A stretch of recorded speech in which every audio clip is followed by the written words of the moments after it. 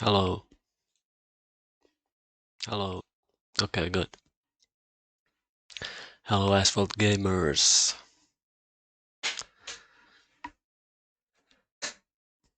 If you watched my last stream, it was Class D Car Facts Live, and now I'm gonna do all the C-Class cars. There's even more C-Class cars than D-Class cars, so it's gonna take a while.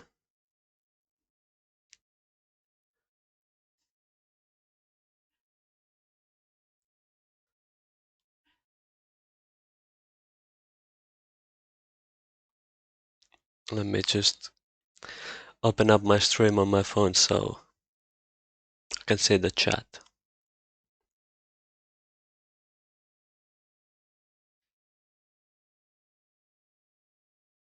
Okay.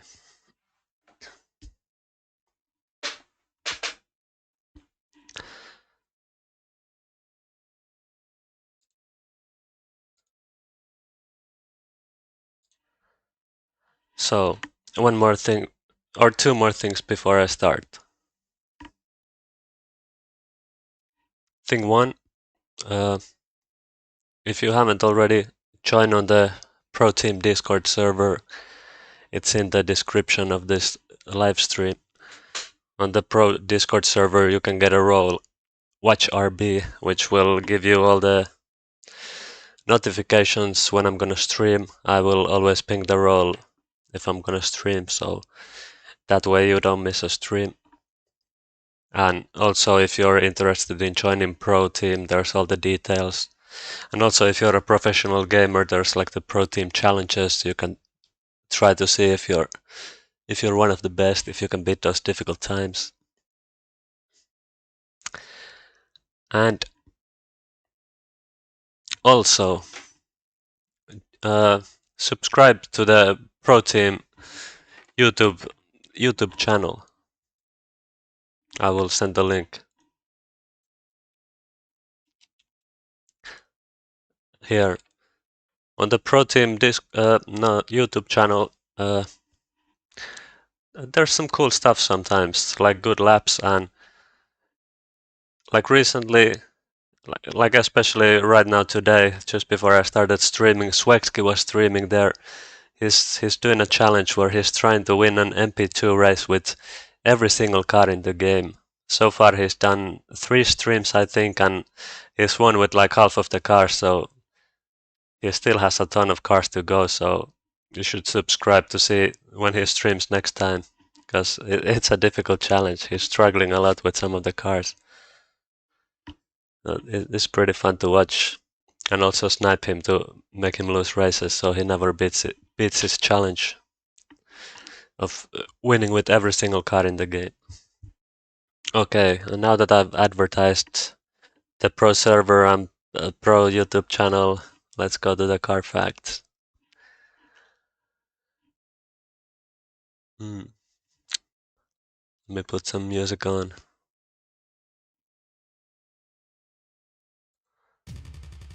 Okay. Here we go. Class C. Oh my god, it's gonna take so long.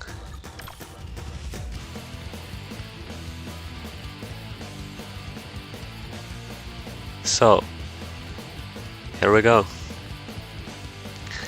This is the Dodge Challenger SRT8. We can see it has the 392 Hemi badge. So, because of this 392 Hemi badge, we know that this is the 2011 to 2014 model. And also it's missing the Dodge badge in the front that the older models had. The 392 has the 6.4 liter Hemi engine instead of the older SRT8 6.1 liter. So it's the same engine as in the D-Class Hemi. But this is the SRT8 model, which is like the improved, it's like the higher tier model. And also this new SRT8 model, it has this bigger chin spoiler compared to the old SRT8, which gives it the look of the 1970s Challenger RT. It has 470 horsepower and you can get it in 6-speed manual transmission. Or 5-speed shiftable automatic if you are boring, like most Americans are.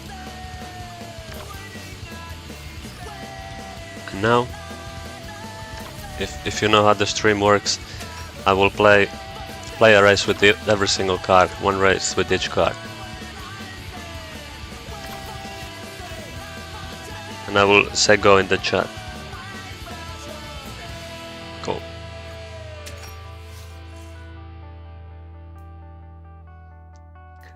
What a vibrant hue, yeah, it really fits this car.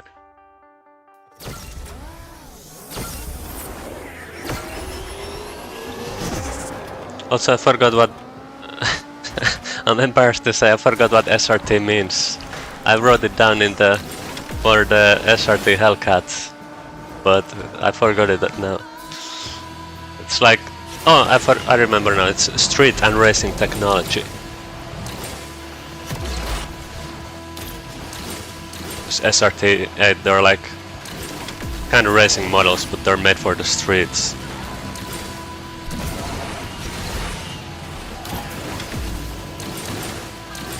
Oh, sad that we don't have KDs on. I would have been crushed there right now, but it makes the game more exciting. I could do a nice 360 right now.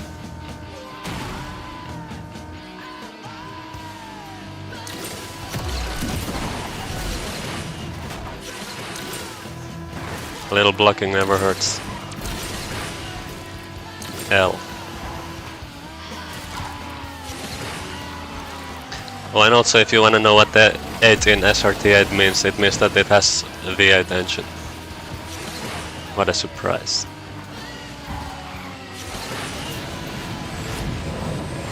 And as you can see, this is the best car in the game. Easy win. I mean, actually this is like a top tier car if you want to go for Elder League. Because it's so low rank and good speed for this rank.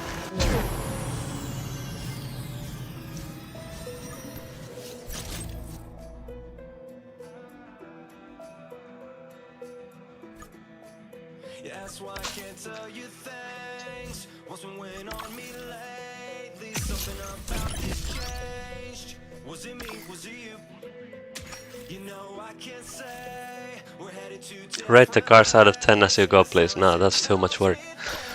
That's too much thinking required. Okay, this is a 3.0 CSL homage.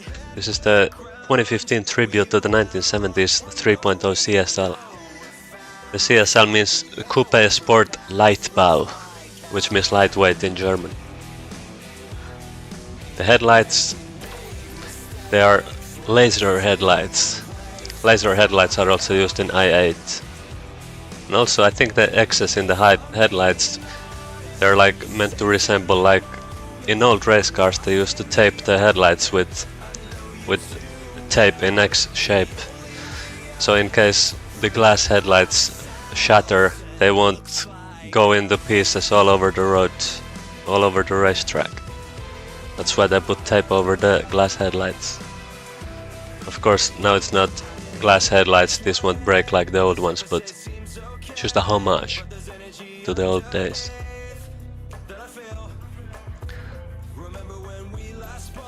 Let's go.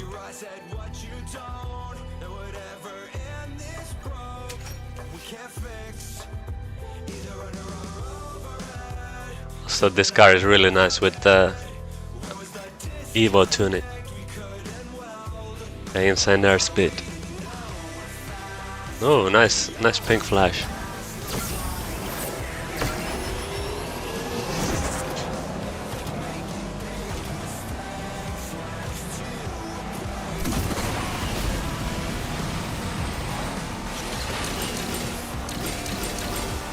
No, I had to go the right way, I forgot. I'm not an India professional. Oh, I'm still first, that's fine.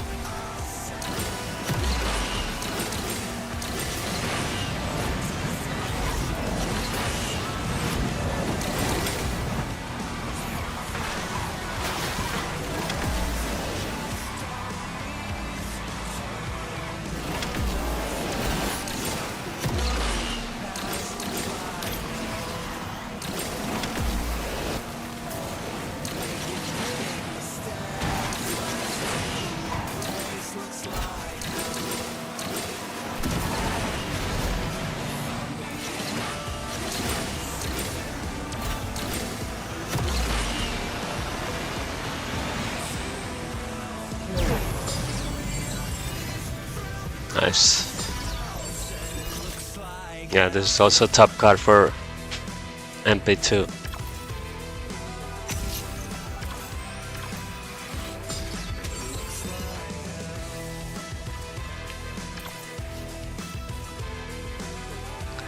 This is the Porsche Boxster 25th, but really it's not called Boxster 25th. That's wrong in the game. The real name of the car is Boxster 25 years.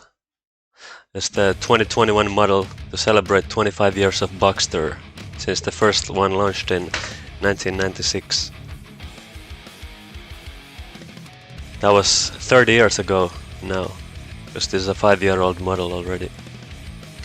This uses the GTS 4.0 model as a base, so it has 400 horsepower, 4-liter NA flat 6 instead of 360 horsepower that's in the 2.5-liter flat 4 turbo of the weaker Boxster models. And only 1,250 of these are made. It has special paint color and different wheels, and of course special 25 batching to show the 25 years specialty. Cool.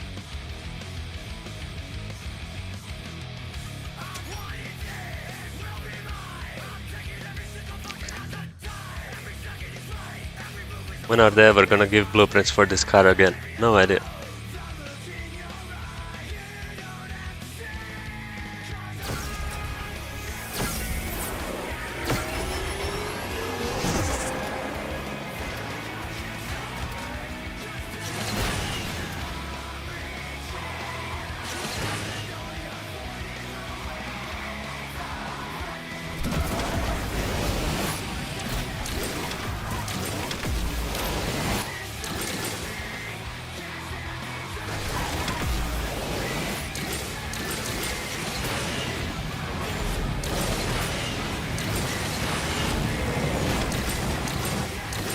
What? Who's pushing?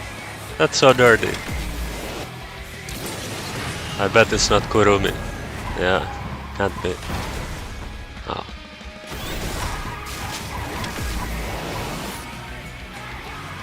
This car sucks.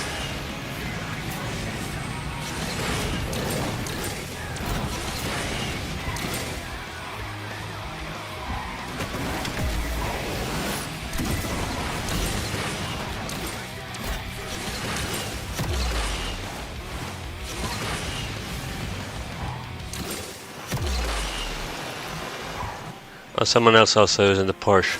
Adrian. Oops. Kurumi, what are you doing?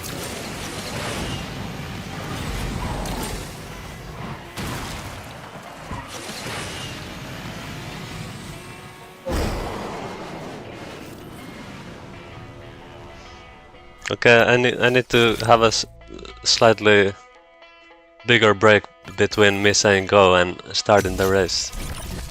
I don't know, Kurumi always, like, no matter what, it doesn't matter if I say go 5 seconds early or press on the same split second, somehow Kurumi always gets my lobby.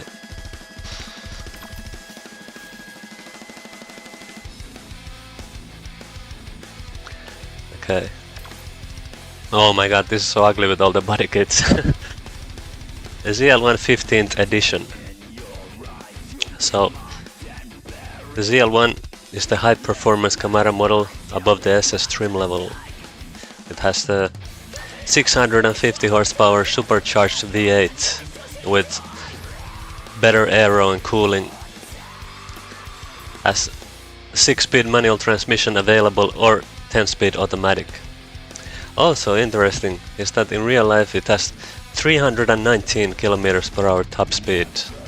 And in this game, even at gold, it has only 271, so I don't know what's up with that game loft. Because usually game loft always puts realistic top speed, but for this car it's way too low.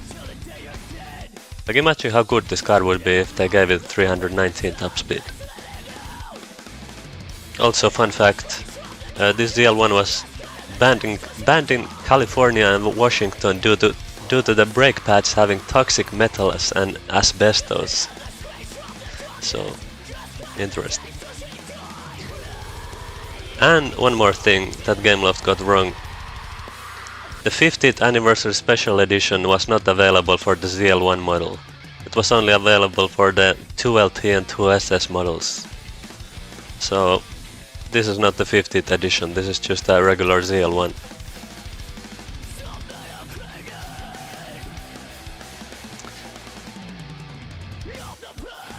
Anyway, let's go.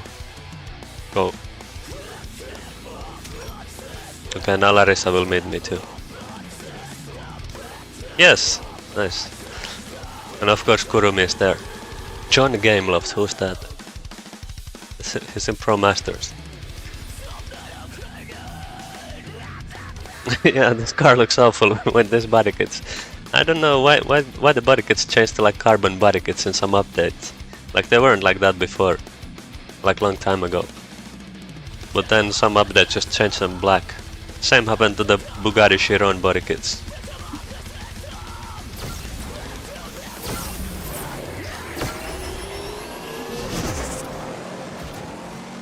Why does brakes need asbestos? I don't know, but apparently they had a bit of it, so that was like, nah. California was like, nah, don't bring that here.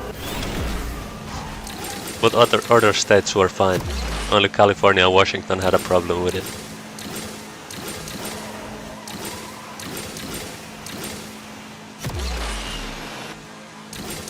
Why is there no ramp here? The ramp is always here when I miss this place, and then when I go there, the ramp is not there. It's like changing track.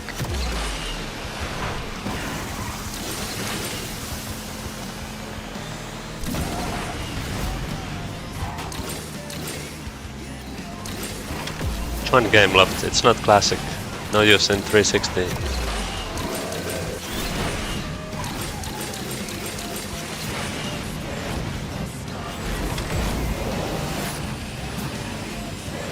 Am I gonna win?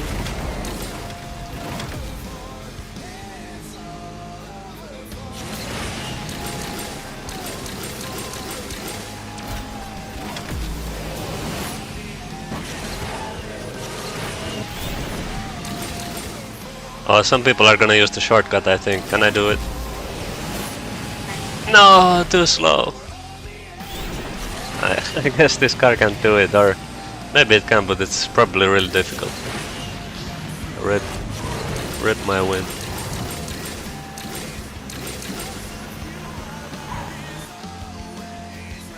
Kurumi!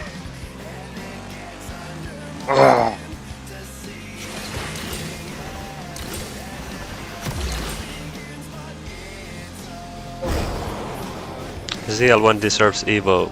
Hello Necro Knight, yeah, I remember you.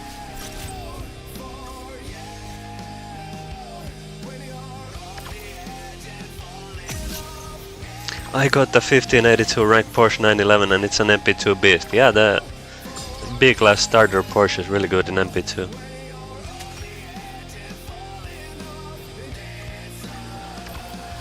Alright. This is the Lotus Evora Sport 410. As the name says, it has 410 horsepower through a supercharged Toyota V6 engine. It's the same V6 engine that's used in cars like Toyota Camry and other cool Toyotas. The base Evora only had 276 horsepower, so 410, that's a huge increase for the Evora Sport. And not just better engine, this also has like lots of weight reduction with the carbon hood here, the carbon roof and the carbon trunk. Well, actually this is the hood, the back hood, because it's a mid-engine car. Other cool Toyotas such as the Toyota Avalon and the, well, well, you should know better. Lots of American market Toyotas basically had this V6 engine. And Also, the rear seats were removed to decrease weight.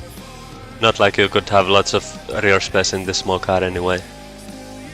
And the weight totals at 1,325 kilograms. So good weight decrease and lots of extra power makes the Evora Sport 410 a pretty cool car. Let's go. Britishified Camry, yeah. Nice. Lots of Camrys in this lobby.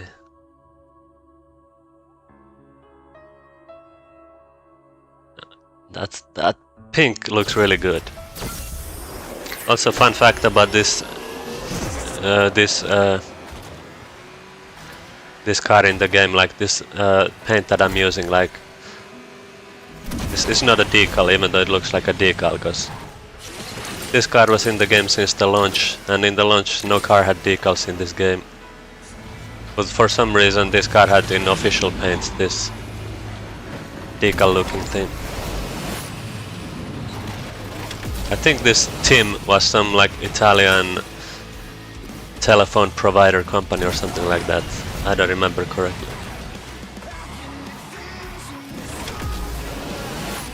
Such a random inclusion.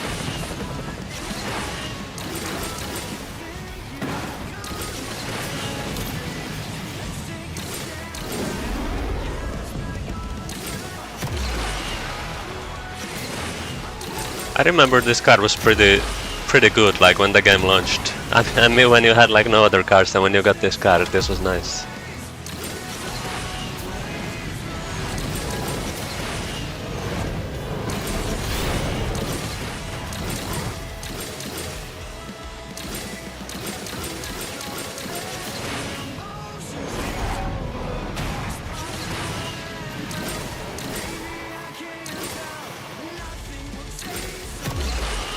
Yeah, Chiron decal was the first decal added, and that was in the Chiron SE. The Chiron SE was in December 2018, and the game launched in July 2018. So for the first half year there was no decals, other than this, which is not really a decal, it's an official paint.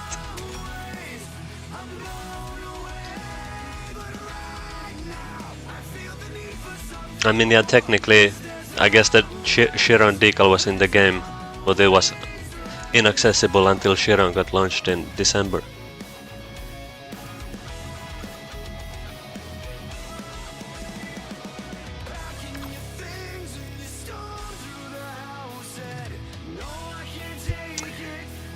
And of course I know all the Toyota engines and all the Toyotas that they're in, but I just don't want to bore the stream by going through them, because I have enough cars to talk about. So this is the Mercedes AMG GTS. It's actually not Mercedes-Benz.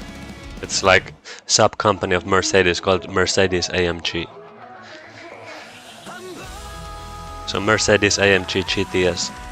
The GTS has a 503 horsepower engine instead of the 456 horsepower in the base GT, because the base model is just AMG GT. The S is the more powerful model with almost 50 more horsepower. It's a twin turbo V8 engine, and the GTS also adds some extra goodies like electronically controlled limited slip differential and race mode in the drivetrain settings. So you can be way faster on the track. Let's go. Go. And also,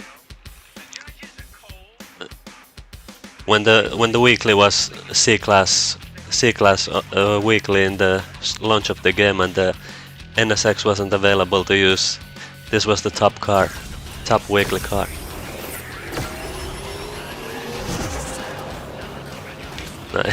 Pink AMG GTS with red wheels, it looks so good.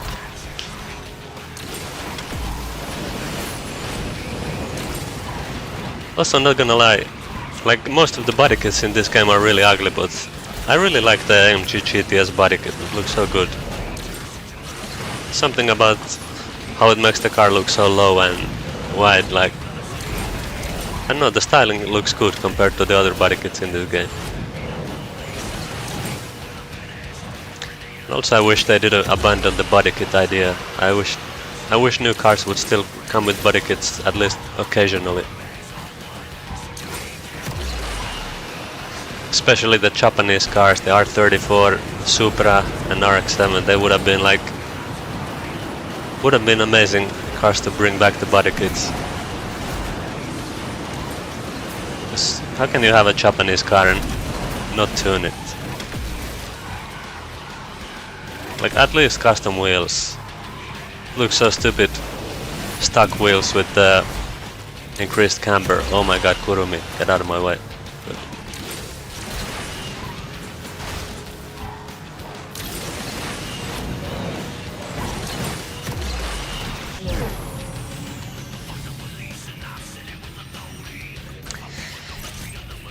No, there were actually better C-Class cars back in the day, like the M4 GTS was better than this, but if I remember correct, the M4 wasn't available in the weekly.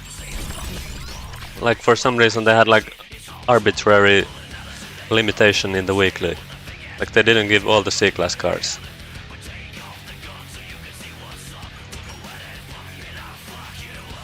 So the AMG GTS was the best car you could use at one point.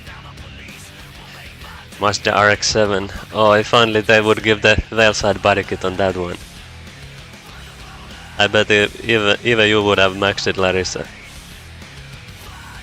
But without the body kit, it's worthless.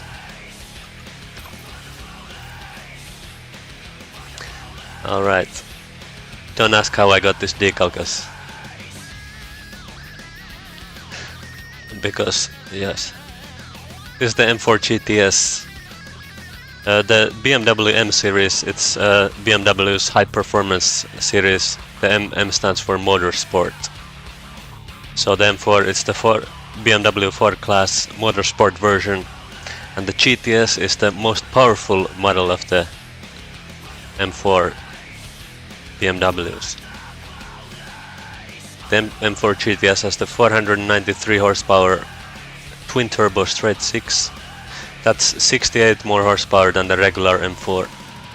And not just more horsepower, it's also 27 kilograms lighter, because the interior has been stripped.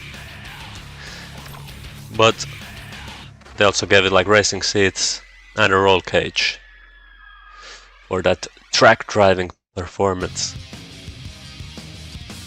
And that all those changes weren't worthless, because they set the 728 on Nürburgring Nordschleife. That's 24 seconds faster than the base M4 and 20 seconds faster than the M3 GTS. So these improvements, they helped a lot. Oh, and can't forget the big wing for more downforce. Damn. Let's go.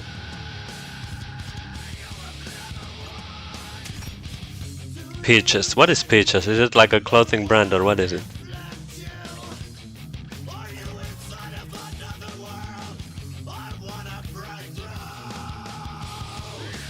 Korean car styling thing. Oh.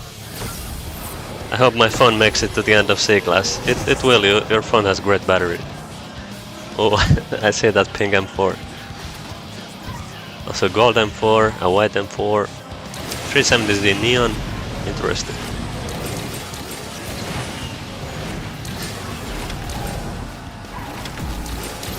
Also, I'm not the biggest BMW fan, but I kinda like this car. It has nice sound in the game too. Well, I think it's the same sound as the Homage. And it's pretty fast for like a low C-Class car. I like this. It's a good, nice car in my opinion. Maybe one of the finest automobiles by BMW. Oh my god, is that Kurumi? That's so dirty gameplay. Like, what happened to Kurumi? It wasn't like this before.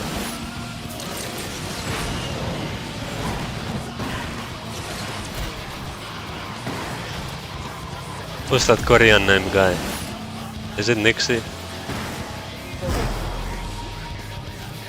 No, it's RPM. Then I don't know who that is.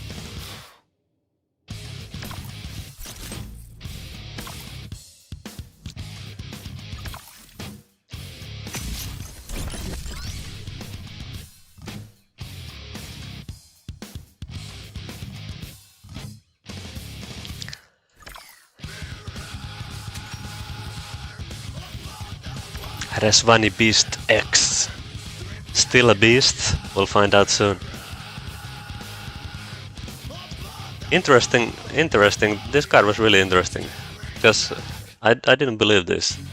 This card is based on the Aerial Atom. Well, I guess many of you don't know that card because it's not in Asphalt, but it's a really lightweight sports car.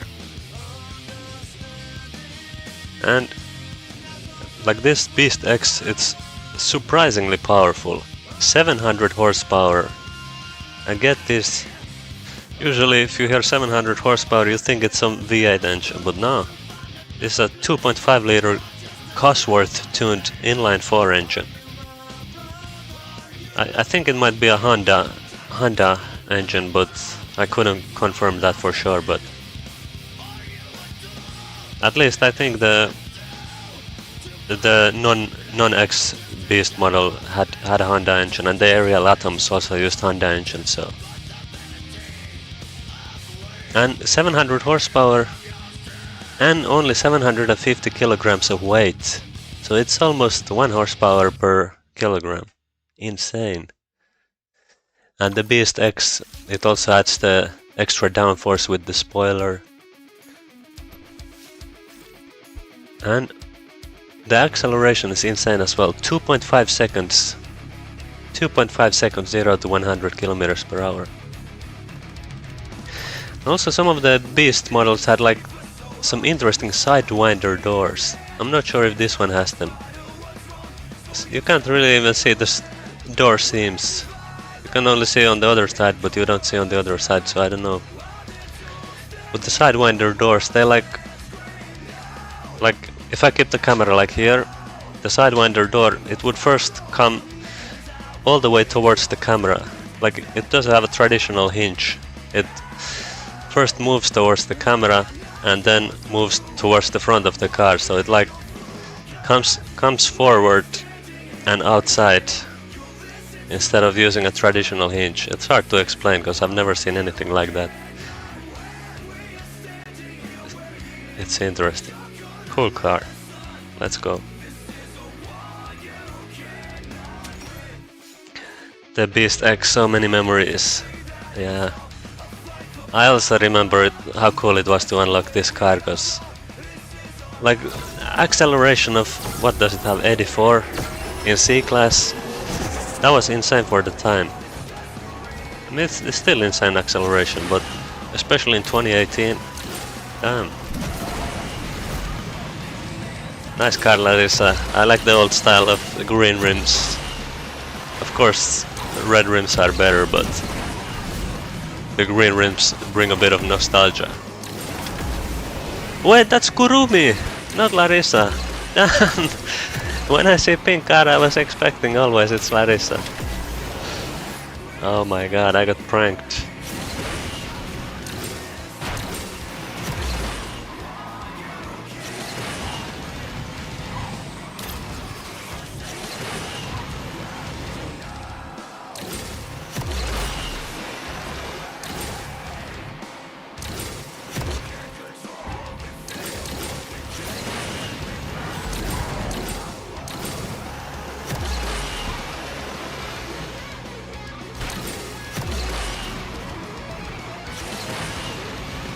Oh, Larissa is here, but in the black car, yeah, okay.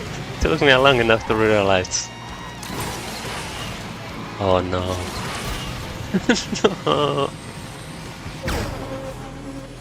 Like a minivan side door then. Yeah, kinda like a minivan, but you know minivan doors slide to the back of the car. This slides to the front of the car, like first it comes out a lot and then it slides to the front. It looks like it would take a lot of space from the side, like you couldn't park next to other cars because it comes so much out.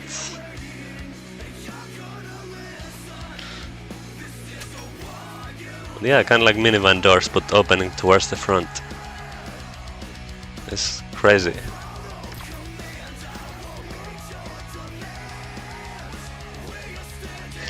Alright. Yeah, Larissa was stealth mode last race. I really thought Kurumi was her. XKRS GT. So this is the track-focused version of the XKRS. And only 45 of these were made. This has 542 horsepower, while the lame base XK only had 296 horsepower. Ew. I mean, that's still pretty nice, but 542 in this one, that's nice. And of course, these canards and the spoiler, these will really help you on the track. Even this diffuser kind of thing in the back. And big brakes for that stopping power. And carbon fiber side mirrors. Of course, the cooling vents on the hood. Gotta keep the engine cool. Nice. Let's go.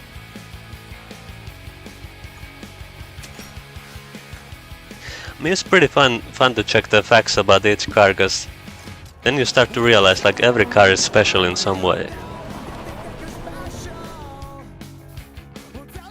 You see these boring cars and then you find out, well, actually it's pretty cool.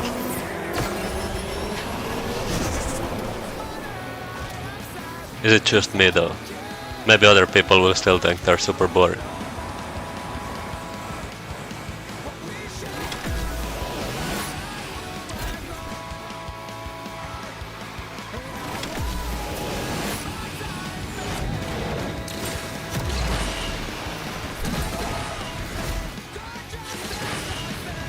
I don't know, I'm like...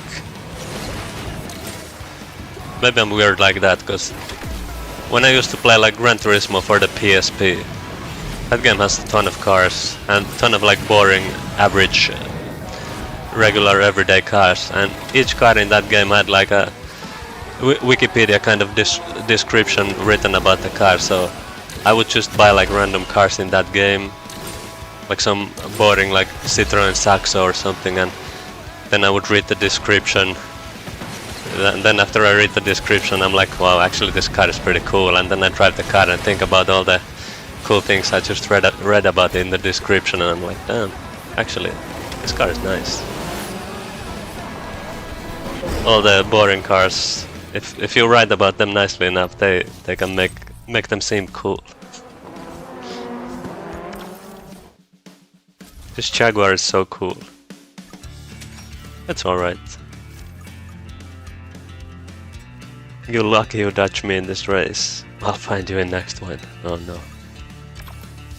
No, I skipped something. V12 Speedster. Okay.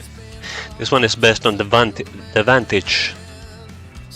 But you know we had the V12 Vantage in D-Class. And this is the V12 Speedster. It's based on the Vantage, but this came out before the V12 Vantage. So back then the Vantage only had the V8. So when this car came out, this was the V12 Vantage before the V12 Vantage. And since this is the Speedster, it's inspired by the 1950s DBR1 race car. That was also like roofless Speedster type of car. And only 88 of these were made, and if you wanted one, it wasn't cheap. It was $950,000 US, almost $1 million for this. And the V12 engine comes from the DBS Superleggera. That's the car we have in B-Class in this game. But it's not the full powered version, it's down-tuned a bit. And a fun feature that I never noticed before. If you look at these headrest kind of things that are carbon, but they're not fully carbon. They have like small windows in them.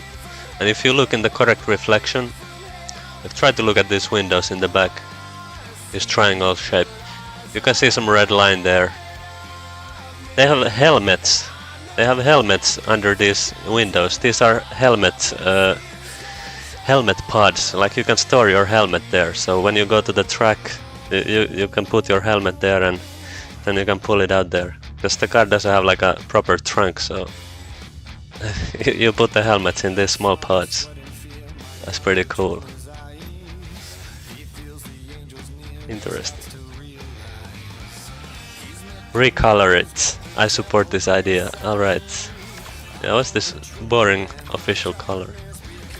If I paid $950 for this car, I would get it in this color. What's with the two-tone? Don't want this. Wait, does this car have bugged paint? Like you can only have it two-tone, or am I doing something wrong?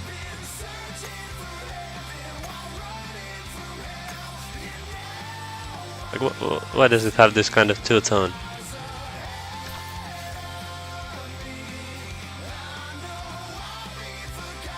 I think it's a bug for you. How do I get rid of this bug?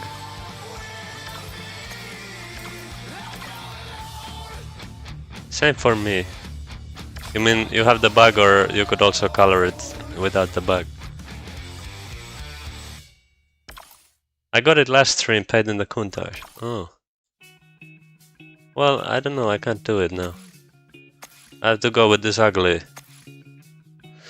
white and pink two-tone. Yeah, I don't know either. That sucks. Yeah, this looks so ugly. Can I even make the rims red? No? Go back to the official color. Equip. If I equip it and then... No? What if I change the standard paint first maybe? And then save it? And then go back to paint? And go matte? No, it's still... You know what, I'm just playing with the official color then. Stupid car. I will not pay $950 for this car. I was considering it, but not anymore. If Aston Martin does even let me paint it.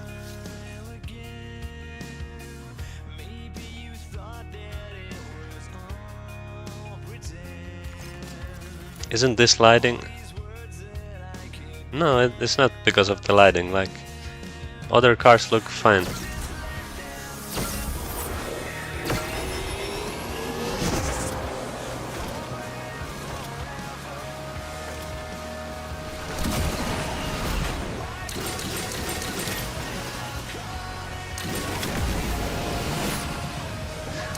Watch me, the King of Buenos Aires.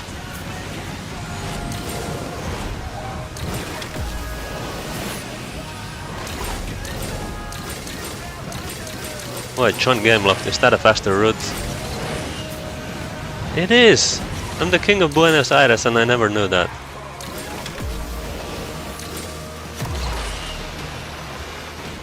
Ah! Close. Now watch this. Yeah! Yes! Yeah, dirty for the win. I mean, I did a win, but ACR doesn't count. It's a V12 Speedster, one make race. Yo, what's up? I unlocked Rimac Nevera. Whoa, that's a rare unlock.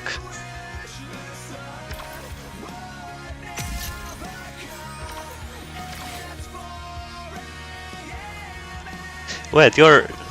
Now it just hit me. I think Nixie is John Gameloft.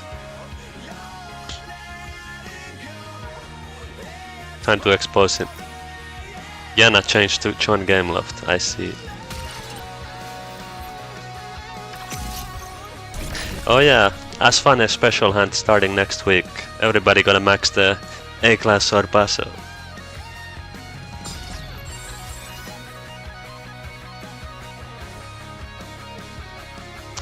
Ah, Nixie tried to not use pink cars so we wouldn't find out it's him. But now that we know it's him, he gotta go back to pink cars. Leaked club chat. Yeah, tell Kuiram. Get me demoted.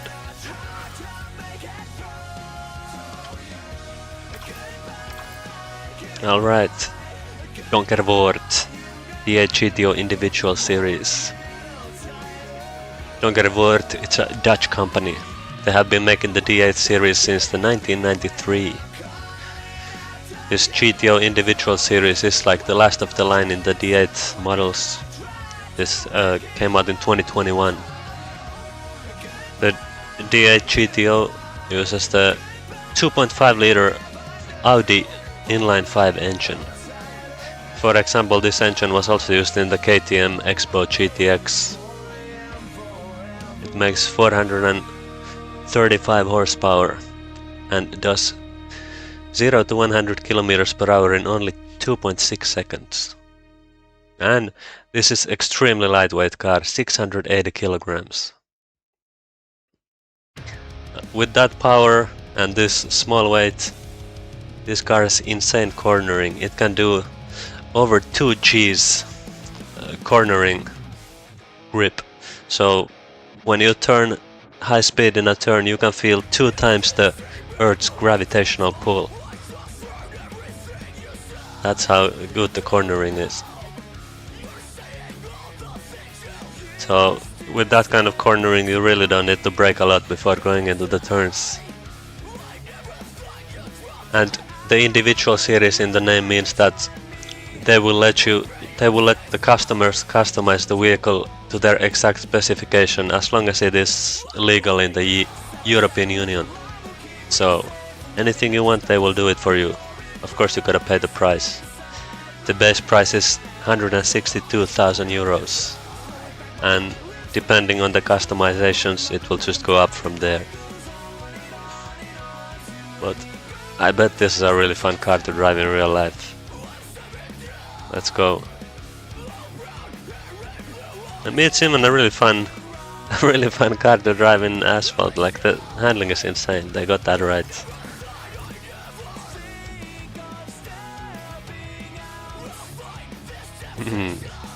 Pink D8 GTO.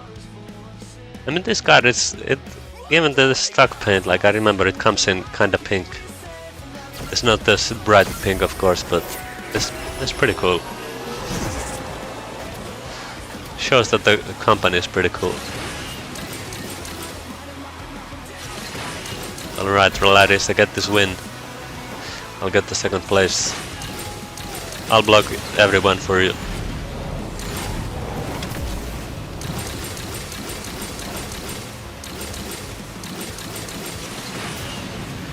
Oh, nice tricks.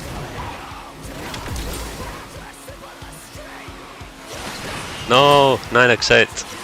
No, Kurumi, I hate you. Larissa, Kurumi is behind you, block him.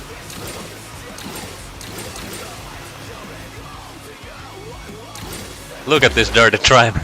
Oh, good. No, why didn't it push? Oh, why didn't it push him? Hell.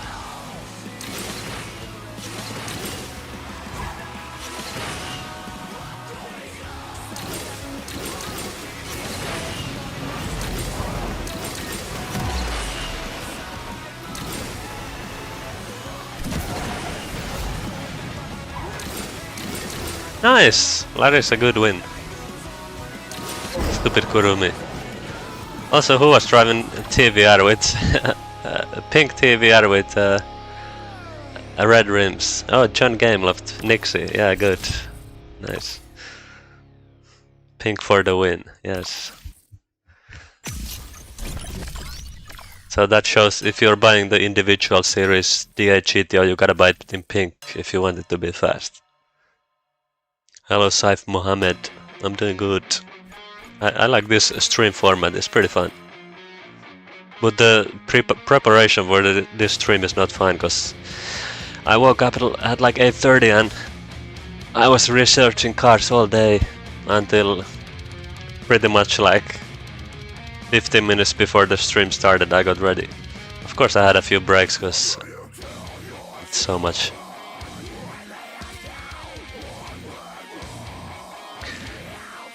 I appreciate your efforts. I appreciate you for watching. This is the DS Survolt. It's a 2010 concept racing car based on the 2009 Citroën Revolte concept. That was a non-racing concept car. So that was like a small Citroën concept car, and then they made a small racing concept car. I never realized how small this car is. Like, I was today looking at this and I was like, damn, it is really small car. It's like smaller than I remember. It's so short. It's pretty cool.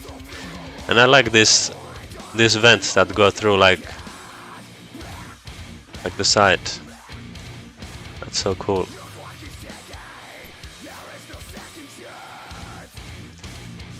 And it's an electric concept racing car, making 300 horsepower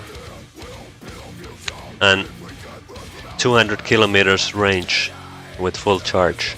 Of course, nowadays this is small numbers, but back in 2010, like, they're pretty good numbers for an electric car.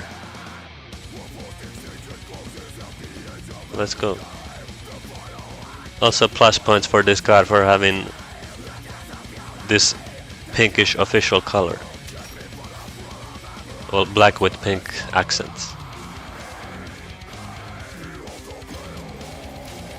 Only John Game Loft with me.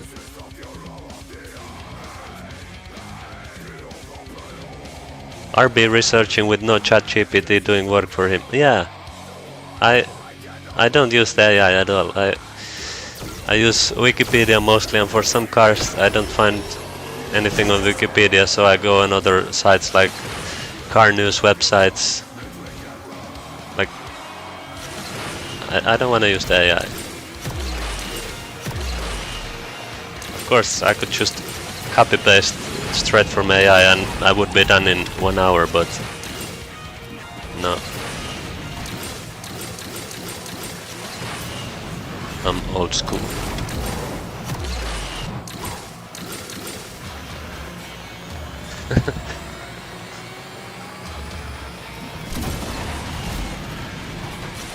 That's a cool Survolt. John Game Loft. Who's in front? Is it Kurumi? I say this horrible driving, it must be like Kurumi. Like drifting for no reason, just to block somebody. No, Deviansh. Is it like Kurumi's brother? What's with that horrible driving?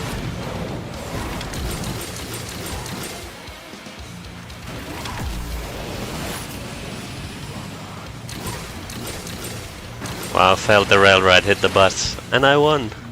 Wait, second? Wait, he didn't hit the bus, it was just bad sync. So he did get the rail ride. Wow.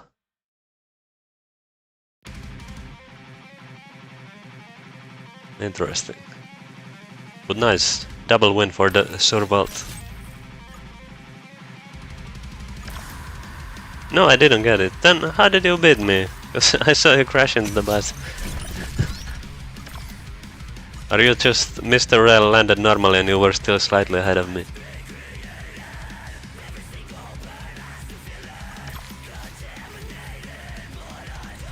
This dude really makes me feel so noob. No, I don't feel noob, he didn't get the rail. He's a noob. I fell into the void and I finished the race. What? New best way only trick. So there's a way to finish the race early by falling off the track there. Interesting. Cheating. Yeah, if you can record that, you can join the BWO.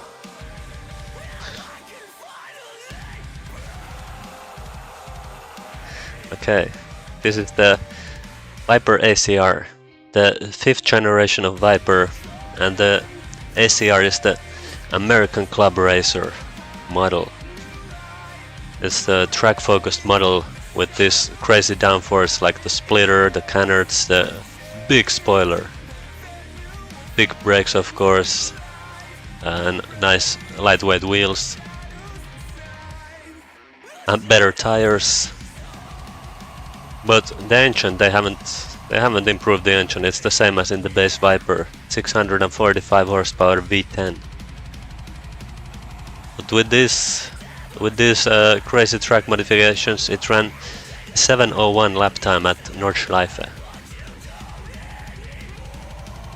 I keep bringing up Nordschleife very often, but for people who know less about cars, Nordschleife is like the true test track to test all cars. Nordschleife is like the only track that matters. A massive V10, mind you. Yeah, it's like, is it 8.4 liter? Sorry, I forgot.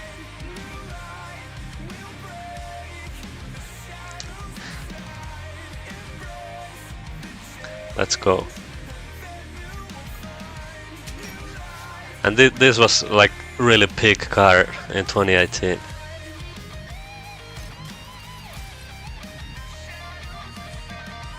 Holy, I made the stream on time. My love before I got Artega. Yeah, this car was so nice. Wasn't this car extremely dangerous to drive? No, not this ACR. Like the original Viper, yes. The first Viper, like it was dangerous car, like no driving edge or anything. I think the original Viper didn't have ABS, no anti-lock brakes. But don't quote me on that, I'm not 100% sure, but I remember something like that. But yeah, this modern Viper, I'm sure it's not that dangerous. I mean, with 645 horsepower, you can easily kill yourself if you're not an experienced driver, but it's nothing like the old one. And especially all this ACR downforce will help you at high speeds. It will really help you put the grip down.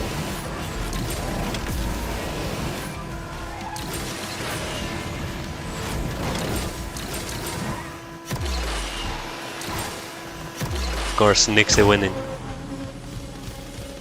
Car nerds unite in this chat.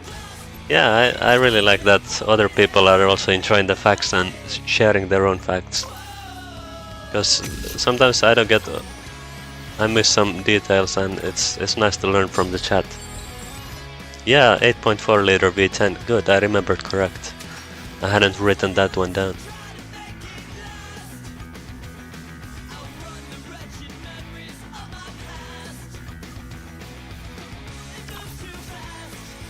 Who is Adrian? Yeah, who is that?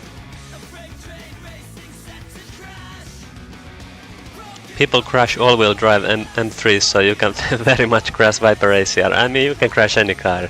You can crash a Toyota Yaris with 80 horsepower. Another fact about the Viper, I was attacking it with hearts when I got it maxed. Nice. Yeah, the Viper, it's so good. Like, it still holds up. The handling is so good. It has lots of nitros.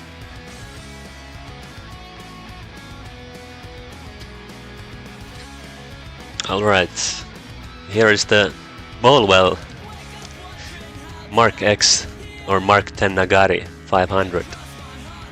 So the Bolwell, it's an Australian company that was making the Nagari Mark 8 in the 1970s. Then in the 1980s they made Mark 8. The Nagari Mark 8 was in the 1970s. Then in the 80s they made Mark 9, but it wasn't the Nagari. It was Mark 9 and some other name. Then the company went defunct, and then sometime in the 2000s they came back with the Mark 10 Nagari, using the Nagari name again. So this car, Mark 10 Nagari, came out in 2009, and for the 50th anniversary of the original Nagari, the Mark 8 Nagari, they released the Nagari 500 with the Corvette Z06 LS3 V8 engine, making 500 horsepower. That's where the 500 comes to the name.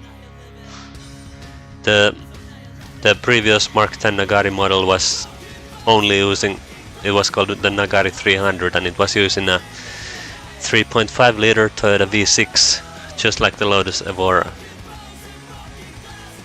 So yeah, they improved. They went from Toyota engine into Corvette engine in this Nagari. And even with that engine change, the car weighs less than 1000 kilograms. Because the LS3 V8, it's somehow around the same weight as the 3.5 liter Toyota V6. Or I don't know if they did other weight reduction to still keep it less than 1000 kilograms. But yeah, they got crazy amount of power increase and still kept it under 1000 kilograms. Let's go. Oh, but unfortunately only one of these were made. They didn't get this into production. Australia had crazy fun with the LS engines. Yeah, I mean, it's like every car company loves the LS engines. Like, I feel like half the supercars in this game also use the LS engine. It's not exactly like an Australian thing. Also, Nixie, nice color. And I think Larissa was here too. Did she also have pink with red rims?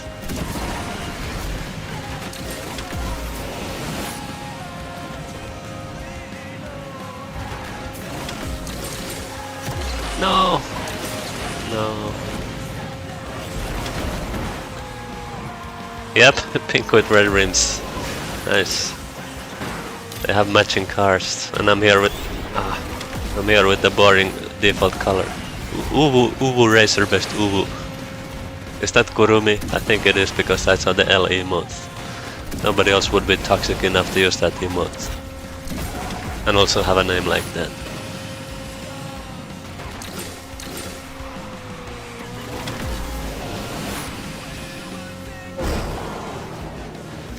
Icona Vulcano uses the LS engine, yep.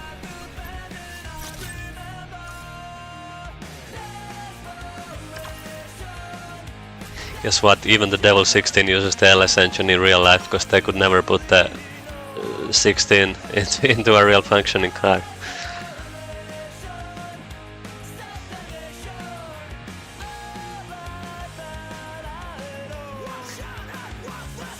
He knows Kurumi like it's his son. Well, he's been in a lot of my streams. Hello Dash T.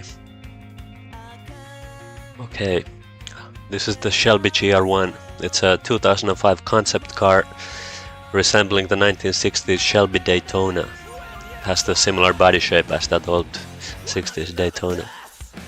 And this concept car was based on the Shelby Cobra concept car of the previous year, 2004.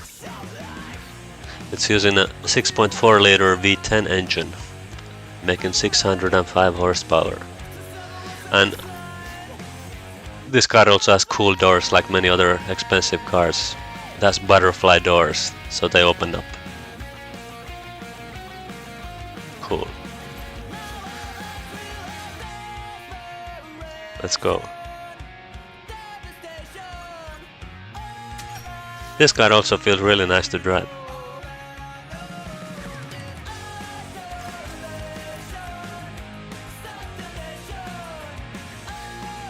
Nice matte black. Instead of the useless features, they should let me open all car doors in A9. I agree. Like, so many cars in this game have cool doors, but we can't see them. Now they're adding it to like random new cars, but not even all the new cars. Like just a few random ones. Like for the Lucid Air they added the option, but that car has like normal doors, like any cheap car. So why did they feel the need to add it for that car? No.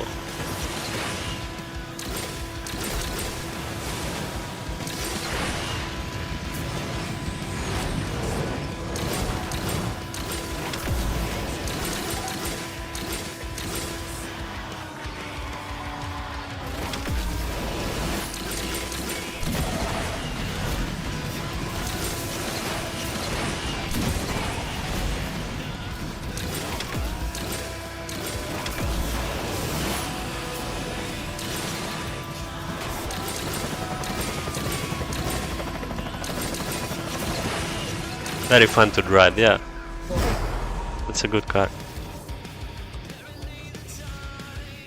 Was such a boat when it first came out and got retuned. No, this car was never retuned, I'm pretty sure. This car has been good to drive since the start.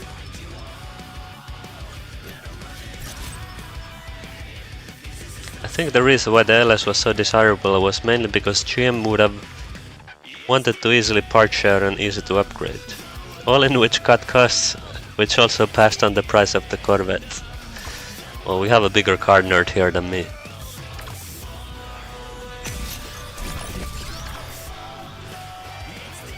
I use this car all the time in MP2, even beat Mistrals with it, nice. Why I can't join your race? Are you using similarly ranked car? MP2 is rank based matchmaking, you gotta use car with same rank.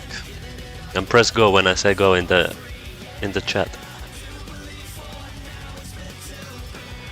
Pininfarina H2 Speed. It's a 2016 hydrogen fuel cell powered concept car. Zero emissions. It just releases water vapor into the atmosphere instead of toxic emissions like the gasoline powered cars. And with the hydrogen power, it still makes 653 horsepower and does 0 to 100 kilometers per hour in 3.4 seconds. And very impressive top speed too for this kind of car, 300 kilometers per hour. And weighs only 1420 kilograms. And as you know, electric cars, they take a long time to charge up. With the hydrogen powered car, you can fill it up in 3 minutes. So it's almost like filling up a fuel car. A bit longer, but that's impressive.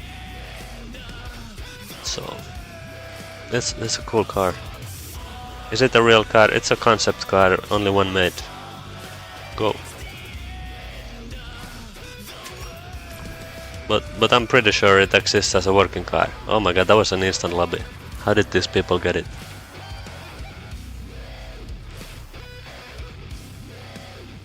Yikes, I dislike this car after hearing about that. Yeah, we love cars that pollute as much as possible. I need to go driving around more to make up for this car saving the planet. Yeah. Disgusting.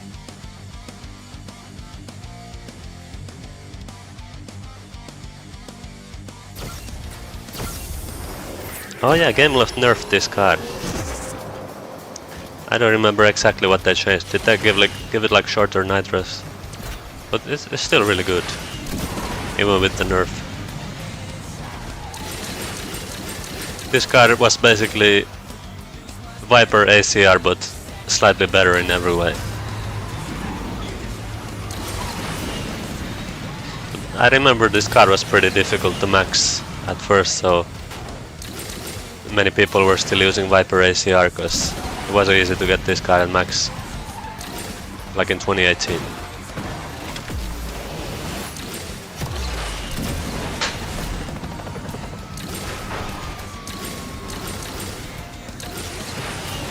But when you got this car max, it's just an improvement of Viper ACR. What? Why did I get such a low jump?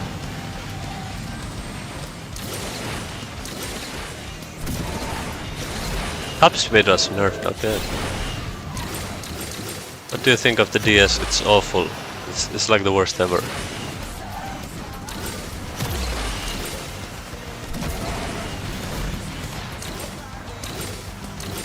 And the DS car isn't even good. Like the Aeon R, I think it's worse than the Aeon E, which wasn't even a DS car.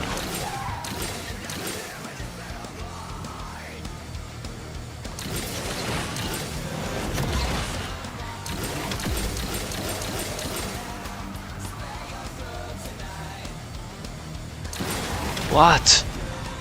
My god, that guy just smashed me, and it's not even classic.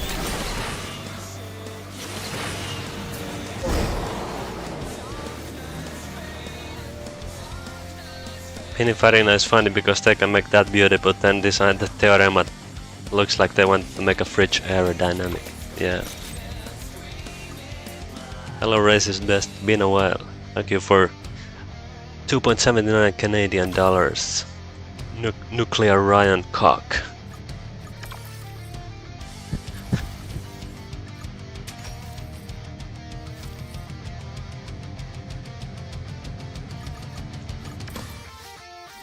Alright. Yes, I best RB. Okay, this is the TVR Sagaris. It is based on the TVR T350. They say it's designed for endurance racing because it's for endurance racing because they gave it lots of vents, like lots of holes everywhere. You can see how many holes are in the hood. Lots of vents and intakes so they can cool the engine for extended driving periods, like you would need in an endurance race. It uses the TVR Speed 6 engine like the T350, but instead of the T350 that makes 350 horsepower, the Sagaris makes 406 horsepower. And it's also 100 kilograms lighter than the T350. At weighing only 1078 kilograms.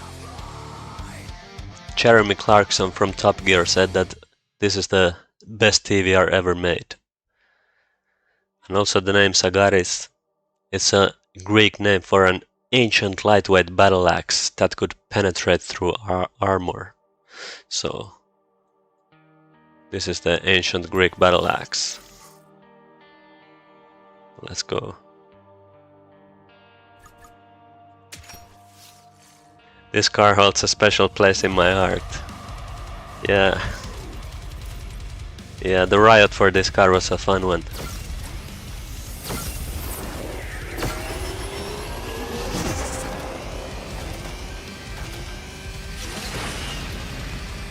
I really like the exhaust placement of this car. It's very unusual. Like, what other car has like exactly side-facing exhausts like that? Some cars have like literal side exhaust, but usually those are like pointing still backwards. This car has like back exhaust that are pointing sidewards. I don't think any other car has that.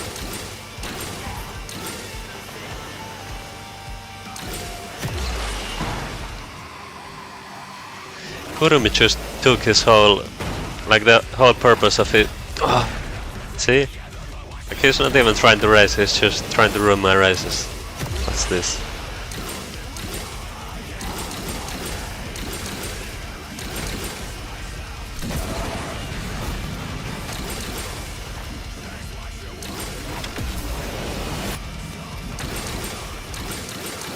Nixie wrecked. What kind of speed trick was he trying? Now they're having a battle. I wish KDs were on. Would feel so good to KD Kurumi right now.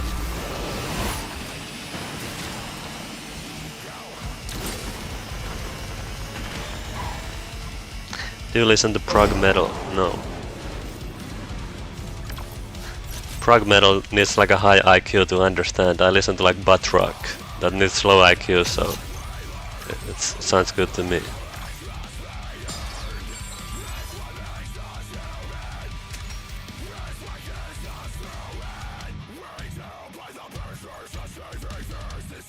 Also, I don't remember if I said this in the last stream, but the company, I'll say it again, the company TVR, it just stands for Trevor. Trevor, it was the guy who started the company, his first name is Trevor, so he shortened his name into TVR, just the first name. Yeah, you said it, well, I think it's such a stupid name, so I had to say it again. Like most car companies, they're like at least the second name like of the founder, but this guy was just, yeah, I'll use my first name.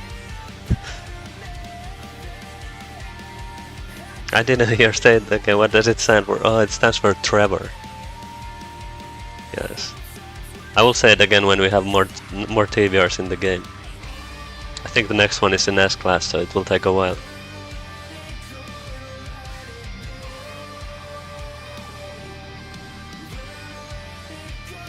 Wait, I didn't use the Vantage 2022 in last stream. Really? Really?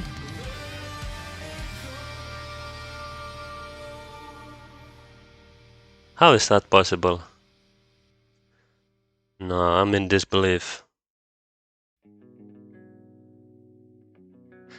So that means I have to redo the whole D-Class stream, because it's missing one car.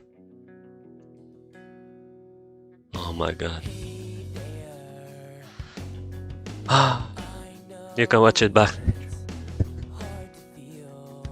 No, I can't believe it.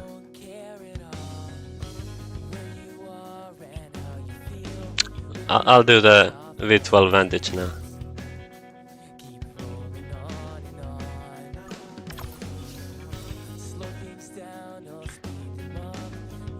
Because I'm pretty sure I still have facts written for it. Yeah, I didn't miss the facts.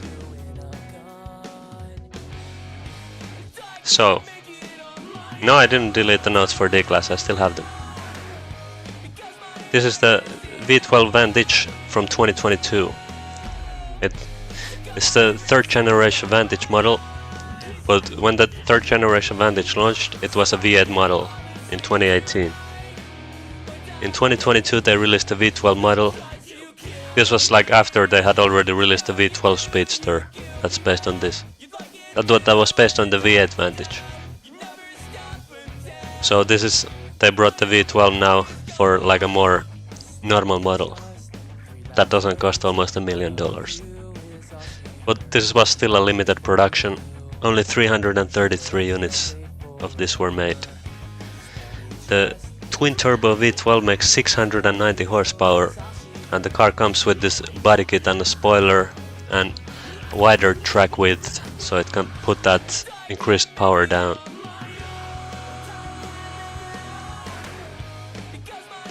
And the 690 horsepower is a big difference compared to the V8 Vantage, which only has 503 horsepower through a Mercedes AMG engine. Yeah, the Vantage V8 was using a Mercedes engine, but this one has a Aston Martin made V12. Okay, let's go.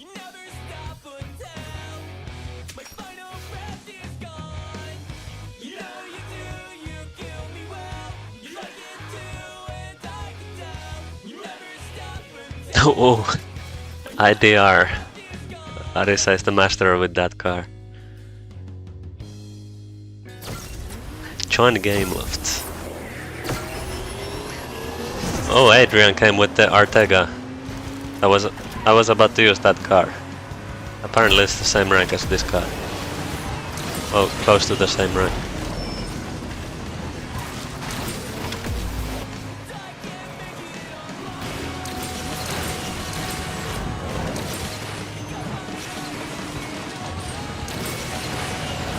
Look at that IDR go. Of course, Kurumi is here with the F8 Tributo, trying to troll. Oh my god, I wish I could like ban him from joining my lobbies. Like it's getting annoying. It's not funny anymore.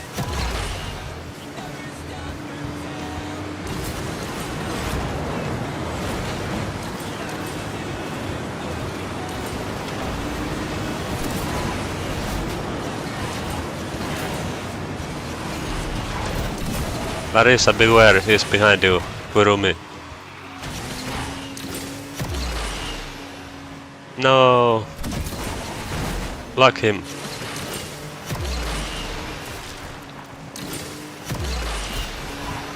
No. Kurumi got the win, stupid.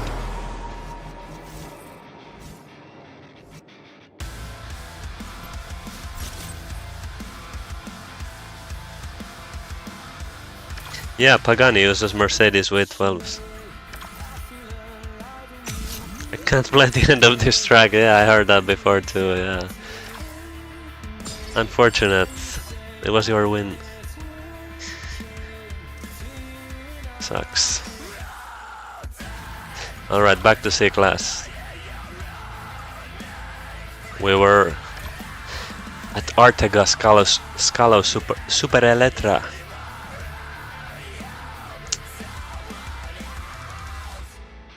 Need to practice it for 6 months. No, you keep practicing City by the Bay for now. Alright. Wait, I need to scroll in my notes back to C class. Alright. The Artega, it's a German company. They made the Artega GT with Volkswagen VR6 engine in 2010 to 2012. Then they introduced the... I think like after like 2012 they filed for bankruptcy or something, but then they came back later, and in 2015 they introduced the Scalo electric car. The Scalo made 402 horsepower, and it was named after a famous race horse. And then in 2017 they introduced the Scalo Super Elettra. And instead of 402 horsepower, the Super Elettra makes 1020 horsepower with 4 electric motors. 1020 horsepower. And the name Super Elettra is a combination of Superleggera and Elettrica, meaning lightweight and electric drive. It was, even though it's a German company, it was designed by Italian coach builder Carrozzeria Touring Superleggera. Unfortunately, it only stayed as a concept car. And also, about the interior, it has a 3-seat configuration. You can see the driver's seat is in the middle of the car, and it has 2 seats in the back at the side of the driver. Just like McLaren F1 has similar seating setup. Always the name must mean something, just put a random name. Yeah. Go. Explains the acceleration. Yeah, with 1000 horsepower you better have good acceleration.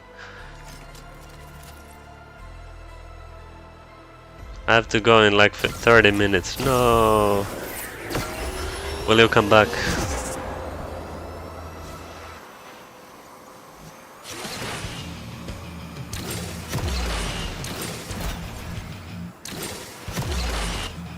Bloody with pink car and green rims.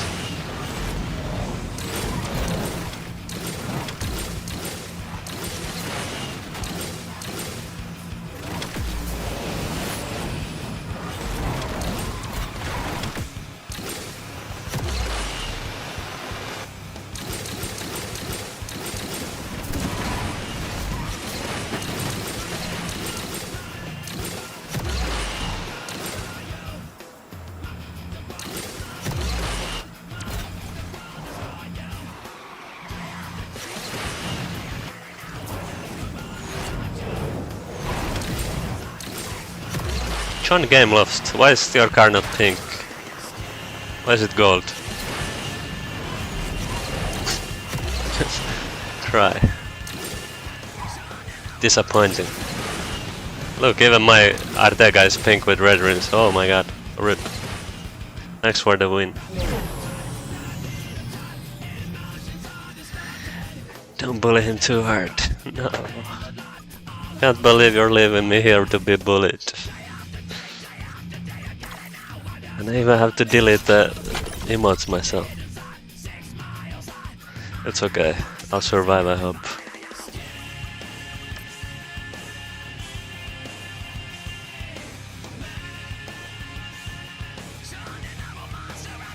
Wait a sec.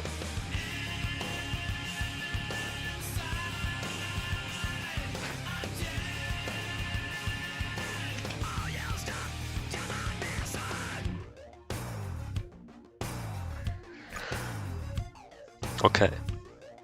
Celine S7. No, not S7, S1.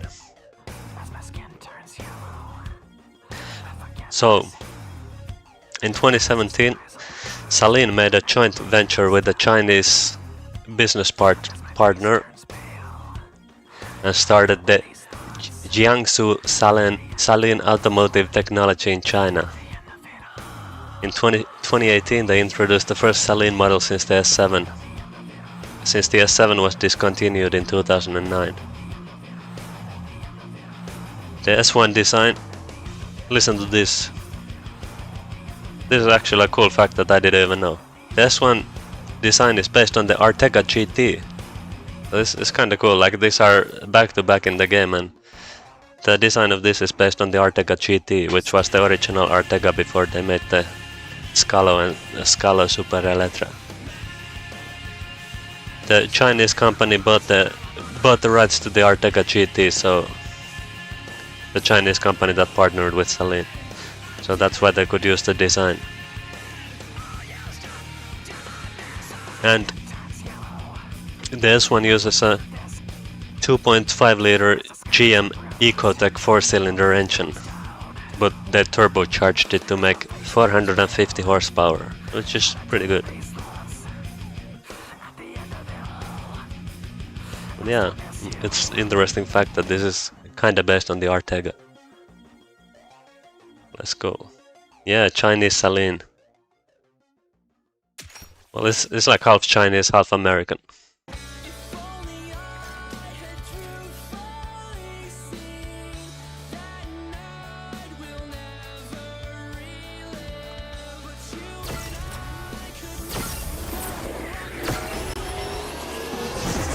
Also, this car has perfect nitro boost in the game. It's kinda random. Often it's like electric cars that have that boost, but this is not an electric car. It doesn't even have a hybrid technology.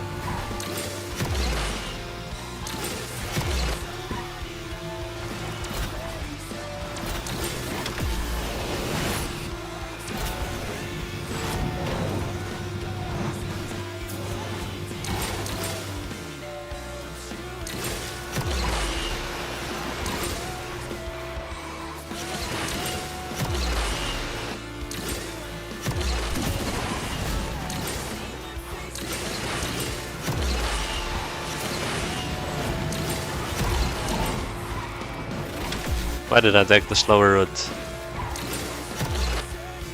Hi, how are you? Disconnected.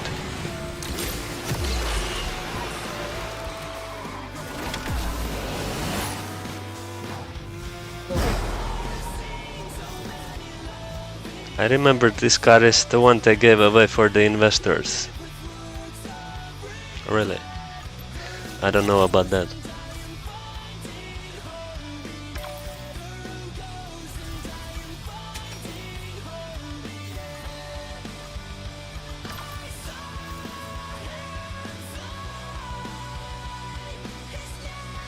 Alright. Didn't know inner route was faster with this crap car. And the inner route is faster with all the slow cars that have good nitros. I think. Show Evo tune. I don't know if I ever have a good tune on this. Yeah. Oh, the game decided to reload.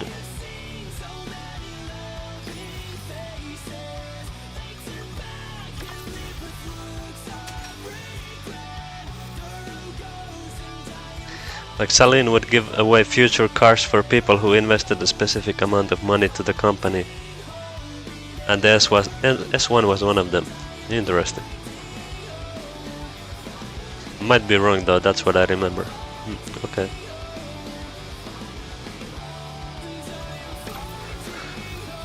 So.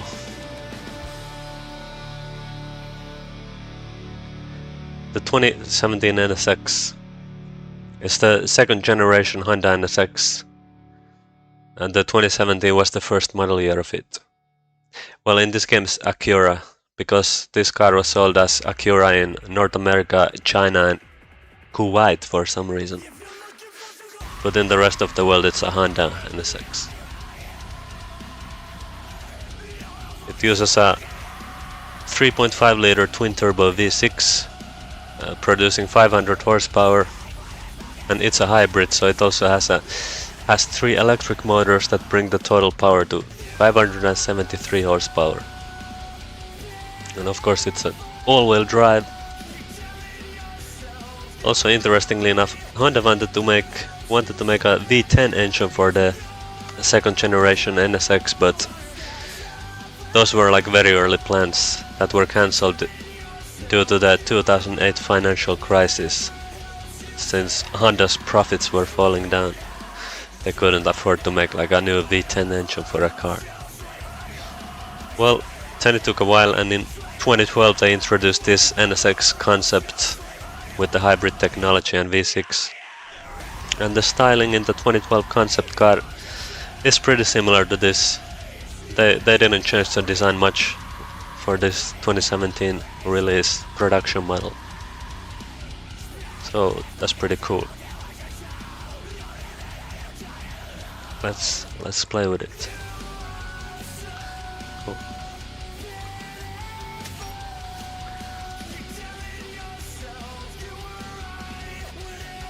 NSX Type S is slower than the GTR Nismo in a drag race and top speed, by the way. Maybe. But it's still a cool car.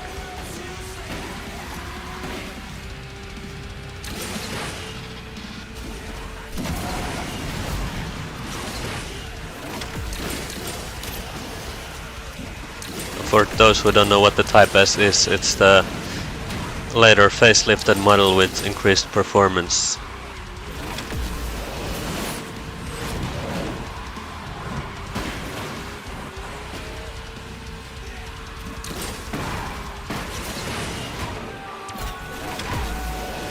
Am I gonna win? Is it possible? Oh, there's a Regera in the lobby. Oh my god, I failed that so bad.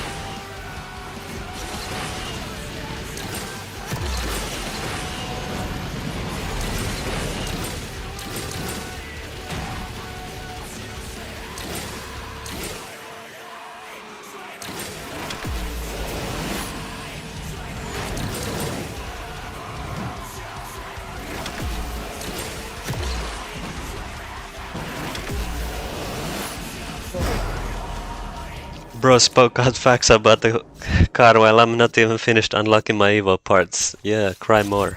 I hope you still have the Evo parts to unlock. I love how the Type S looks. Yeah, it's pretty cool.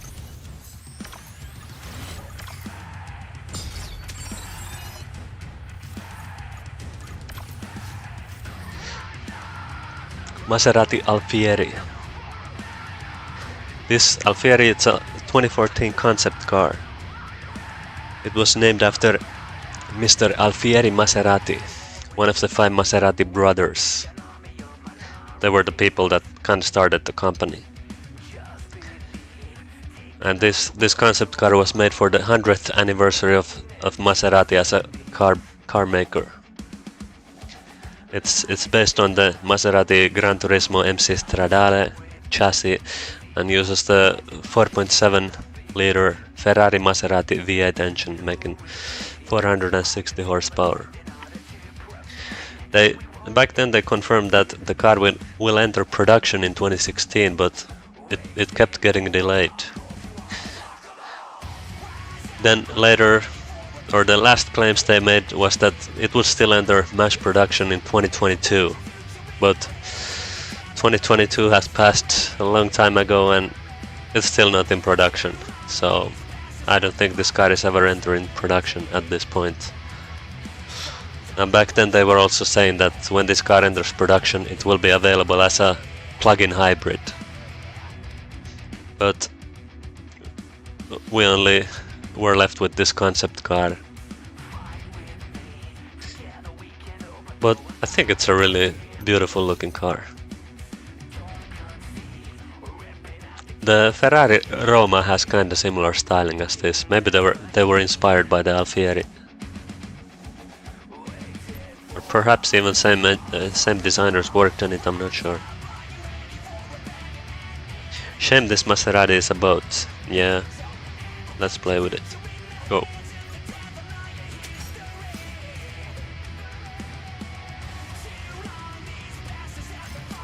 Yeah, I remember when this car came out, because NSX was the king in the C class, and then this car came out, so, and they ranked it higher than the NSX, so of course people were like, is it gonna beat the NSX? But no, it's so much worse. No acceleration, boat handling.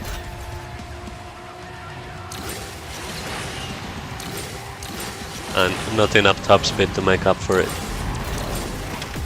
I don't think this route is worth with the slow car like this.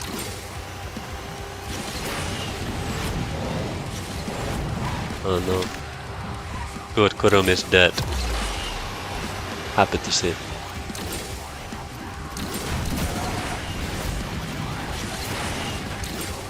I like how my streams are taking over these lobbies. Like almost everyone in the lobby is matching me.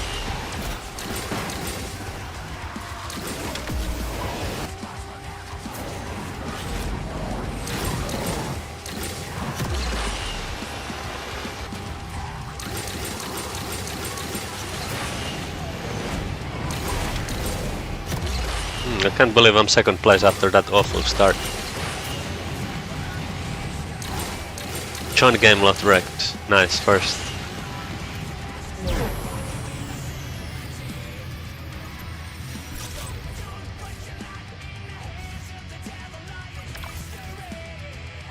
Tried to avoid again. I guess you had like one in 1,000 chance to get that.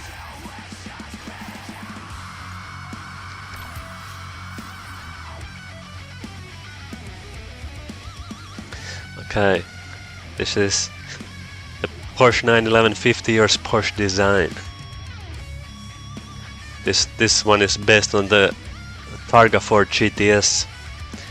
I explained these 911 Targa names in the D-Class stream, but basically Targa 4 GTS is the Targa top model with four-wheel drive, and the GTS is like the really powerful model of it. And this is the special model that celebrates 50 years of Porsche design. And this model was limited to 750 units. For those who don't know, Porsche Design is a lifestyle brand launched by Porsche in 1972. They make things like sunglasses, pens and watches. They also do like phones and laptops. Like they don't make the phones and laptops themselves. They take like other manufacturers' phones, like Huawei phone or something, and slap like Porsche Design on it and charge extra money. They even make stuff like kitchen knives, Porsche Design kitchen knife. Yeah, and of course these are like super expensive things just because they have Porsche branding in them. So this 50 year Sport Design edition, it came in two colors.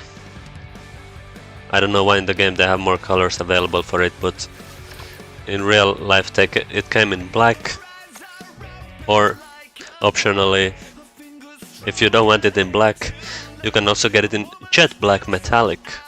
So you can get it in two kinds of black. And that is a reference to the first Porsche Design product, which was the Chronograph 1. It was a watch. And I looked up the Porsche Chronograph 1. It cost like between 6,000 to 8,000 euros. It's pretty expensive watch. But I guess in the world of expensive watches, that's like a cheap watch. But anyway, let's go.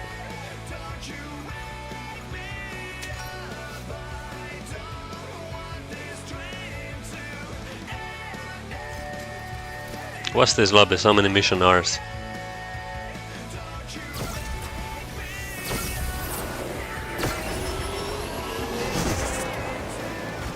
I think I, man.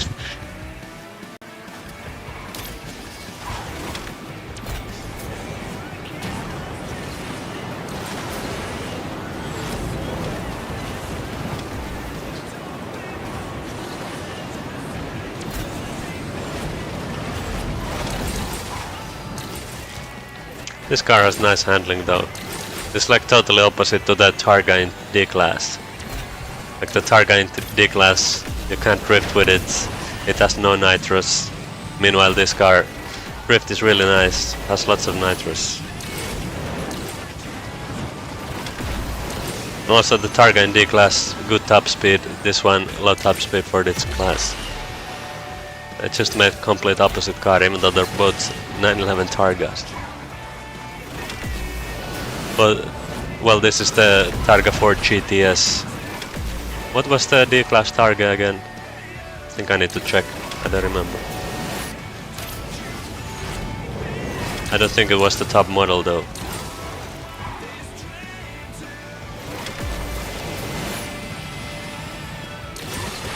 Nice, I won. Honestly, I feel so sad for Maserati. Yeah, Maserati fell off hard.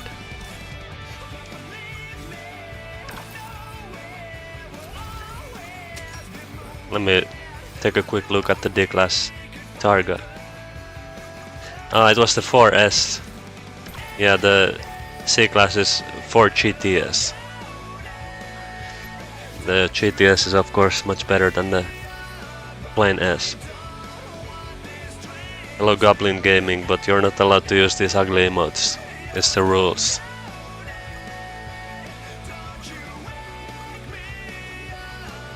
And Ahmed too. Don't respond with the ugly emote. Jaguar XJR15. XJR15. The chassis of this car is mechanically based on the XJR9, the race car that we have in A-Class. The body of this car was designed by Peter Stevens, who later co-designed the McLaren F1. And also this was the first road car ever to be made entirely from carbon fiber. So it's a pioneer. And it was powered by a 6-liter V12 making 450 horsepower. And thanks to the carbon body it only weighs 1050 kilograms. Nice. And of course an important mention, it has pop-up headlights, take a look. Nice. Cars with pop-up headlights are always cool. Even ugliest car will be nice when it has pop-up headlights. Let's go.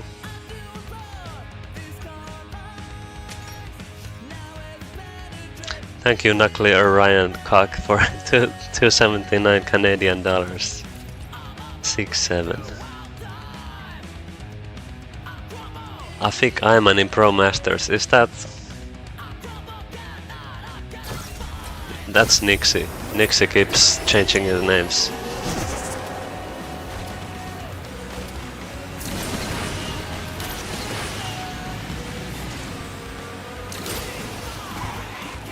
Because Kurumi...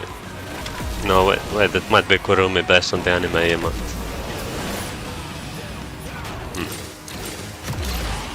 I might have to expose the club chat again.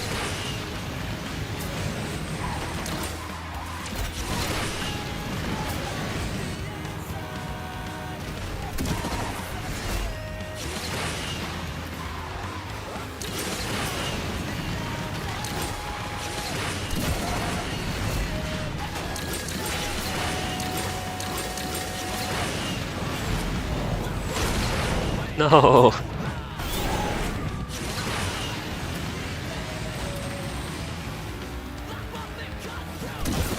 Am I the only one who finds Chicago to be the worst map ever? No, it's like the most universally agreed opinion in the game.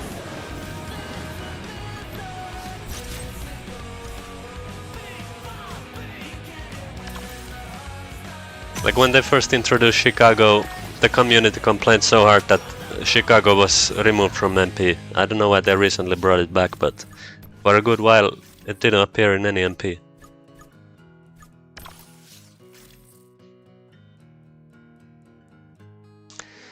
Okay. Porsche Mission R. So, before the Mission R, Porsche had the Mission E, which was a preview for a potential electric sports saloon, and that preview turned into the Taycan production car. Then later Porsche made the Mission R, which is a preview for a potential all-electric Grand Touring race car. This was in 2021. It has 2 electric motors producing maximum of 1073 horsepower.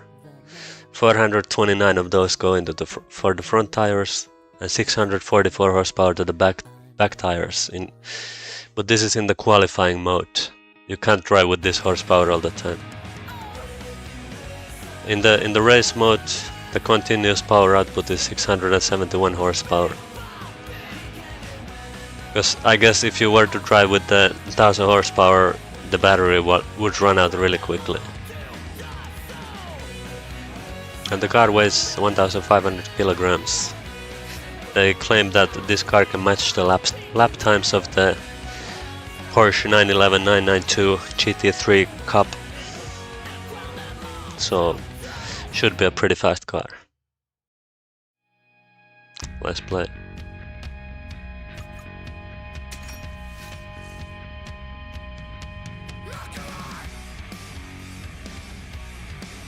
Doctor confirm with the J50.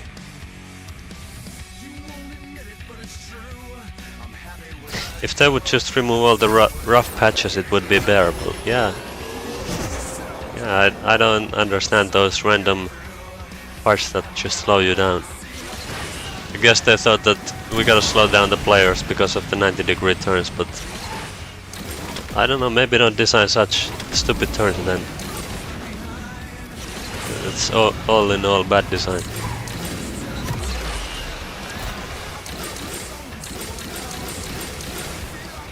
Oh, this car is so slow. Yeah, it doesn't even have perfect nitro boost. Looks really cool though, but that's all it has. Cool looks.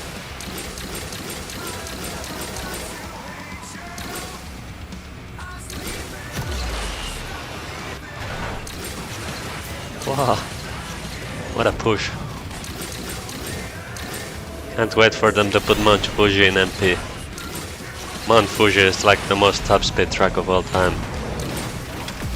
Has like no tight turns at all, except the copy of the Cairo Spiral, but at least in Cairo Spiral you need a good drift because it has the sidewalk that will slow you down if you go towards the wall, but in Mount Fuji you can wall ride the whole spiral at 500 kilometers per hour because there's no sidewalk to slow you down. So the only tight corner in the track, you don't even need good drift even there.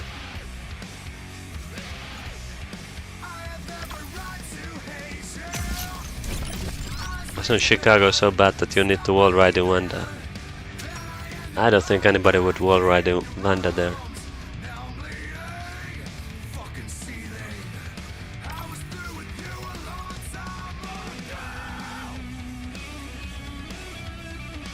Given how straight Mount Fuji is to the point that the racer Tartarus can perform well. Yeah, I guess. Well, I don't know. I guess you still need a bit of drift to keep good speed in some of those turns. But yeah, the spiral you could just straight up wall ride that.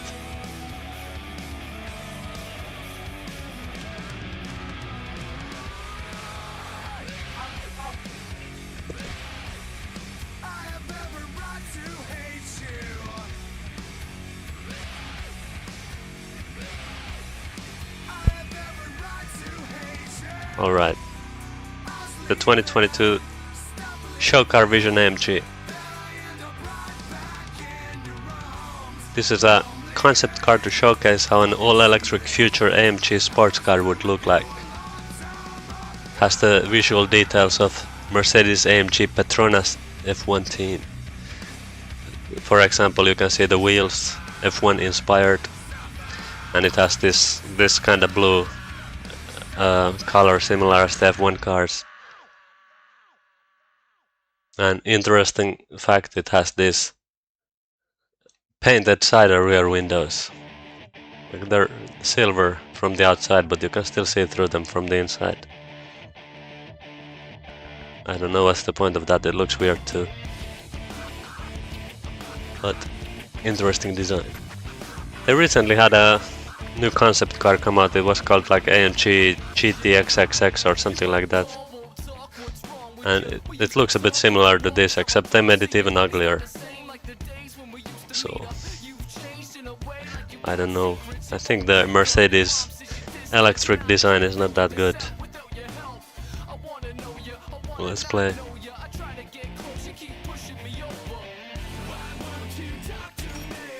Sorry, I couldn't find much performance information about this car.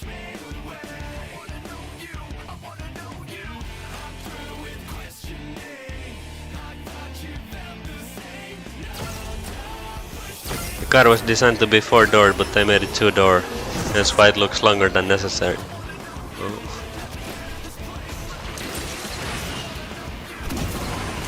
Yeah, it is really long for a 2-door car. Oh no, this has 4 doors. I guess you mean the new one, the GT XX or whatever it was called. Did they make that one 2-door? But it still shares like the body shape of this car.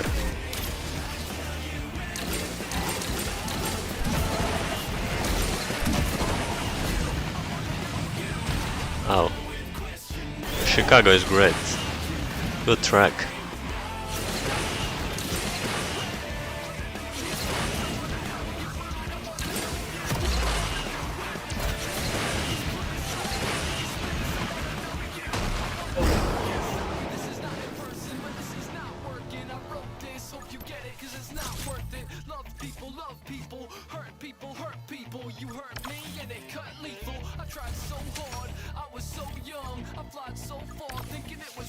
Alright.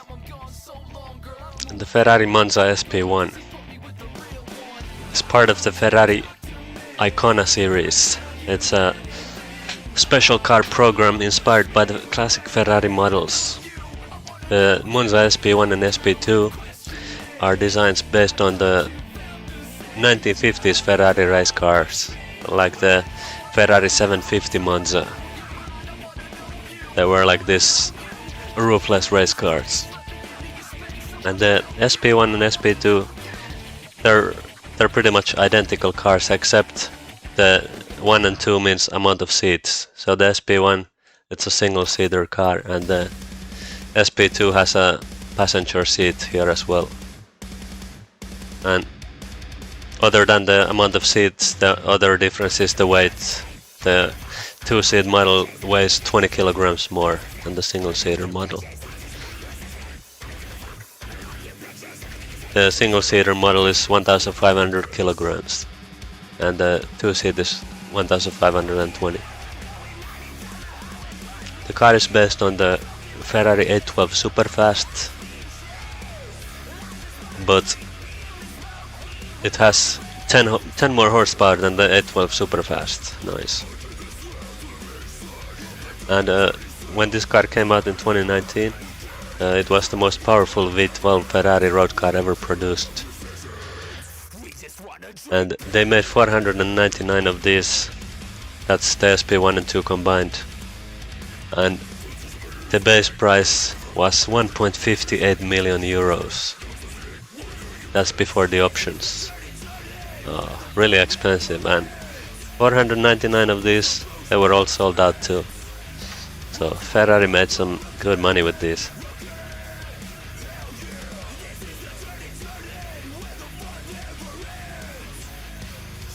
Doctor confirmed, you're partly right with the SP3, but okay, I'll give a spoiler about the SP3. The SP3 chassis is based on the Aperta, La Ferrari Aperta. But more on that later. Let's go with the SP1.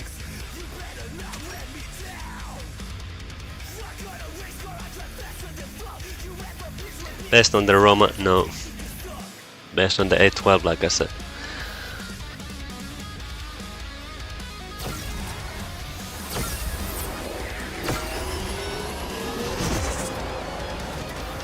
Dr. Illusion now instead of Afik. Somebody is gonna be bankrupt in tokens soon. Wow, pink show car.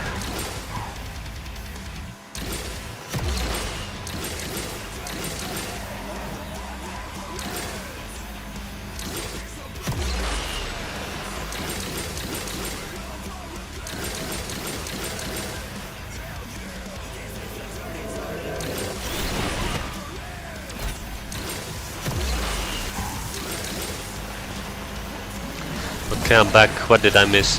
Ah! Well, you didn't miss that horrible driving. What did you miss?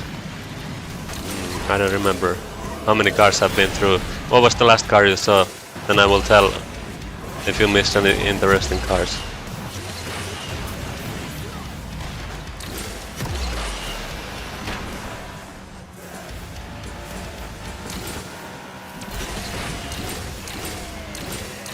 So you do see the chat. Well, I'm reading the chat because I'm like last place and there's no interesting thing that can happen in this race other than Kurumi blocking me, but I'd rather read the chat than look at Kurumi's car.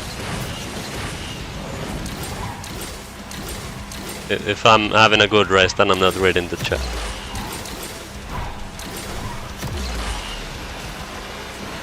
Artega was the last car you saw. Did you hear the Artega facts?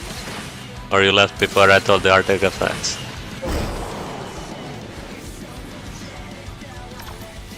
Well, okay, one interesting thing that you missed. I'm not gonna give a recap of all the cars, but about the Artega, it was kinda interesting. I found that like in the game, Artega and the Saleen S1 are back to back.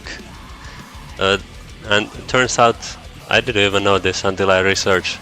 The Saleen S1, the design is based on the Artega GT, which was the Artega model before the Scalo. So when the Artega went bankrupt after the Artega GT, the Chinese company that made a joint venture with Saleen bought the rights to the Artega GT. And then they used the Artega GT design to make the new Saleen.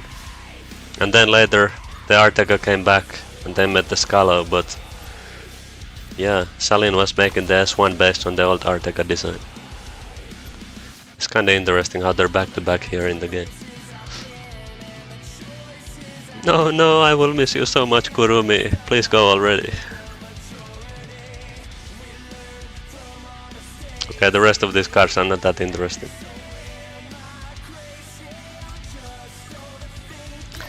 Mind-blowing, yes. I mean, you should still rewatch that part of the stream that you missed so you can get all the car facts, but yeah, you can do that later. Before you go to sleep, you can rewatch that to get instant sleep. Did I miss anything? You can watch it later again. Okay, the ATS Corsa R Turbo. ATS Corsa is the race brand of the ATS. ATS stands for Automobili Turismo Esport. Automobili Turismo Esport. Corsa means race in Italian. That's why ATS Corsa is the race brand. There's not that much info about this car, but what I find is that this car uses a 2-liter turbocharged Honda engine. But from that small Honda engine they get 600 horsepower with twin turbos. And it only weighs 835 kilograms. That's a lot of power for a small weight. And from a small engine. Okay, let's go. Yeah, Larissa is the owner of this channel. What? Why is there... Why are there Lycan... Not Lycan, what is this called? Naran Hypersports in the the race. And two of them. Like you normally never see this car, and now there's suddenly two in the same lobby. At this low rank too.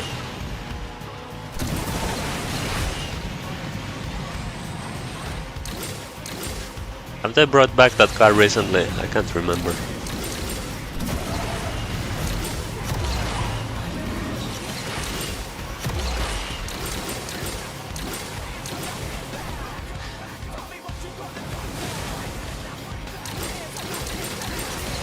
This car is kinda nice, but the nitro is too low.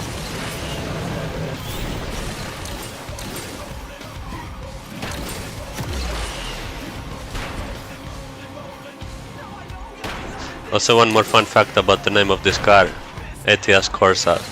Everybody knows there's a car named Opel Corsa. But why did I call it Opel Corsa? Because Corsa means race, and it's not exactly a race car.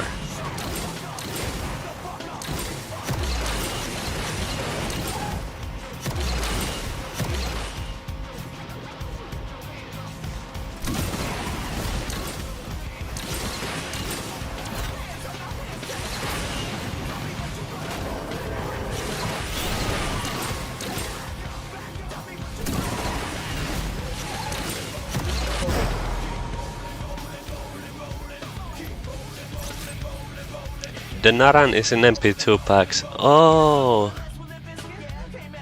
I see. So people who unlock it through that, then they keep it stuck to abuse it in low ranks.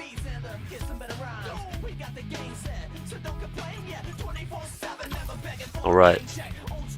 This is the Formula E Generation 2 Asphalt Edition. So, the official name of this car is actually the Spark SRT 05E. It is used as a base car for all the manufacturers and teams in the 2018 to 2019 Formula E Championship. It weighs 900 kilograms and makes the max power of 335 horsepower, but they use 268 horsepower in the races. All electric, of course, as Formula E is electric formula. And I think they just called it Asphalt Edition because this is not specifically for any team's car. This is just the base Generation 2 Formula E car. Let's go.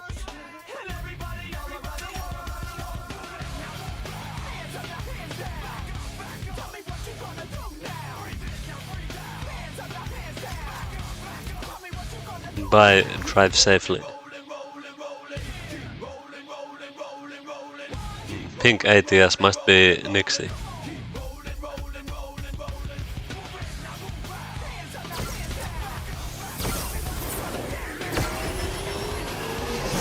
Not me. It's Larissa, wow! The one time I don't assume a pink card to be Larissa, then it's actually her.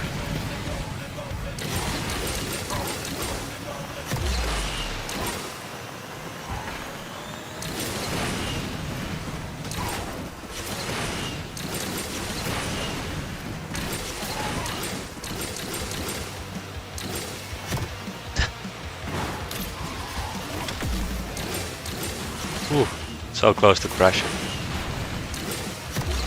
Whoa. Oh my god.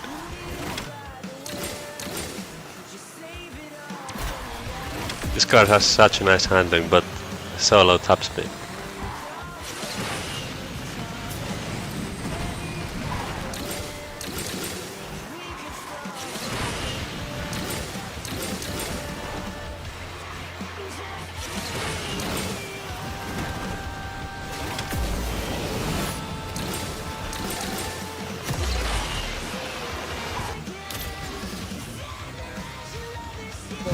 This was the second time actually, and on the same track too. Faraday Future, what? And Porsche 980 in Asphalt Edition. Yeah, C-Class is like the worst race to be. I mean, worst class to be racing in MP2.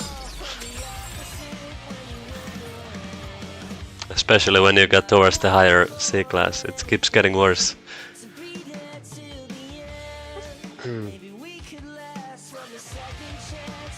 Asphalt Edition avoids sponsorship complications from each brand, right? I think that's why they made the different brands into decals for the Gen 3 car. So, in case they get licensing problems with those brands, well, they just never have to sell the decal again. But then if they get licensing problems with the car, it's gonna be way harder. They have to remove the whole car.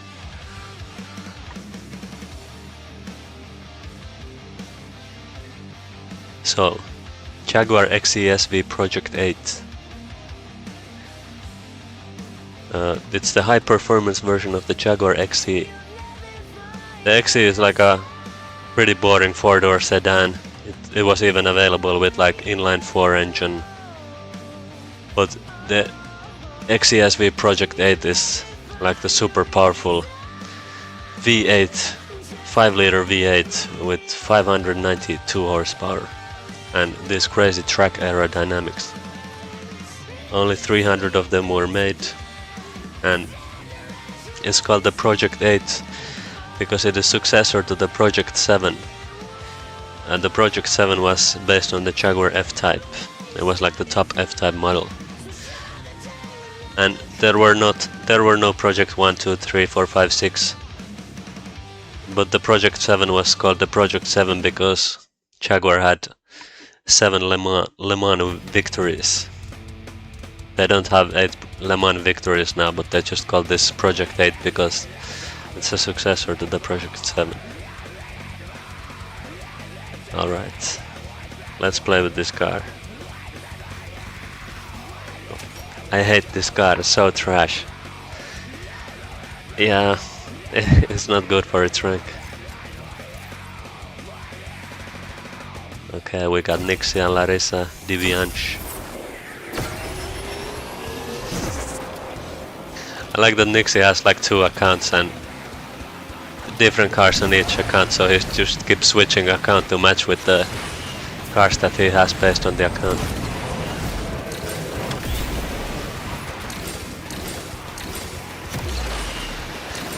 Of course, there's gotta be like a regatta in the lobby.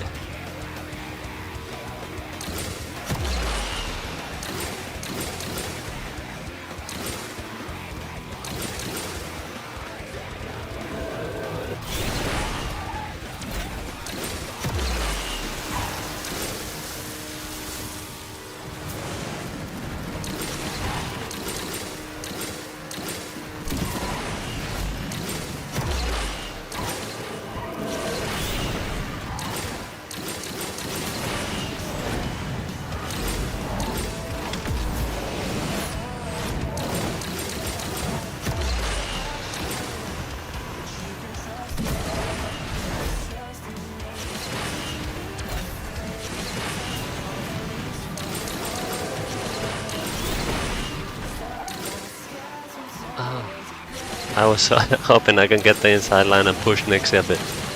Oh wow, he got that route. RIP. Vanda equals Israel.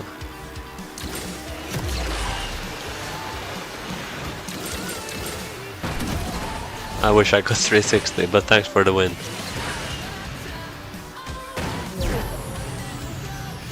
I thought you were gonna say the 8 was put there because it sounded cool, the Jaguar. Maybe they also thought it just sounds cool. The number 8, so cool. Where did the Regatta go? Oh yeah, I didn't even realize. She was leading at one point.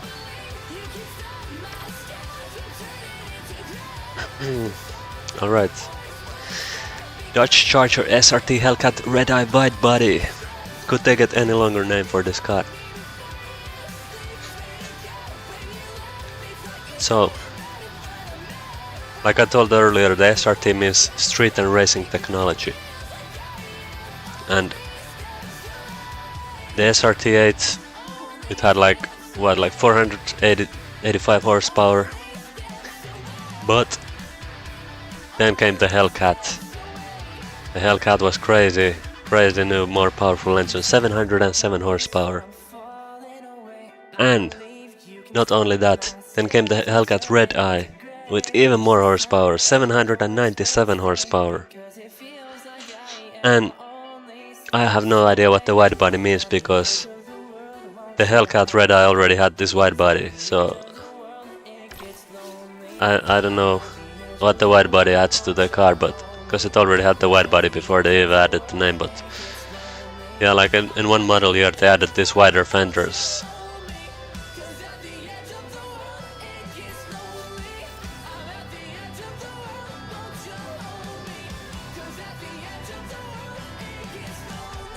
Upgrade while he's speaking. Yeah, I hope you upgraded it. Let's go.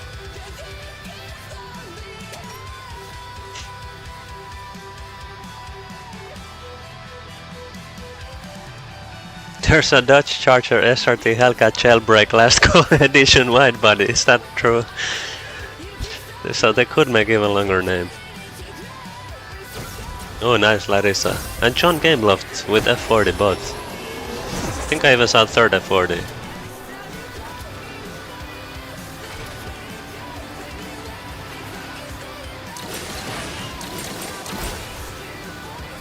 How dare you not having this car at gold? I know. I'm waiting for them to do a car hunt or something so I can get... Oh no. So I can get the last epic or two that I'm missing. I will not use an epic wildcard for this.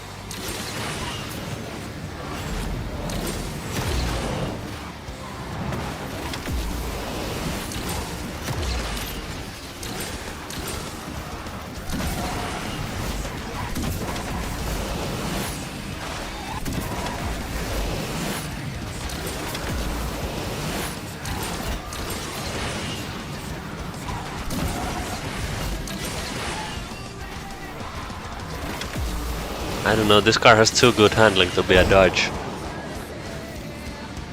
Well, the Viper also has, but to be a SRT's Dodge.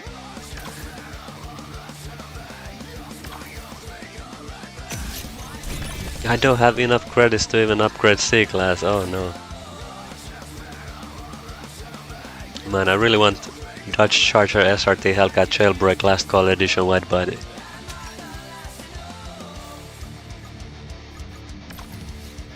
Okay, now it's my turn to use the Ferrari F40. But here this car was made to celebrate the 40th anniversary of Ferrari. And it was the last Ferrari to be personally approved by Mr. Enzo Ferrari. He was the founder of the Ferrari company. This car was produced from 1987 to 1996 and it was designed by Pininfarina. Ferrari claimed they would only build 400 of these, but in the end they built 1,311 to 1,315. I'm not sure what's this uncertainty, but 1,311 to 1,315 units, because people wanted this so much, so Ferrari kept making more than they said they would, because they love money. And at the time, this was the fastest and most powerful and most expensive Ferrari for sale. It has 2.9 liter twin turbo V8 making 471 horsepower. And also interestingly, it was the last turbocharged Ferrari, all the way until 2014 when they brought back the turbochargers with the California T. Also, this was a really expensive car back in the day. In 1987 it costs 400,000 US dollars, but translated to today's money it would be 1,175,000 dollars. So this over $1 million car, they sold 1,300 of them. Yeah.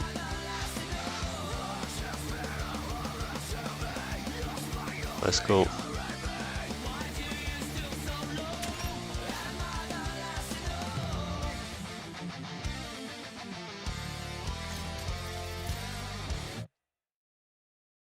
Hello, Sophia. Funny how people say racing F... I don't have time to read it. Nice, Larissa is in the race. Who else? Sent emotes. John Gameloft, okay. And Diviange. Let's get this win for the F40 in honor of Mr. Enzo Ferrari. Celebrating his 40th, the 40th birthday of this car company, slightly late, but it's never too late.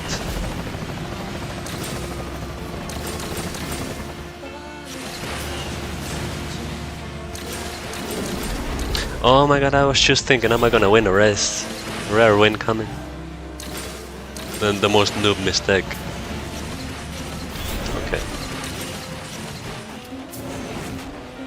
Oh, I got the bug. The hanging bumper bug. Ooh.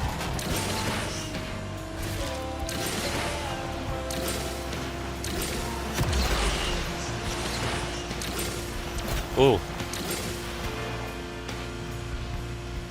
Oh no, Mr. Enzo Ferrari built a bad car. Falls apart during the race.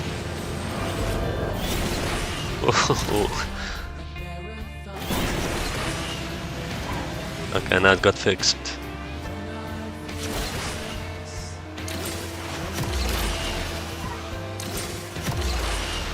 Also, one more thing, the US spec model and the EU spec model of this car have slight differences that only the true Ferrari collectors would know, but I know that this is the European spec model because the front bumper is slightly different in the US version.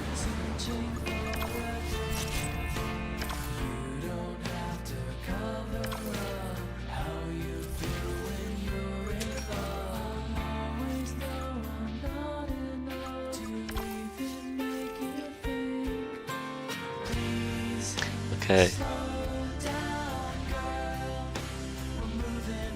This is the Porsche 911 GT3R Rennsport. So, there is the Porsche 911 GT3. Then there's the GT3R, which is a track-only version of the GT3. And then there is the GT3R Rennsport, which is a special model of the GT3R. This special model is only one of 77 and it's really expensive, costs $1 million. 611 horsepower and it's not a street legal car, it's track only. And fun fact, the GT3R, the R they put there means race, like Rennsport, like already just the plain GT3R. But then they made the special model called R Rennsport, so now it's like Rennsport. So it's like the GT3 race. Well, Rennsport means motorsport, so it's like the GT3 motorsport. It's like the most stupid name for a car. Racing Rennsport, something like that, yes. Racing motorsport. We need someone else blocking now since Kurumi is gone. No, we're good. Oh, Larissa and the Monza SP1. Since you didn't hear the Monza facts, I will tell during this race. So the Monza SP1 and SP2, they're basically the same car, but the SP1 has one seat and the SP2 has two seats. The SP2 is 20 kilograms heavier because it has the extra seat. And it costs 1.50 something million dollars or euros, 1.5 million euros, and they made 499 of them, and all 499 were sold, even with that expensive price. And the SP, it's part of the Ferrari Icona series. They're like special Ferrari models that are based on old Ferrari designs. The Ferrari Monza is design is based on the 1950s Ferrari 750 Monza race car. It was also like a roofless race car.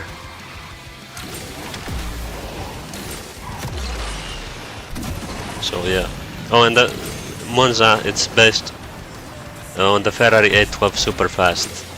Has the same engine as the Superfast as well, but with 10 more horsepower. Also, I'm winning well. So, with that, it's the most powerful V12 road-going Ferrari model.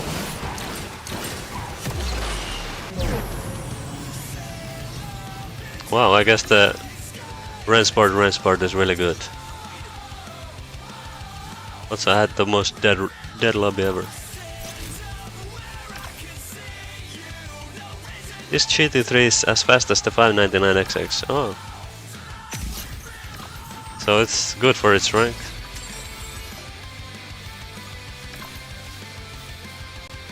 Yeah, I guess. I don't even have the epics on it. Oh, I don't even have all the like the normal import parts installed. Yeah. So I've been using this car for like the daily upgrades.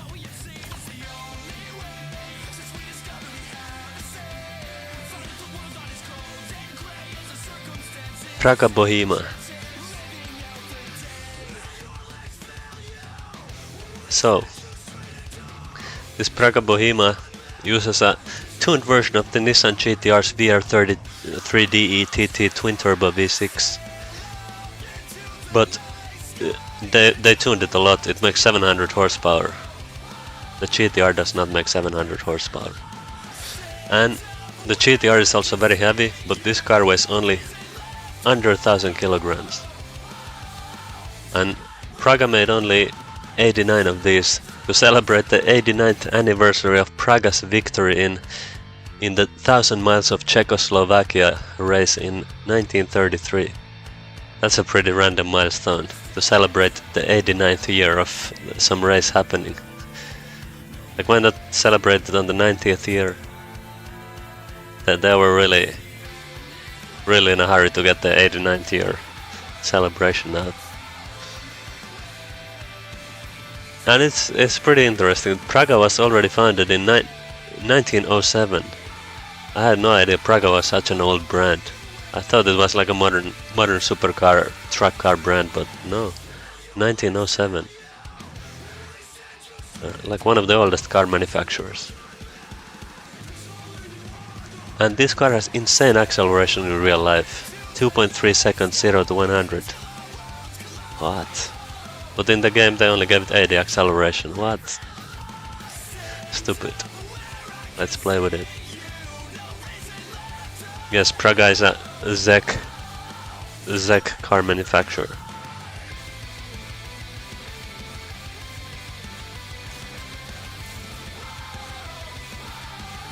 John Gameloft with pink RS01. Who is XLR8 Supreme with pink NSX with green rims?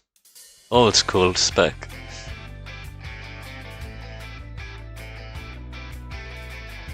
No, you can't see my pink Praga now. Oh, maybe you can still join the next race with the Praga. I don't think the rank difference is gonna be high enough.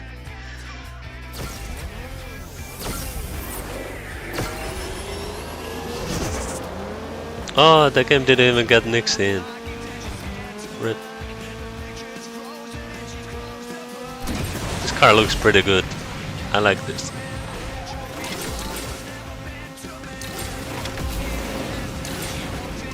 I don't know, is it just me or the rear has slight resemblance to like Jesko? Jesko if it had like a small spoiler instead of a big spoiler. The shape is a bit similar.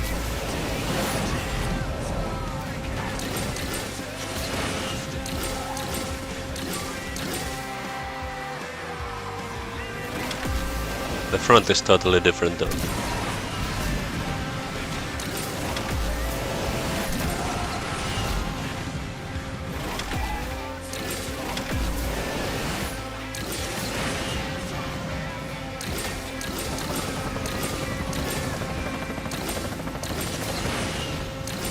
Oh, who is this guy with the pink NSX and green rims? He even let me pass in the end.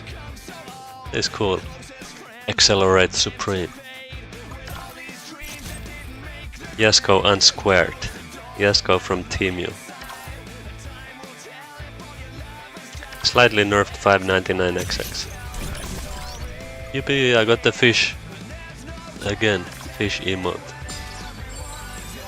How have you been, Razorbreath? I couldn't see your previous stream much since I got exams.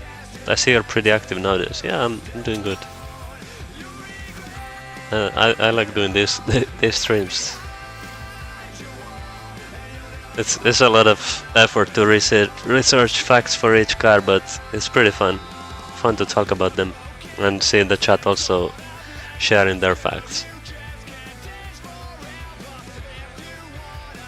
Okay, the Renault RS01.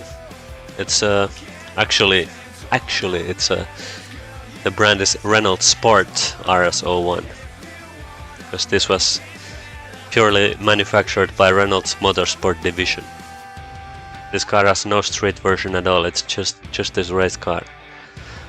And just like the Praga before, this is also powered by the Nissan's VR33 DETT, the Nissan GTR engine. But unlike the Praga, this makes only 550 horsepower instead of 700. Renault Sport mainly made this car to be raced in the Renault Sport Trophy one-make racing series. Previously they used the Renault Megane Trophy in it, but this was to replace that car. But also later they homologated this car to be used in the GT3 racing series as well. So that's that. Let's go.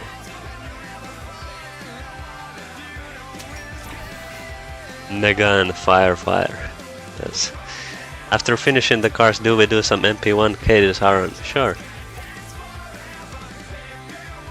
So probably I'm higher league than you, because I've been playing MP1 a bit. I don't know how long it's still gonna take to get all these cars done. Well, yeah, probably I will still play a bit. Bit of MP1. Well, I did not get to see Larissa's pink Praga, but she's here with the Renault. There's the Peugeot 9X8 in the front. I don't think I can catch up with this.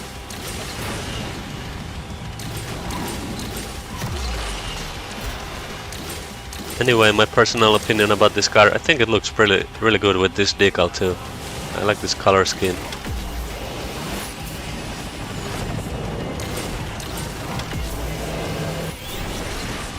Pretty average car in terms of performance, but looks nice.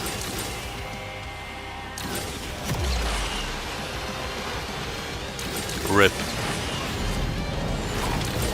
And now they had the ramp there. Sometimes the ramp is not there, but sometimes it is. Probably just depends on the variant of the track, but I don't remember these variants well enough, so it just feels to me like sometimes the ramp is gone and sometimes it's not.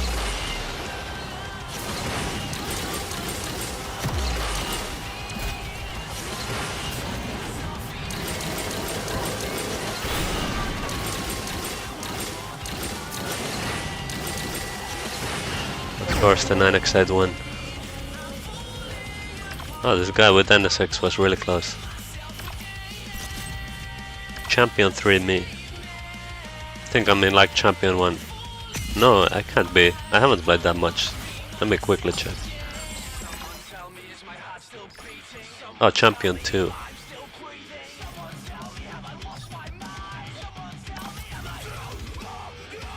I forgot about this car, but does this Renault require a key to unlock? Yes, it does. It was a GP car.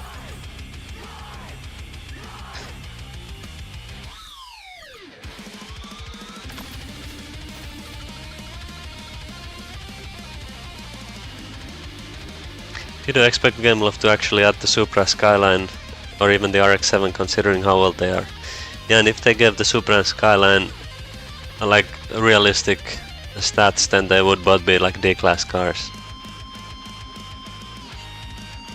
So that's also why I wouldn't expect them to add such cars, because they would be too slow for this game. Okay, Mercedes-Benz CLK GTR. This is actually not just the normal CLK GTR, this is the CLK GTR Straßen version, which is the street version in German. The street version of a 1997 GT1 Group race car. They made 28 of these in total, 20 coupes, 6 roadsters and 2 prototypes. 622 horsepower, and when this was released it was the most expensive production car at over $1.5 million, and that's in the old money. In today's money, if they released this would cost $3.1 million. $3 million for a Mercedes. Damn. Yep. Well, let's go. Yeah. The most expensive car of its time.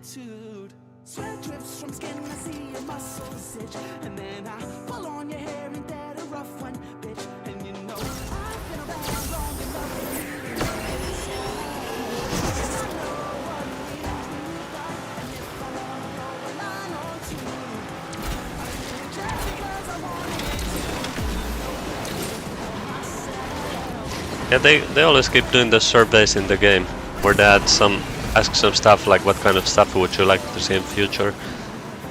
And I always fill up those surveys and they promise that you will get like 200 tokens later, but I feel like past 3 or 4 surveys I never got tokens from them. I always fill them. Because I want to try to make the game better with my opinions that they will not read, but I will still fill their surveys.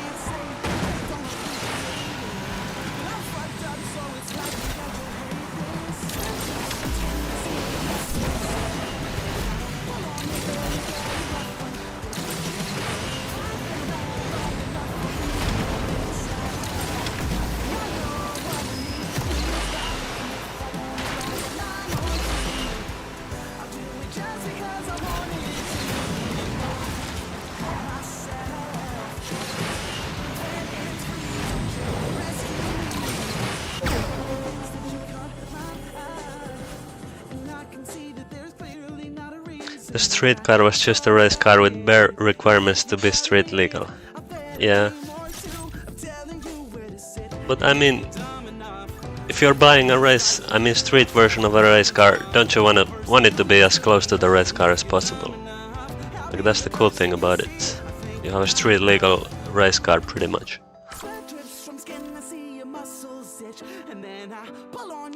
Also, fun fact, WRC cars are street legal. Yes, they are. Sometimes they drive them between the stages, so they drive them in the regular roads.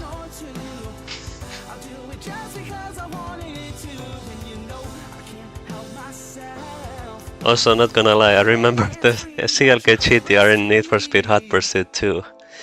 I know that too well because I've been playing Hot Pursuit 2 for the past 7 months.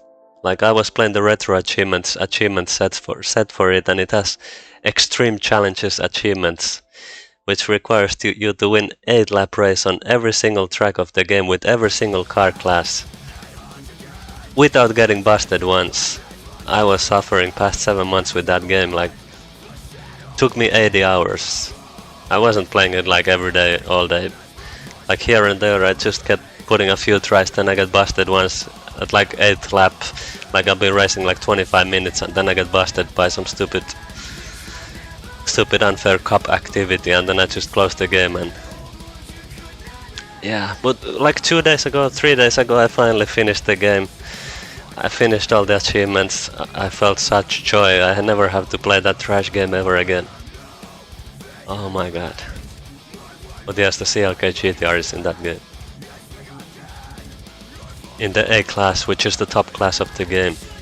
The other 2 cars in that class are the McLaren F1 and the McLaren F1 LM. Sounds easy. 8 laps, like some of the tracks in that game are like more than 3 minutes per lap. Then you have to drive that 8 laps and without getting busted a single time with the stupid cops. it's retro achievements. They're like community-made achievements. It's a website where people make achievements for old games. So if you play with the emulators, you can get these achievements. It's pretty fun.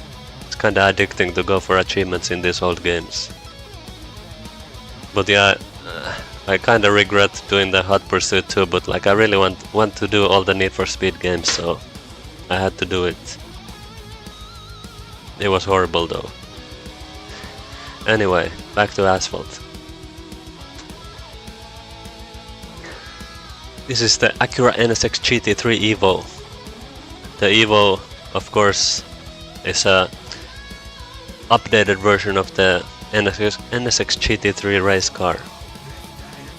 The Evo features improved aerodynamics and cooling as well as new turbochargers. It was introduced in 2019 and it won the IMSA Sports Car Championship, both drivers and team titles. And as well, it won the 2019 Super GT300 class, and both drivers and teams championships for that too. And then in 2020, it won the IMSA Sports Car Championship titles again. So this GT3 Evo was really successful. Yeah, Evo stands for Evo Evolution. Yeah, lots of race cars do this. They release Evo version when they update the race model. We have a lot of Evos in this game too. Let's go.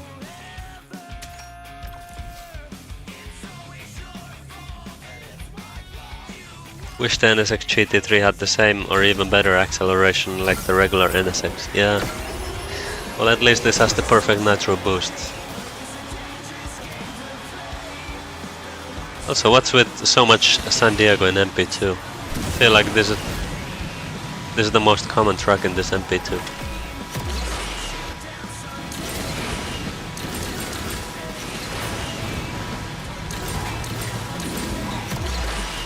Such a top speed track for these slow cars.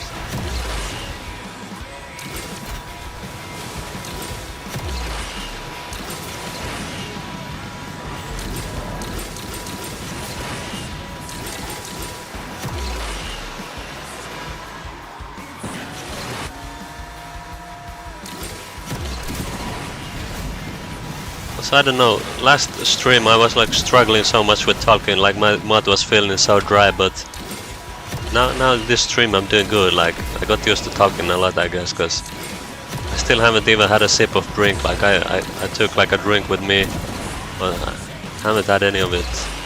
I still feel like I could talk for hours.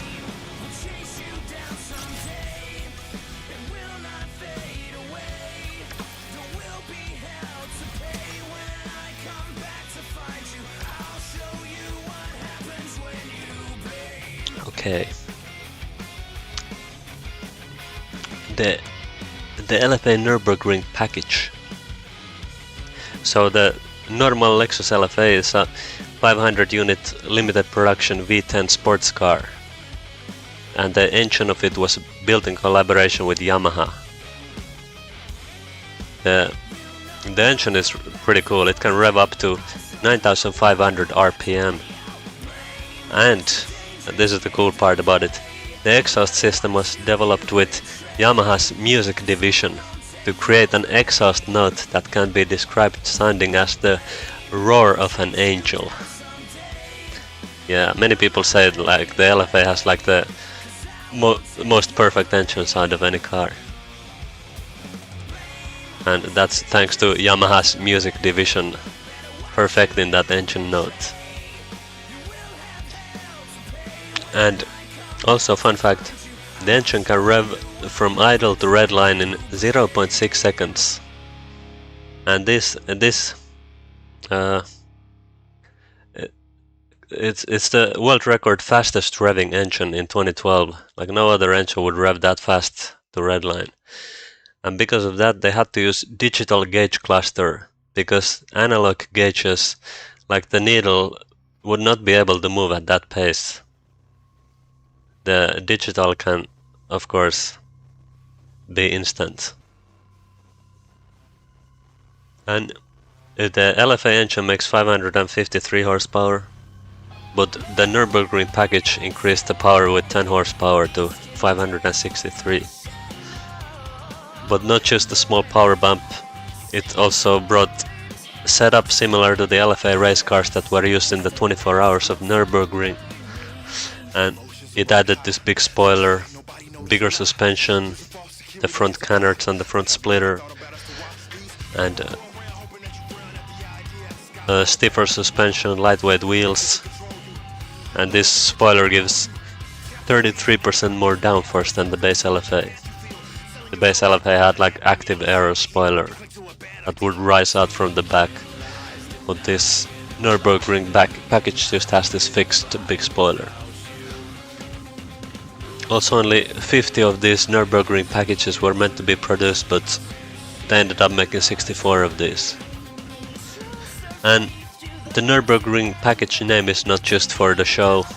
This car actually made the road legal fastest lap time in Nordschleife in 2011. The lap time was 7 minutes and 14 seconds. So it has the performance to back up that name. Let's go. Wow, cool, I agree. And for those who don't know, Lexus is a brand owned by Toyota. So this car is a really cool Toyota. Yamaha also makes boat engines. Yes, they also make motorcycles. And they make musical instruments. Also makes engine oil, yes. Good to know. Of course, in this game, this car sounds boring like any other car in this game. They did not give it the roar of an angel. They did not get Yamaha to make the engine sounds for this game. Okay, now everybody went here, but the ramp was not here.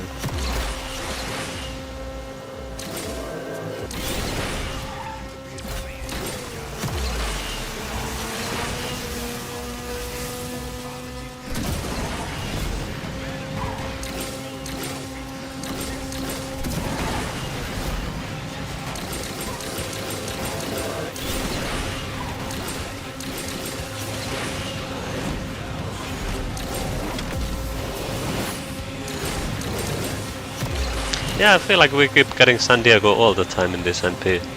Getting bored of this.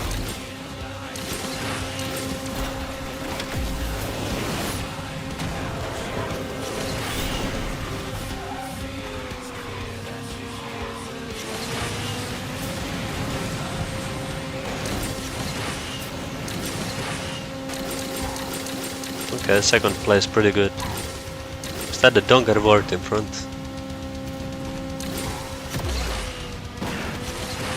What, is it really?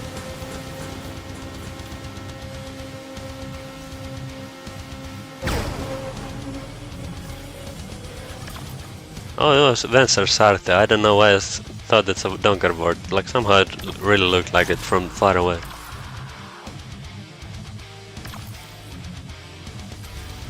Yeah, but Donkervort wouldn't be able to have that kind of lead in a top speed track. Tell me a fact about the A-Class Lexus. You gotta wait for the A-Class stream because I can't spoil. Not because I don't know anything about that.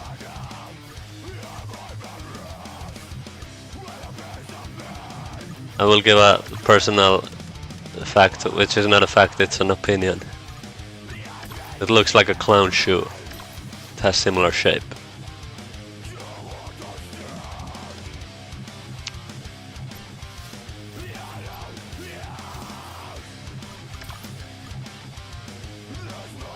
But if it's in my opinion, it's a fact. A good observation. But last stream you told me about the RS Panther. Okay, I will tell you one fact about this A-Class Lexus. It's well, I mean, it's not that secret fact because it's in the name, but it's an electric car. Yeah.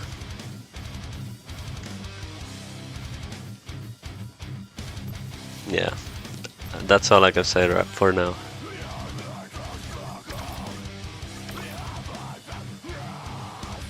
Okay, back to C-Class. And we don't like electric cars because they save the planet. The old Lexus, the LFA does not save the planet with its V10.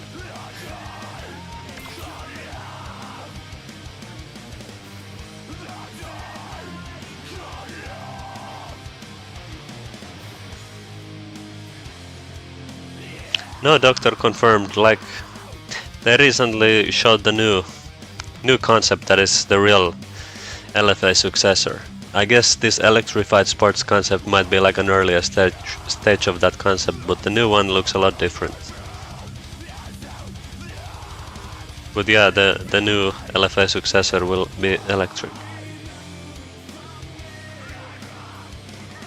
But the GR GT, that's such a cool car. I hope they add it in the game.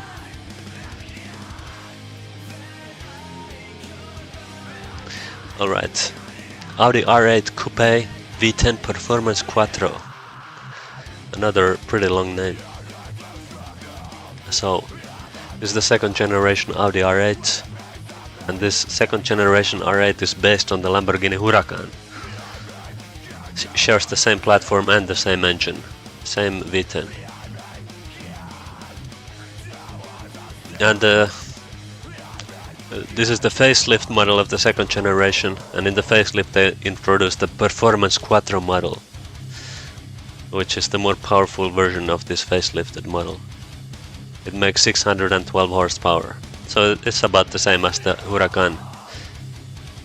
Because isn't the Huracan like LP610? So it's like 610 horsepower and this is 612. And of course everybody already knows, but Quattro is Audi's all-wheel drive system. Quattro means 4.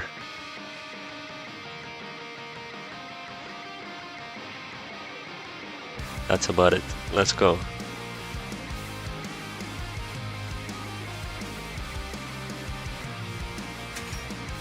One fact about it is that it looks bomb in pink.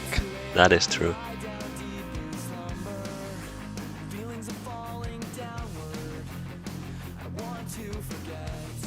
It's today lesson about the IGC. What is IGC?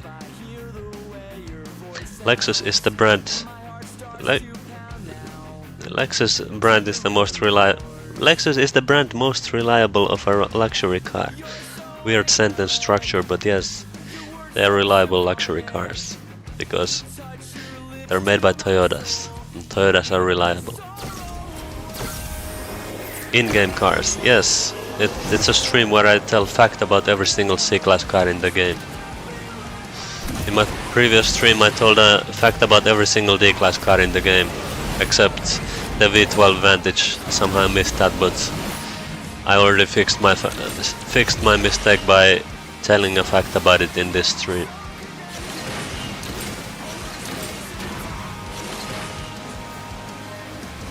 Can't believe we're in India and not San Diego.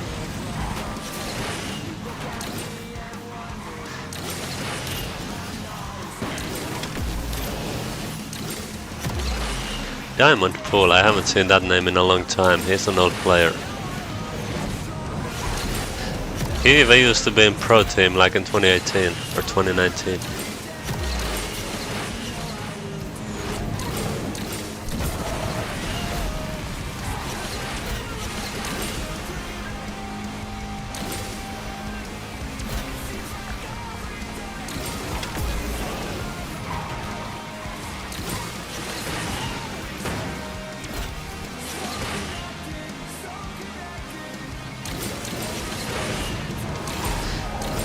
It's weird that this car is basically a Huracan, but the Huracan is in B class and this is in C class.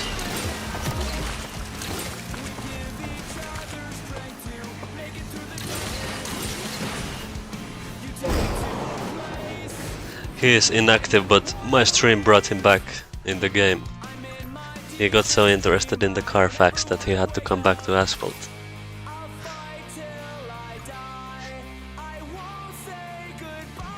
Which has the longer name? Definitely the Charger. But I like the fact that there was even a longer Charger name that I already forgot. Like Last Call Edition, Jailbreak, Wide Body, Red Eye. Upgraded the Audi and still didn't match you. Oh, wasted credit. Yeah, look, I didn't have fully upgraded this. Missing upgrades and import parts.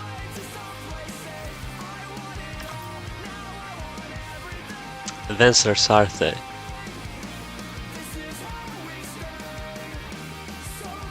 Minus 7 million just so you can match me once. Is it really worth it?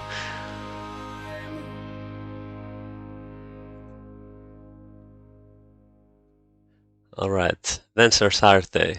The Venser is a Dutch car brand. They said that it is inspired by 1980s Le Mans cars. I don't really see the resemblance, but that's what they say. Has a 6.3 liter V8 making 622 horsepower, and they say it's an analog supercar, so it has like no modern digital things, no hybrid technology, no paddle shifter, just old school manual, and no electronic driving aids, pure driver's car. So in that way it's pretty cool. I guess in that way it is like 80s cars. But the looks don't really convey that to me. Anyway, let's play with it.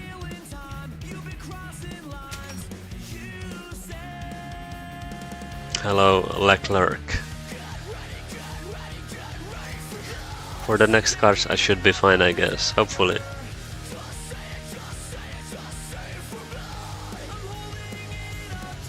Yeah, this car was like the C-Class king before Husaria came. But even when Husaria came, this was still very competitive.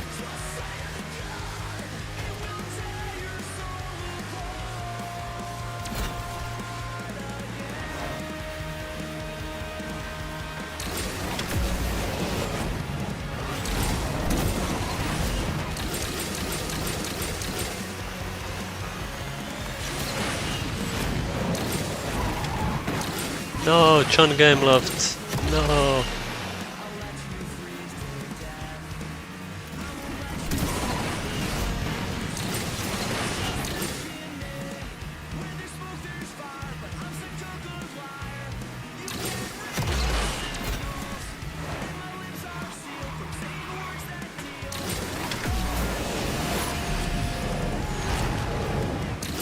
I think this car has slightly better handling than the Husaria, which helps a bit, even though the acceleration is worse.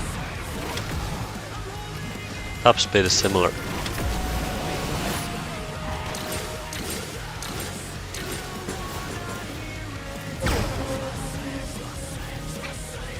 It's still such a nice car.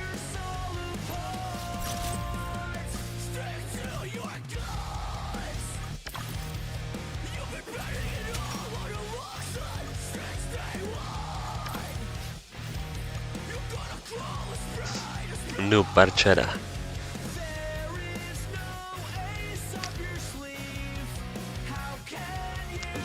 No, not Venser Sarthe. The MC12. The Maserati MC12 is based on the Ferrari Enzo chassis. It's larger, longer, wider and taller than the Enzo, but it does have lower drag coefficient, but it is slower, has worse acceleration and longer braking distance than the Ferrari Enzo. Also, this car is wider and longer than a Hummer H2, making it one of the longest production supercars ever made. And yeah, you can see, if you look at the side profile, it is a really long car. Like, look at this front bumper, how long it extends from the rear, from the front tire. Even the rear overhang, it's really long. And with this long car, It doesn't even have a rear window, so good luck trying to reverse park this car. Can't see anything from the back, and the back is so far behind. Like, try to reverse this car from the mirrors, and then you look from the mirror, and then it has like this big spoiler in the back too, taking some of the view. Can't see anything.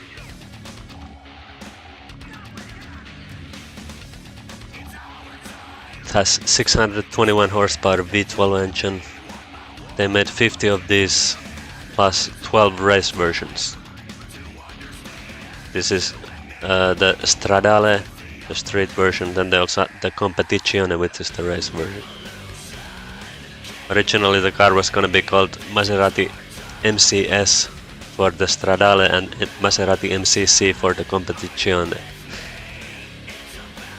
But then they named it the MC12. The 12 is for the 12-cylinder engine it has. And the MC stands for Maserati Corse. Yes, let's play.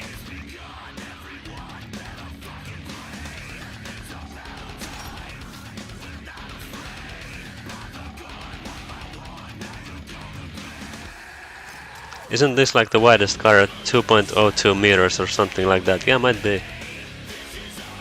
It is really wide car. Wide and long.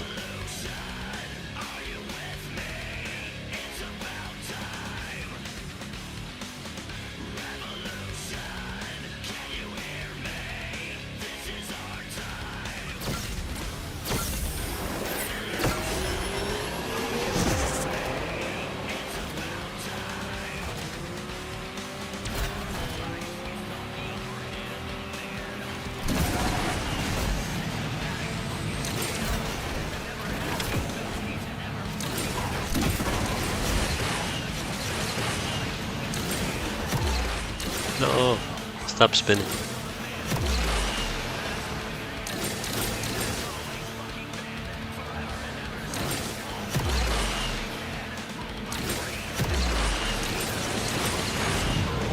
Am I the only one still using the left ramp here?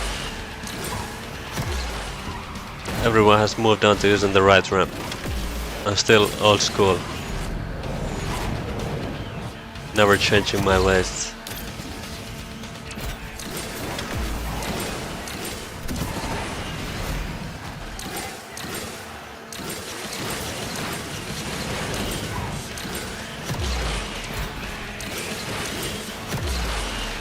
No. No.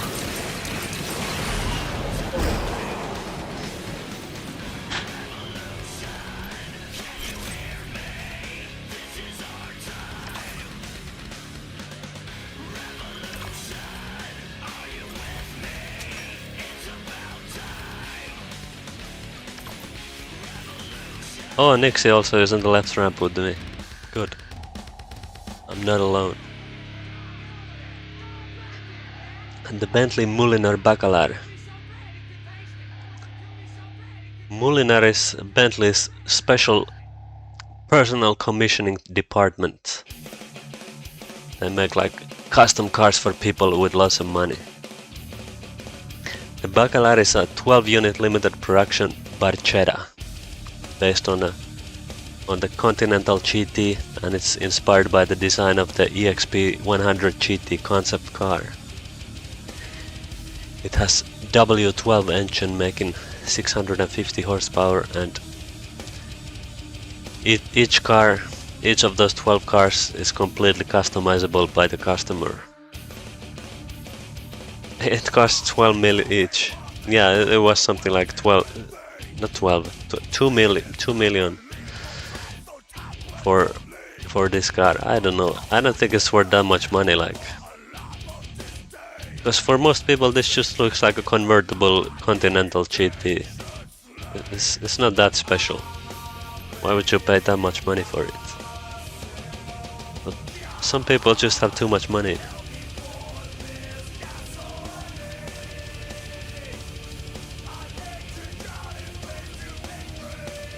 Let's go.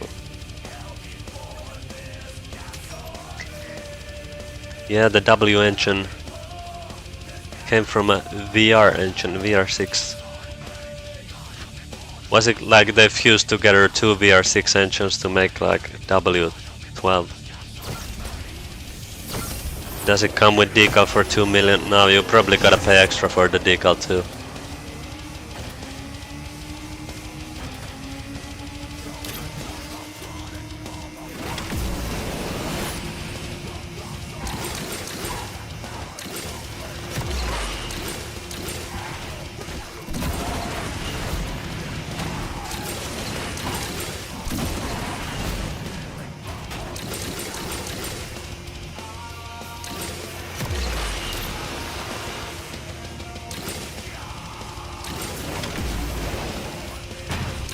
No.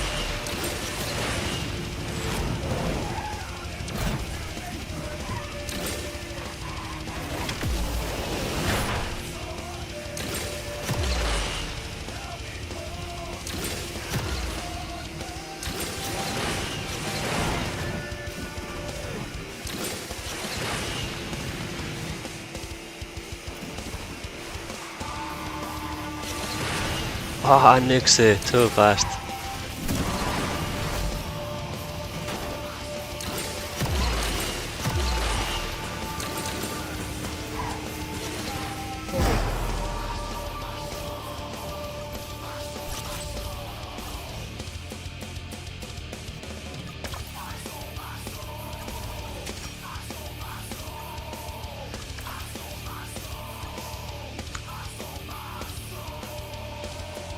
Your decal is cool, thank you. Sorry for the block, it's okay. Ditomaso P900. It's based on the Ditomaso P72, and the name 900 P900 comes from the fact that it has 900 metric horsepower, well 900 PS, which is 888 horsepower. I'm not entirely sure what's the difference between PS and horsepower, but anyway, it's just different measurement for the horsepower. But yeah, it makes 900 PS through a V12, and the other 900 it has 900 kilograms of weight. It's a really lightweight car. 1-to-1 power to weight ratio.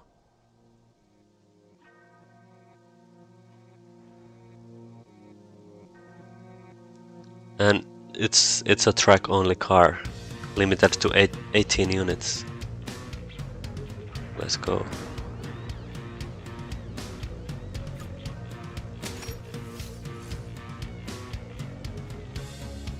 Hello Kayal Hajieb.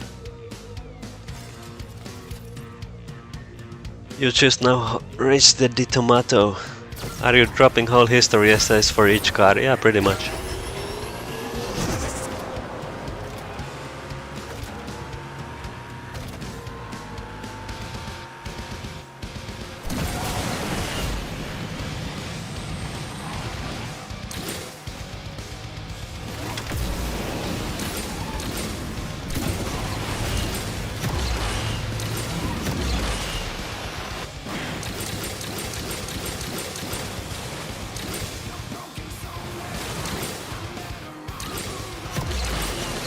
This classic game loves the stuff again, like P72, top of A class, then improved version of it with way more horsepower, way lighter weight, C class. Not even top C class, mid C class.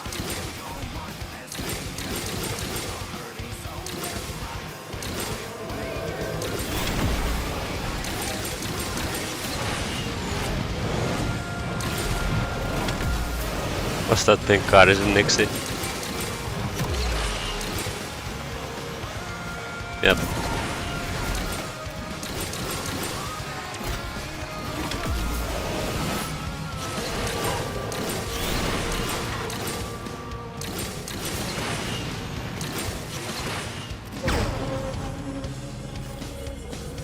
Got champion too, nice. Good. No training with Larissa. Well, I still have lots of cars to go through, and then we're playing MP1, so no City by the Bay training today.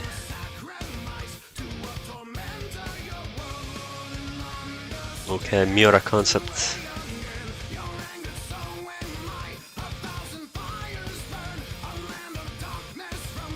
Hey brother Razorbest, I missed you. It's been a long time since you made any videos.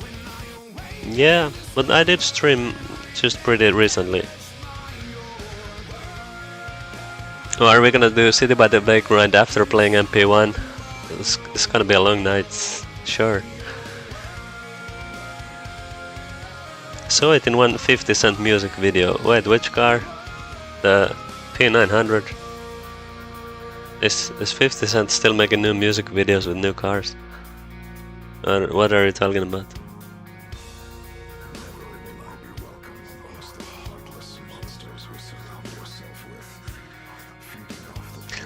Okay, let's continue. Lamborghini Miura concept. This is a 2006 concept car built to commemorate the 40th anniversary of the introduction of the original Miura concept in 1966. This 2006 concept was built on the Murcielago platform, and it's using the same V12 engine as the Murcielago LP640. At the time when they made this concept car, they said that this would not enter production because Ferrari is about not Ferrari. Lamborghini is about the future, and retro design is not what they are here for.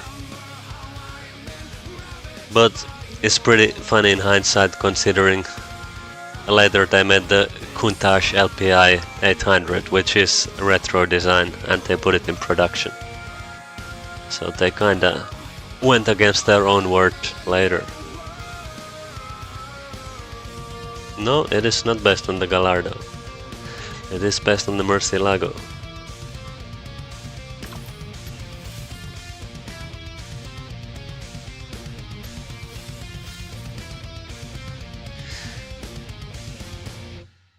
Let's go.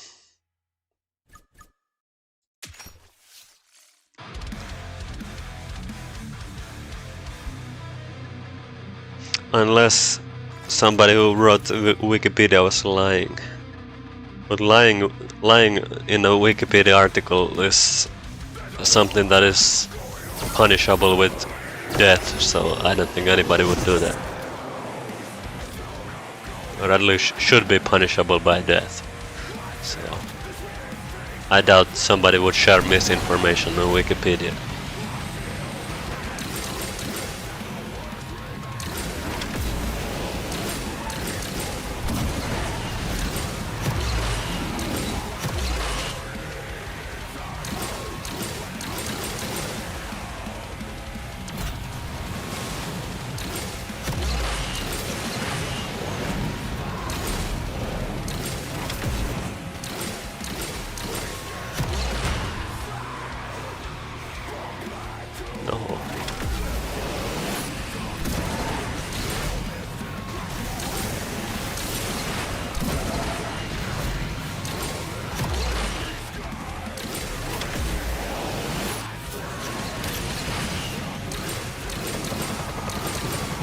Where did John Gameleft appear?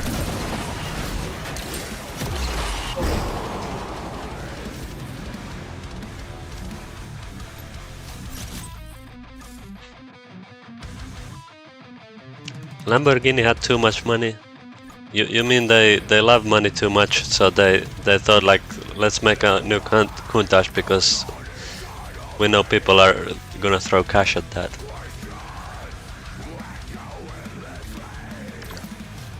Alright, this is a pretty boring one in my opinion. 719 Cayman GT4 Club Sport.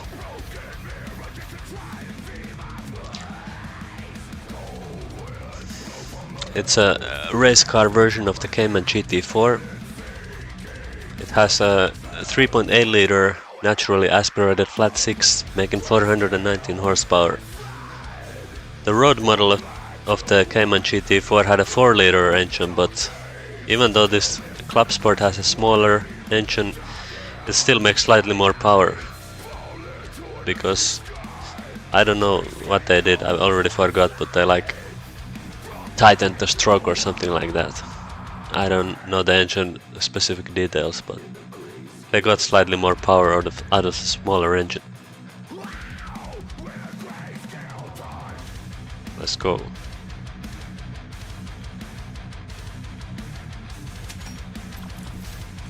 I do not read any information from Wikipedia. I have 10 plus years of academic research background. Good.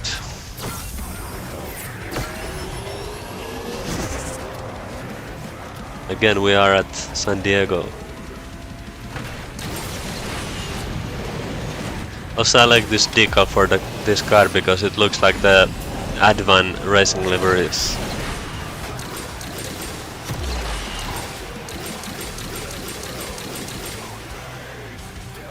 It was commonly used on some old Japanese race cars.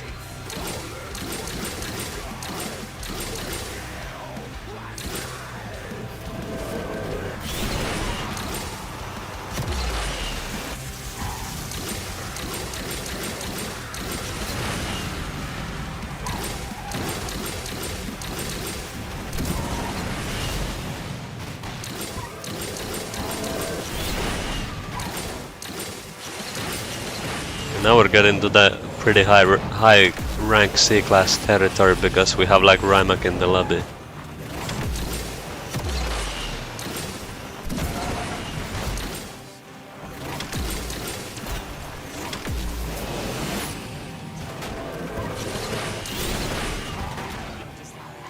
This car was one of the first GPs.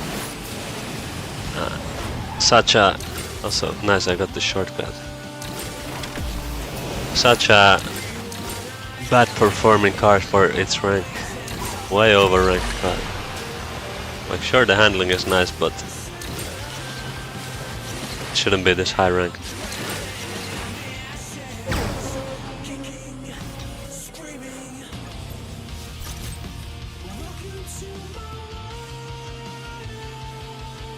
I got Neveras and Plethora. Wow.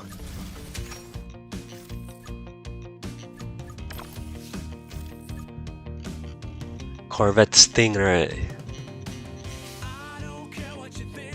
No, sorry. Next up in the list is the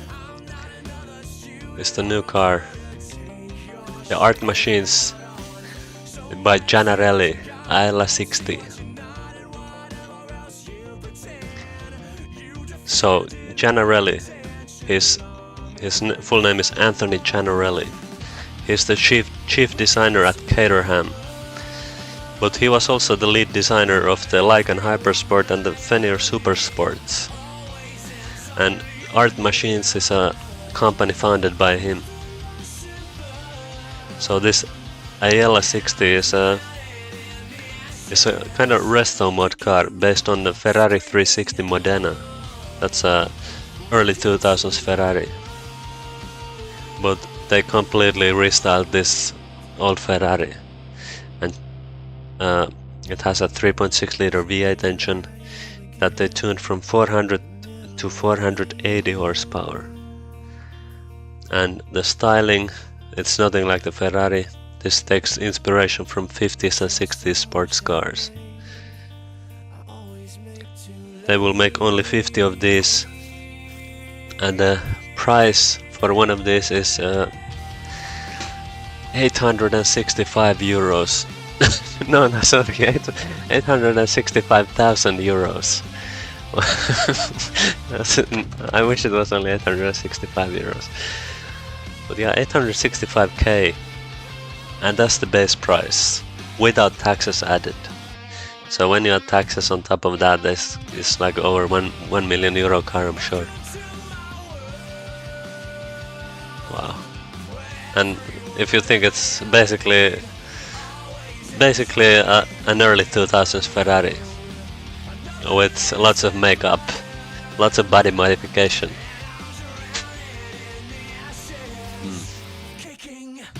It looks pretty nice though. Let's go.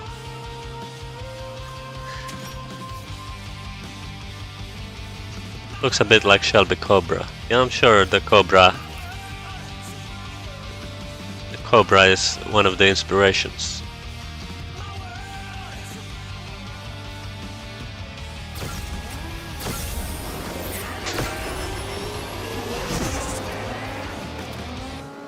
Again, this track. It's like 50% chance in this MP to get this track. Oh, nice bounce.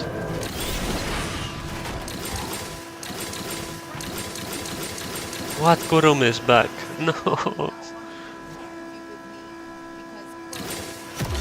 Do they have the ramp here now? No.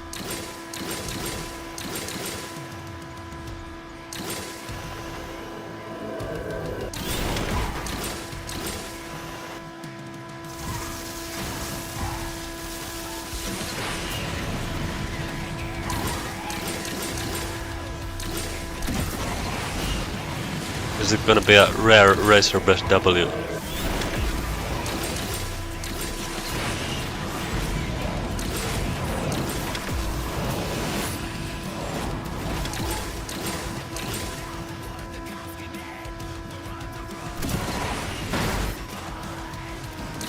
Oh, I shouldn't have 360'd that thing. But it's okay, I blocked him. No! Okay, time to hit the shortcut. Oh, I see, 360 might make it easier to get the route, because you can get a higher jump. Unfortunately, I got blocked.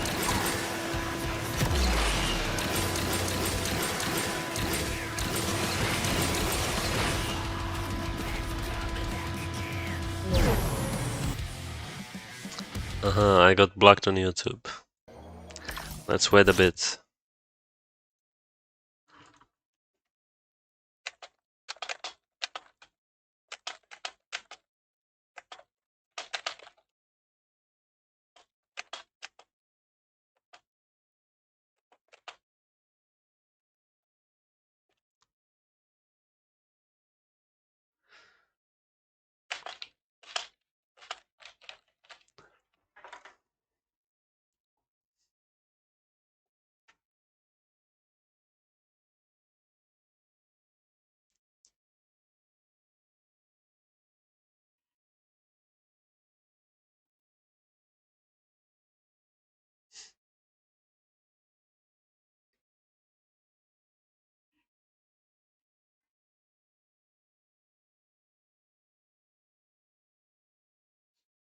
Oh, it's back already.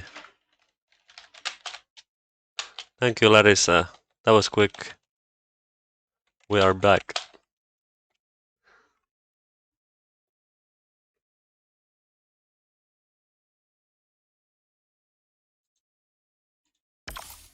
I won this race, by the way. Somebody let me pass at the end.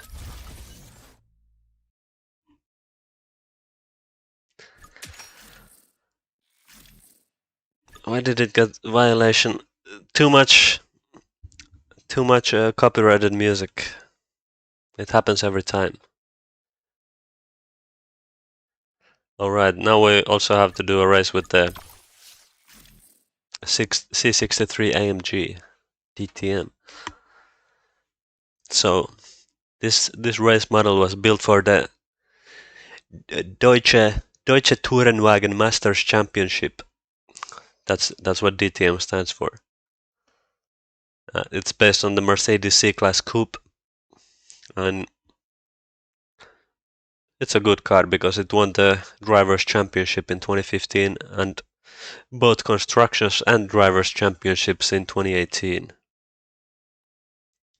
That's all I have to say about it. Did Swexky teach you that word? No, I'm just naturally good at pronouncing foreign words. Like any other language than English, I can perfectly pronounce, but English is the most difficult ever. Deutsche Tourenwagen Masters Championship, that's easy.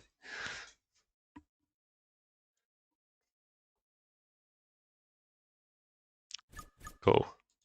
It basically means German Touring Car Championship. Arabic. Well, I can't even read the Arabic letters, so no. Yeah, I won't have music now. We have to listen to the beautiful engine sounds that Gameloft provided.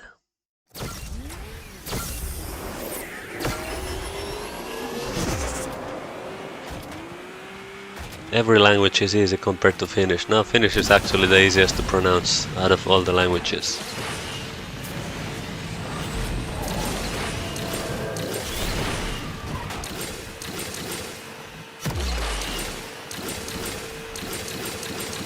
So this card is also basically like 599XX clone.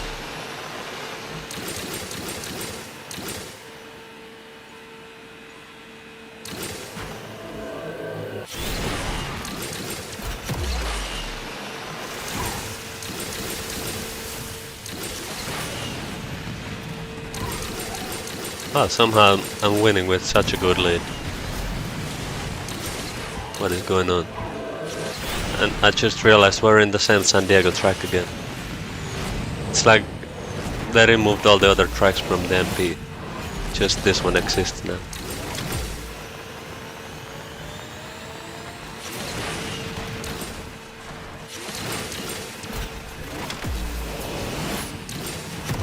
Nice bounce. I'm not gonna go for the shortcut.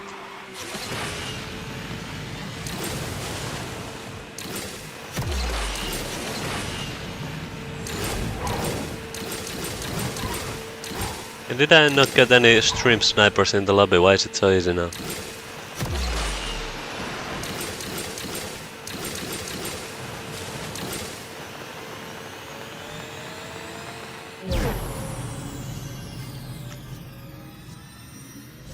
I'm learning Chinese. It is easy actually.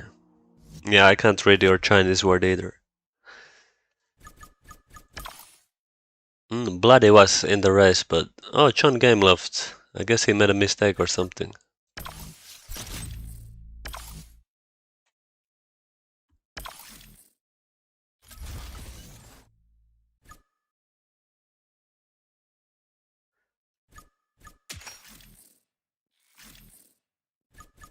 Alright, where are we in the C class now?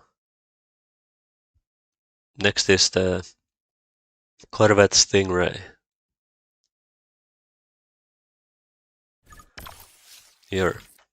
So, this Stingray is the Corvette C8, the 8th generation Corvette. The C8 was the first mid-engined Corvette. Actually, the first mid-engine sports car GM had made since the Pontiac Fiero, which production ended in 1988. So, took a while for them to bring back the mid-engine. For the first time ever in a Corvette. And this is the base C8, so it has the 490 horsepower V8. Let's play.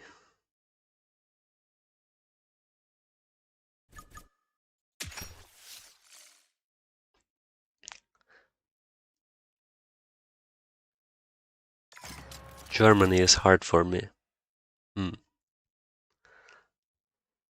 Oh, San Diego again. Look how many times we had this track in a row now.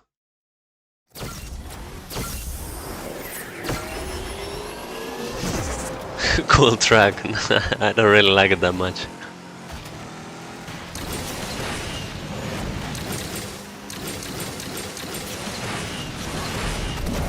Also, I feel like this car is also way overranked.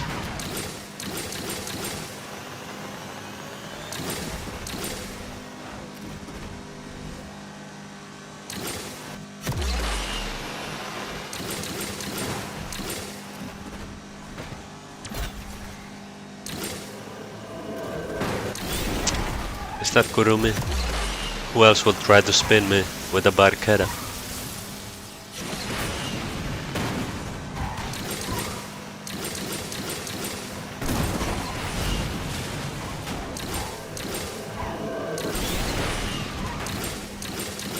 I think I can beat the 599XX. I have the top speed advantage and he left the track anyway, so easy.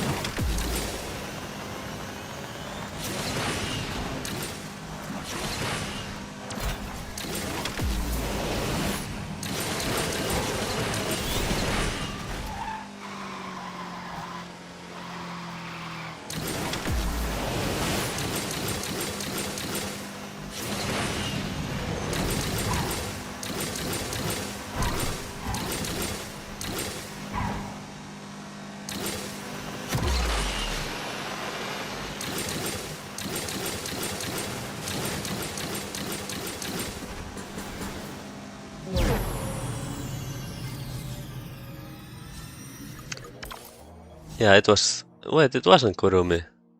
It was either Crazy Ferrari 999 or Chero 9889 who tried to 360 me. Interesting. But Kurumi was also in the lobby.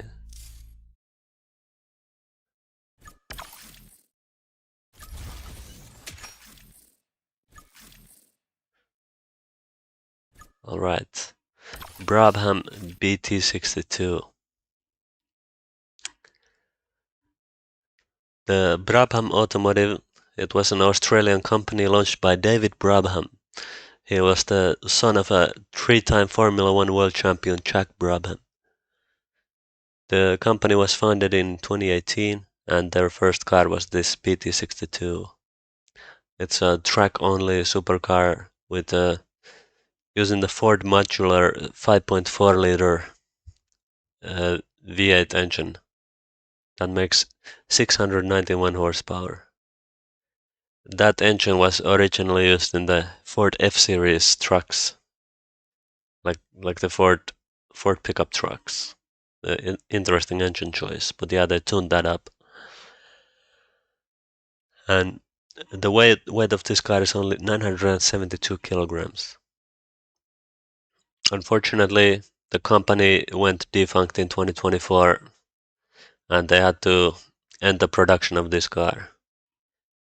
They plan to make 70 of these cars to celebrate the 70 years since Jack Brabham started his racing career. But unfortunately, they only managed to build estimated 7 cars before the company was closed down.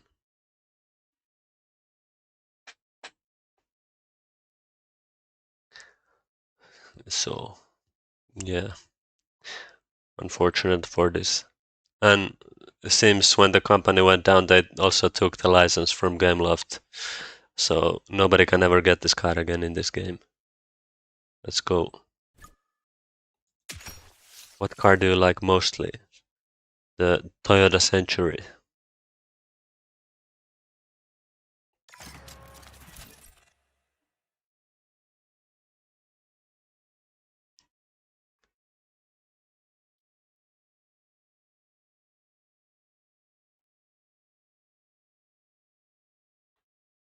What is this new track? Oh yeah, I didn't even know this.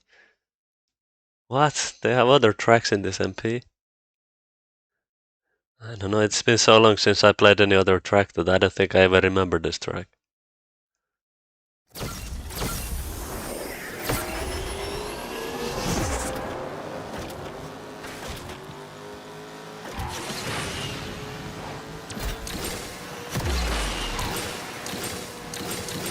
This car is a good competitor for the 599XX. Better acceleration, but worse handling.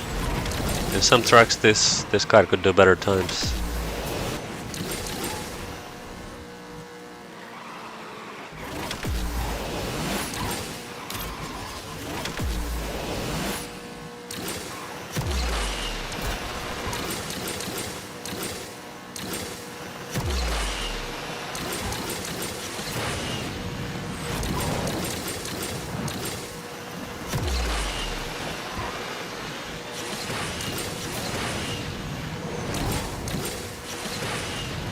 Can't believe I won on this new track that I've never played before. Nice.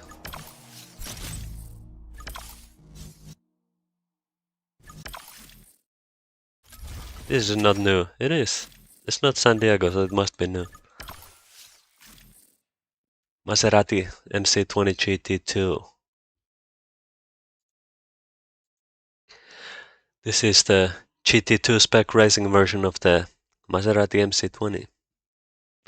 It has the same 3.0 liter twin turbo V6 as the street model, but with some racing specific modifications. I don't have much more to tell about this. I will tell more about the MC20 when I'm in the B class. But let's go.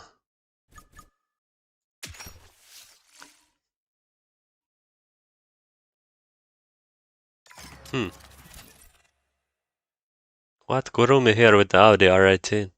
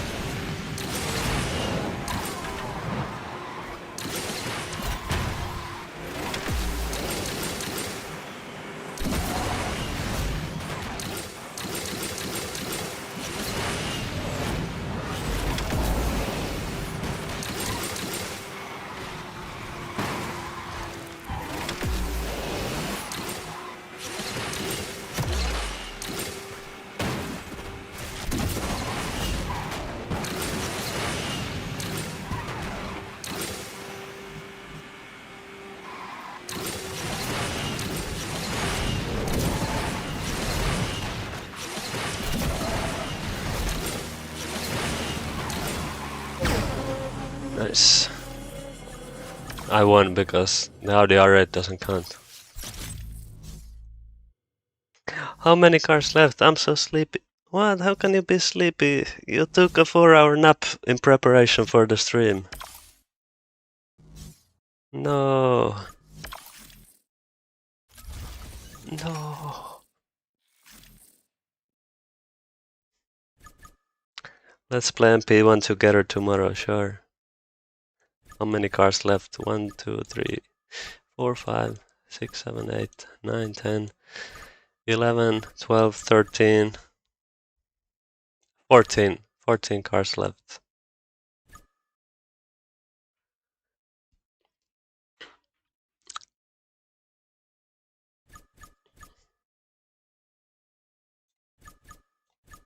Didn't take my vitamins. Ah.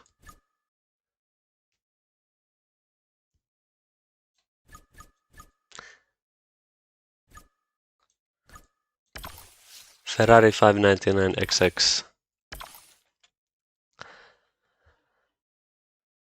The 599 XX is the track-only version of the 599 GTB with a 720 horsepower 6-liter V12.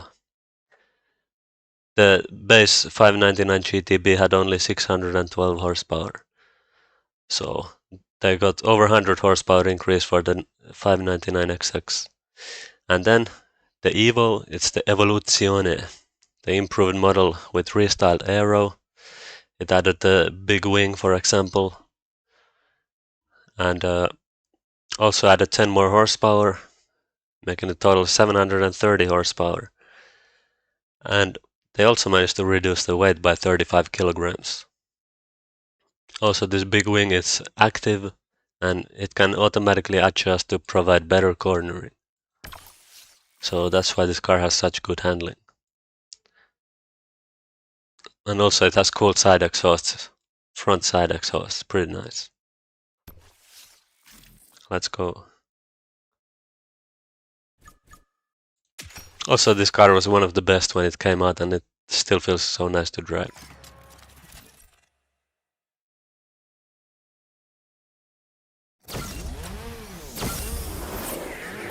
What?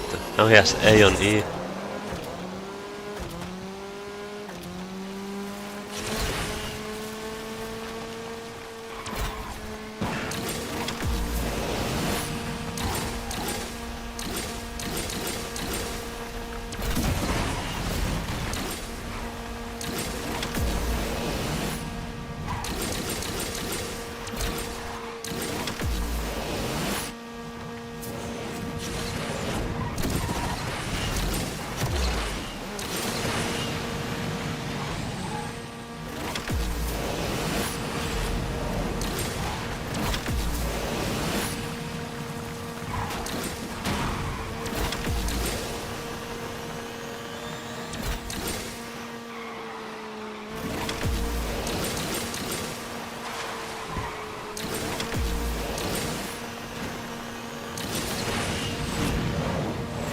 Is the C63 better than the 599XX?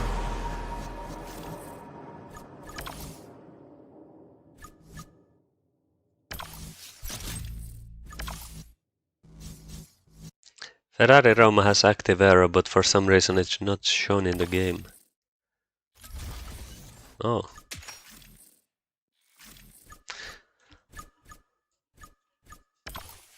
RSS1.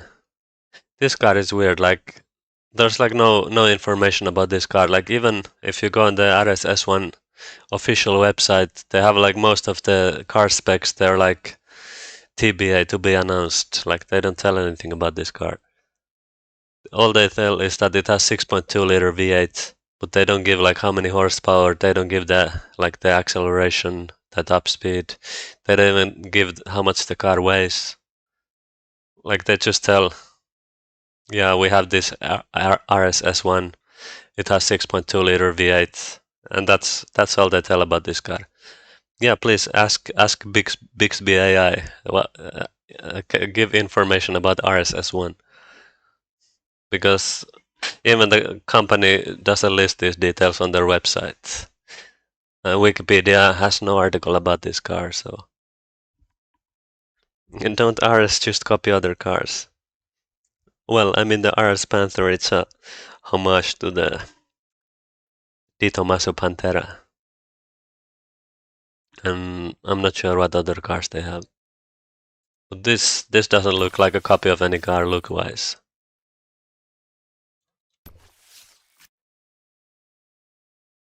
But yeah, the 6.2 liter V8, most likely it's taken from a Chevy Corvette. As usual, as all the supercar manufacturers love to take the Corvette engine. Let's play with it. This car has insane acceleration and perfect nitro boost.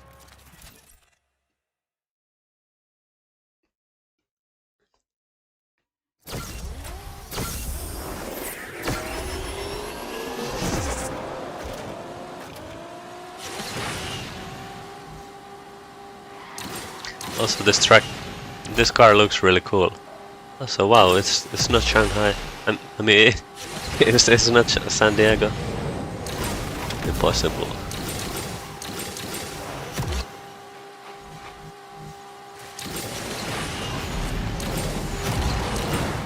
No, why is there a Vanda?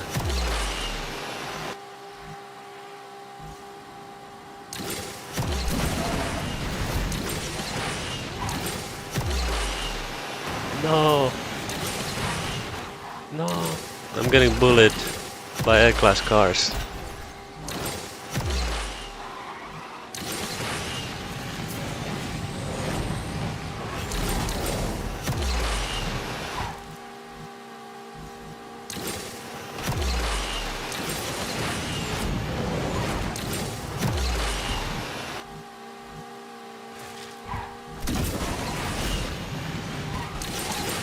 No. Yeah, this car has too low top speed even with the perfect nitros.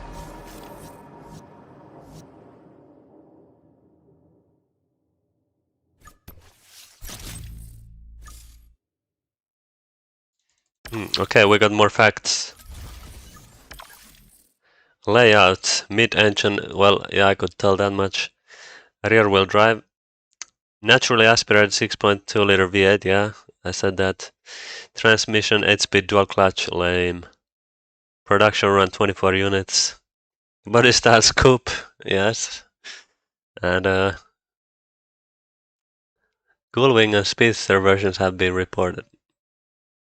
Yeah, they have a picture of the Speedster open-top version on their website. Initially announced 715 horsepower and 715 pound-feet of torque. Oh, thank you for bringing the torque numbers. I always neglect those. 0 to 62 miles per hour in 2.7 seconds.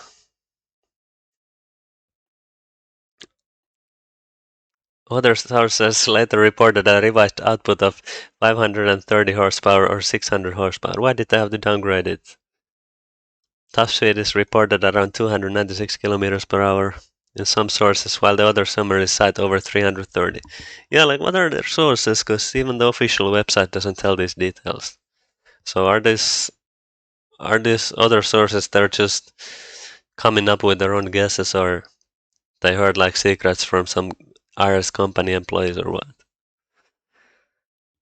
Reported chassis features include double wishbone suspension and magnetic ride control. The interior was described as featuring leather, Alcantara carbon fiber and a large central display.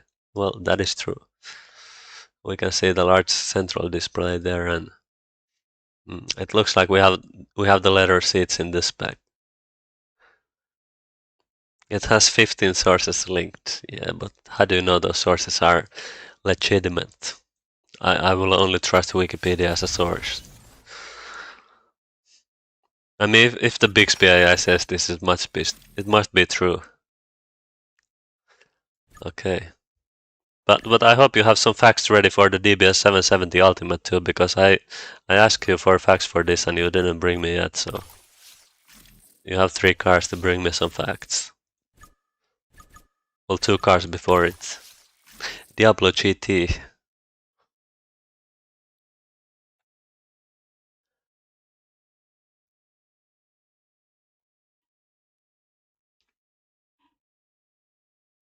Let me ask the AI.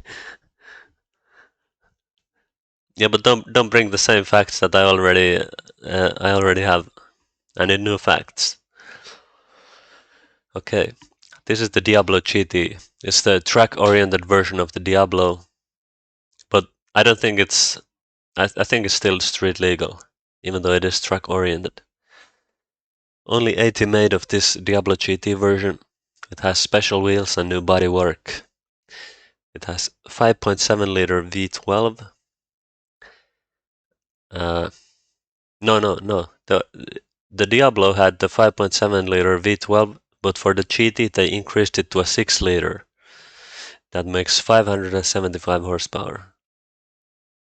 Some Diablo models had all-wheel drive system, but for this they used a rear-wheel drive system. Rear-wheel drive to save weight. But like many track cars, they usually take convenience away, like air conditioning. But for this, you could still get air conditioning. You could even get optional Alpine LCD screen with GPS navigation and backup camera. That's a pretty cool feature back in the day, to get backup camera. But also, if you hated safety, you could get this car without airbags. So that's pretty cool. So you can die like a real man. Okay, let's go.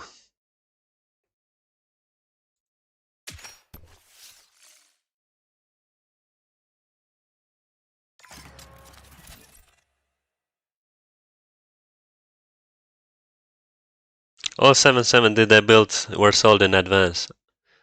No, I'm pretty sure I got that. Let me see.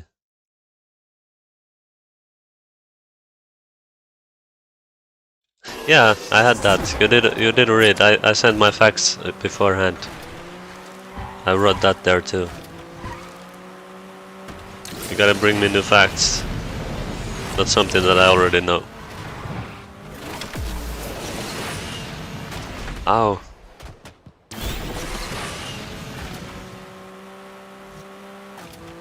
What? I can't believe you didn't even read my message.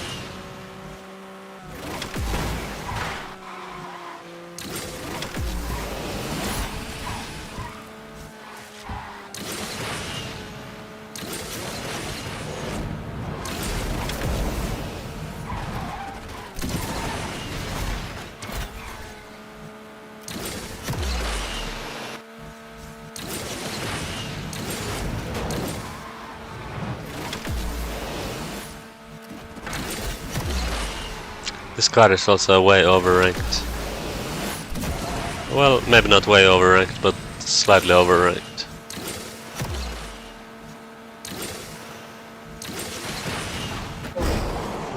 I didn't get a message. What? What do you mean? What is this?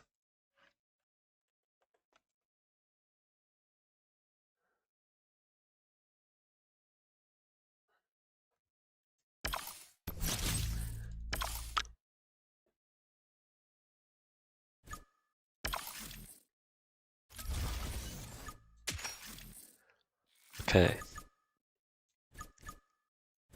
The Husaria 33.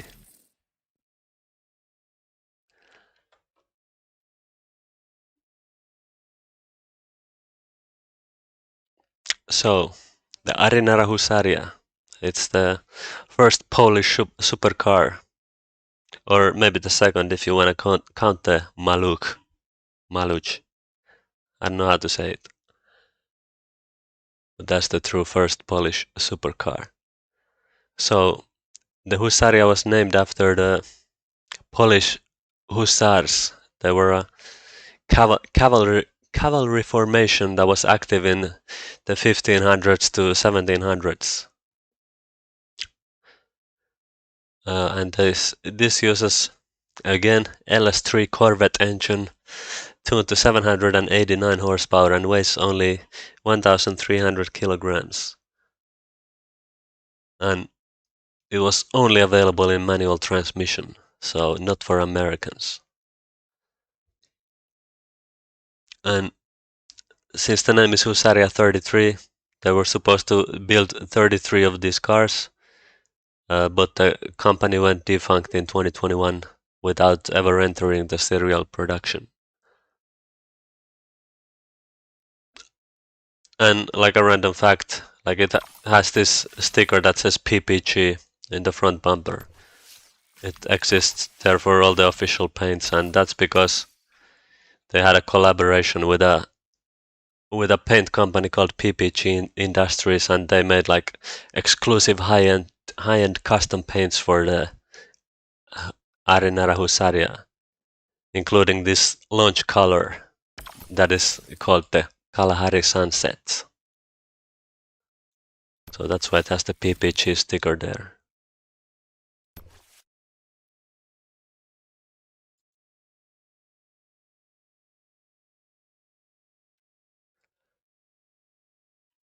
Okay, let's play.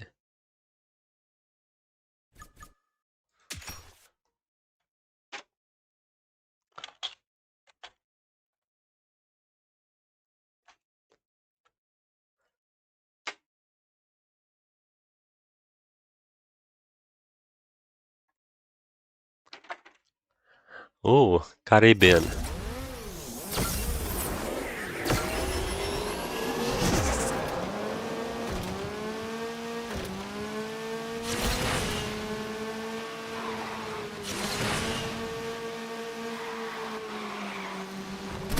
Caribbean with the Husaria, good combo. We had all those 599XX copies and such with good handling. Then we get San Diego every race. And then we have the top speed C-Class King, and we got Caribbean.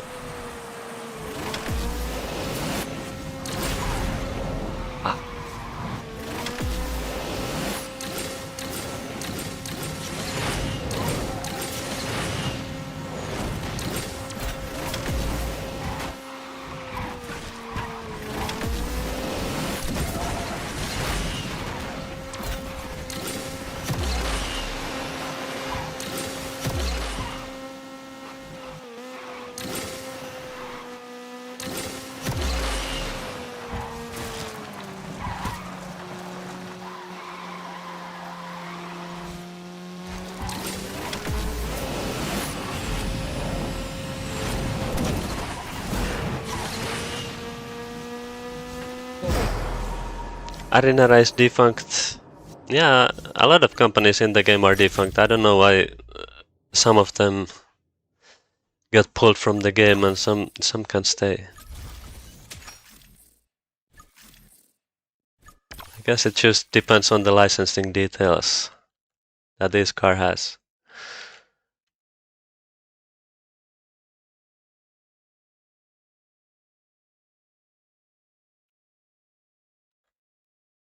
Okay, the DBS 770 Ultimate.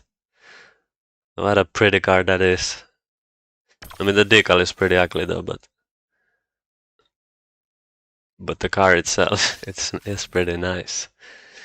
And I think this car definitely deserves to be in C Elite. So, the DBS 770 Ultimate is the final send-off to the DBS Superleggera. It has a 770 PS or 759 horsepower. 777 is like the metric horsepower. That's where the name comes from. V12 twin turbo engine. They have 499 units limited production, 300 coupes, and 199 convertibles. And all of them were sold out. Unfortunately, the car only was available with 8-speed automatic gearbox. Boo. Boo boo, no manual. But it's still a cool car though. It has nice brakes. They can handle up to 800 degrees Celsius So you can break lots and break hard. Oh yes, they weren't just sold out; they were sold out in advance. Yeah, I'm sorry, that was actually new information. Only through the power of AI, and it has 21-inch special wheels that came from the not Lamborghini, the Aston Martin Victor. No, it can destroy the planet. Automatic transmission destroys the planet just as well as manual transmission. Don't worry about that. Uh, and the DB in the DBS name stands for David Brown. He was the owner of Aston Martin in 1947 to 1972. The DB line of sports car has been in production since 1948. And the S in DBS just stands for sport. Uh, and here are some extra facts courtesy of Larissa, helping with the research of this amazing car. Uh, it makes 664 pound-feet of torque and has a 211 miles per hour top speed. I don't know what that is in kilometers, but thank you. And and since it has the more powerful engine, it has engine. The engine upgrades have a revised air and ignition pathways to help cool that engine, I guess, and that engine power is thanks to the 7% increase in turbo boost pressure. Yes, thank you. Thank you for this extra info. Now we know all we need to know about this amazing Aston Martin. Let's play. And this is such a nice car to drive too. But I don't understand. Like, this is better car in every way compared to the DBS Superleggera. Like, they improved it in every possible way, but then this is C-class car and that is B-class car. No, but I refuse to use AI for my research. I mean, if you do it for me, I guess it's fine, but still.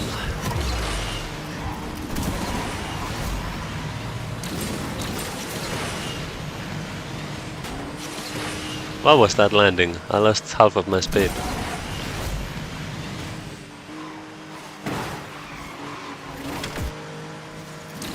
Yeah, this car has such nice drift and good top speed for C-Class.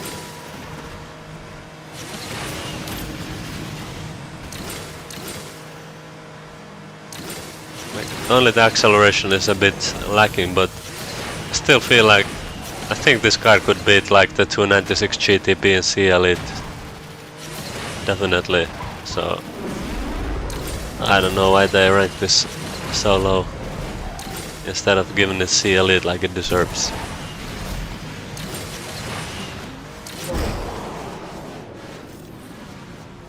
What's the A-Class Lexus called?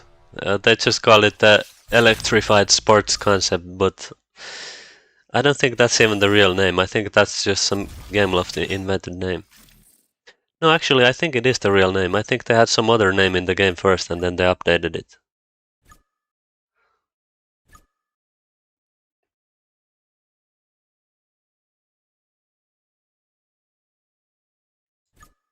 Also, it destroys Black Series. Oh yeah, yeah, Black Series is way overranked. Oh, yeah, it was called the BEV Sport originally, and they changed it to electrified sports concept in the game. Catching the stream on my S26. Oh, not even S26 Ultra, just the base S26 lame. Okay, Bugatti EB110, also known as the C-Class Bugatti.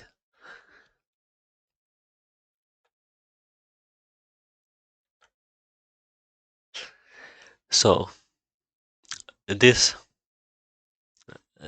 marked the return of the Bugatti brand in 1991 after the brand had been on almost 40-year hiatus. So Bugatti was back with 139 limited run supercar. And the car was named EB110 because it was made for Ettore Bugatti's 110th birthday. I don't think he was alive to see his 110th birthday, but still to commemorate his date of birth. And this car has 3.5 liter quad turbo V12, 4 turbos. Wow.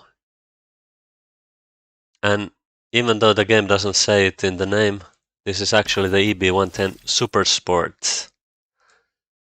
How do I know? Well, because if you look closely behind the side window, between the side window and the vents, it has the small badge that says 110 EB Super Sport. And also this side vents, they don't exist on the base EB110. And also the wheels are different. And also it has this bigger spoiler, like this fixed big rear wing. That's not on the base EB110. So yes, this is the Super Sport model. And the Super Sport model is 150 kilograms lighter than the base EB110 and also has 50 extra horsepower, totaling at 603 horsepower. Also, when this car came out, it was the fastest production car in the world at 355 kilometers per hour. See, even at gold in this game it's only 348, but in real life it hit 355 at stock.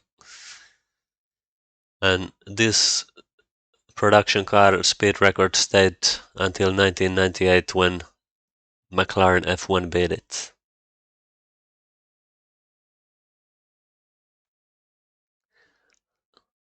Let's play with it.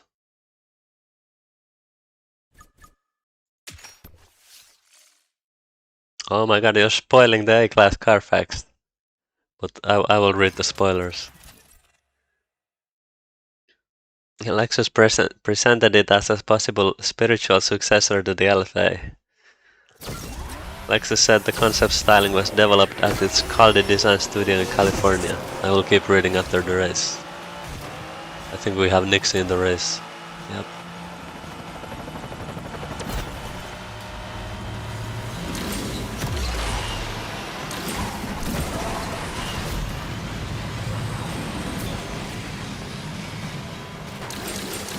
San Diego, what a surprise. At least it's a different variant.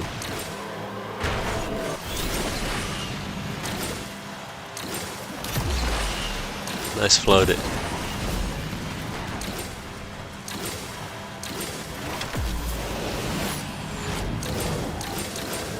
Rip Nixie. Can I beat this Vanda? If only I had the 355 top speed that this car deserves to have.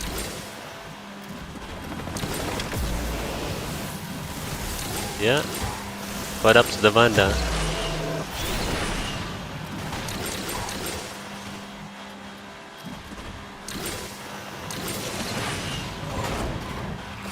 Am I gonna win? Wow.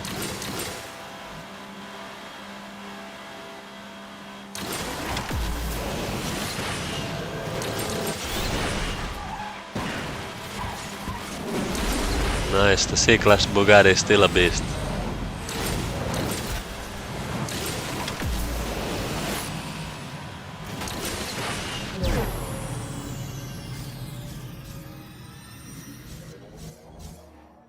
Lexus described the performance targets of 0 to 100 kilometers in the low 2-second range. What? And a driving range of more than 700 kilometers. What? Lexus linked the concept to future technologies such as solid-state batteries and highly focused performance EV direction. Interesting.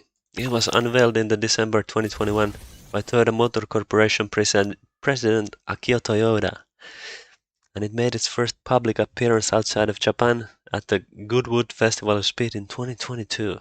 Damn. Yeah, it will be a long time until we get to the A-Class on that car. I love AI. Thank you for this info. We are all smarter now. Alright, Panamera Turbo S. Can't believe I've been streaming for 4 hours, but we're almost at the end.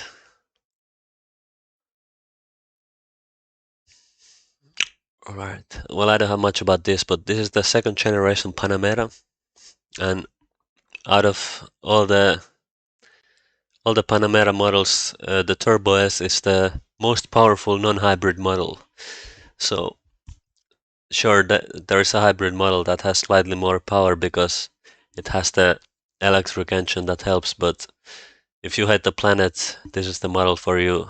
It's pure gasoline performance, 621 horsepower through twin turbo 4-liter V8. So this is the top of the line non-hybrid Panamera. Too much info, let me see. Yeah, but sometimes I don't need to list all the useless details. But one cool detail is I think this car has like one of the coolest active aeros. Like it looks so sleek when the wing is closed. It just looks like the normal trunk, and then the way it pops up, it's so cool. Like first rises up, and then it extends to the sides, and then this middle part comes from the middle. That's so cool. I really like the spoiler design. That's a fact. It has a cool spoiler. Let's go.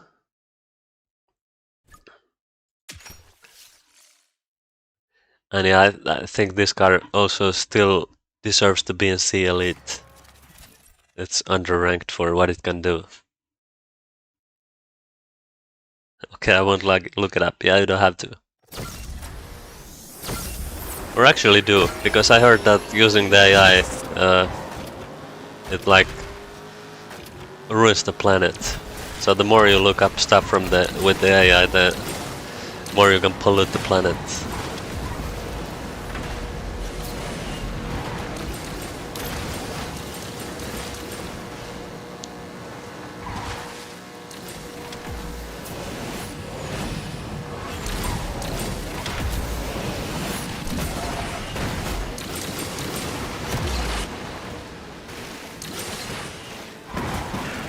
Damn, we have a close race here. Don't push me, please. Thank you. Nice, nice, nice. Extremely nice. Hopefully I don't fail this part. Okay, good. Yeah, this car has such nice drift, amazing acceleration.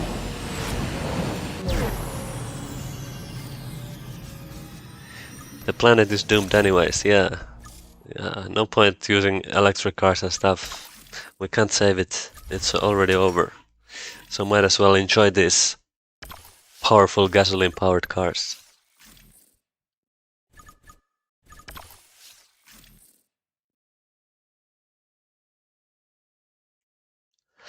All right.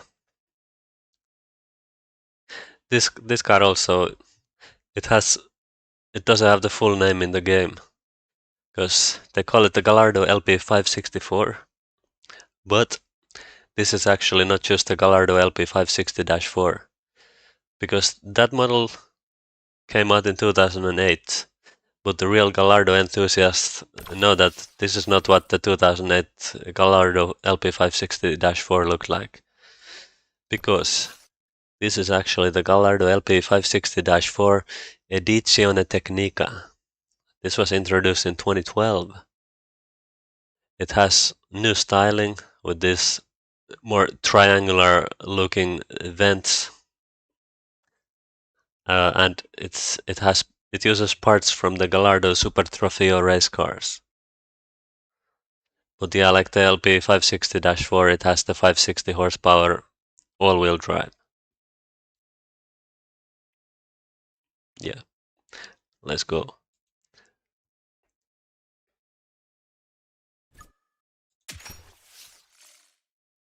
There was an F5 and Absolute in the lobby. Oh, and still we won with the Panameras. Nice.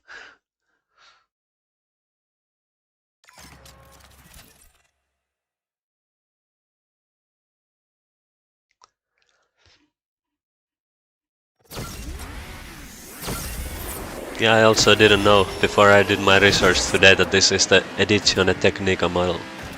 So I was searching like the LP560-4 and I was like, wait a minute, that doesn't look like the same car at all. Until I found this. It's a different edition that came out later, but Gameloft didn't specify it.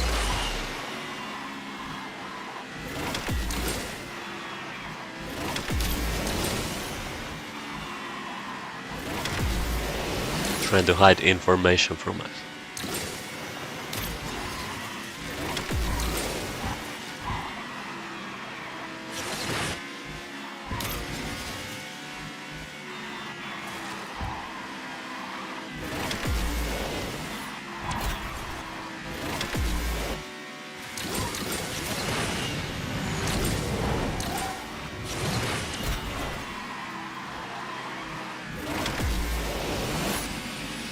Well, that wasn't a fair race at all. We have Yeskos here. Yesko, Venom F5, another Yesko and 9x8. Stupid Gameloft, yes.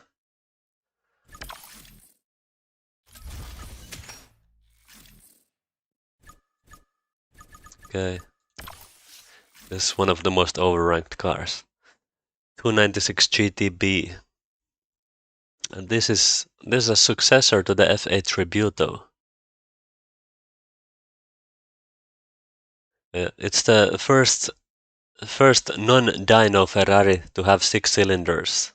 Like way back in the day, Ferrari had this cheap Ferrari line that was the Ferrari Dino. They were V6 engined cars, and real Ferrari enthusiasts were like, those are not real Ferraris. So this is like the first so-called real Ferrari to have a 6-cylinder engine. It's a V6 twin turbo making 654 horsepower, but it is combined with a 165 horsepower electric motor, so with that combined with the V6 twin turbo, it makes 819 horsepower. That's way more than the F8 Tributo. And also, you can drive this car in electric mode for short distances thanks to that electric motor. And the GTB in the name, it means Gran Turismo Berlinetta. And the 296, it means 2.9 liter 6-cylinder engine. It's a naming style they also used in the old Ferrari dyno models, like the Ferrari dyno 246 GT. It was a 2.4 liter 6-cylinder. So they brought back that naming for this 296 GTB. Let's go.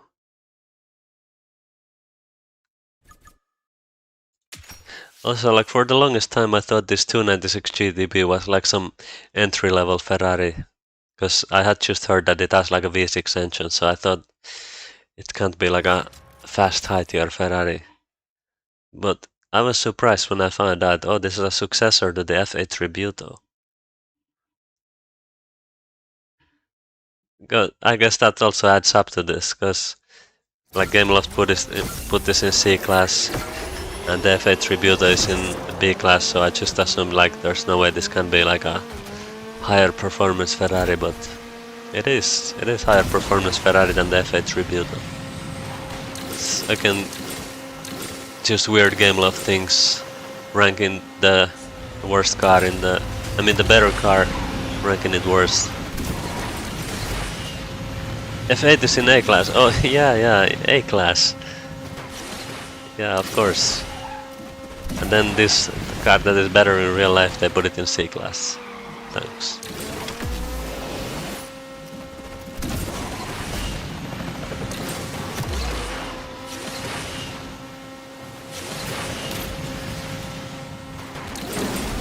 Oh my god!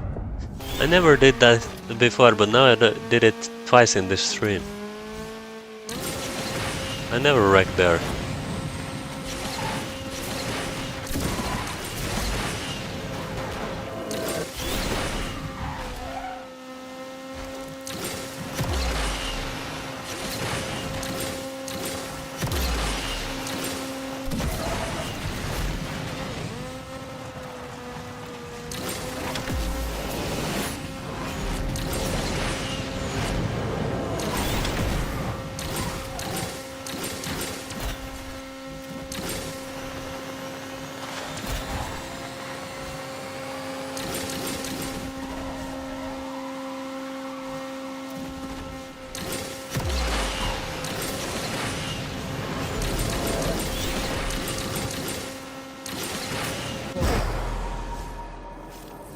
Okay, yeah, also this car has this interesting small spoiler that rises up.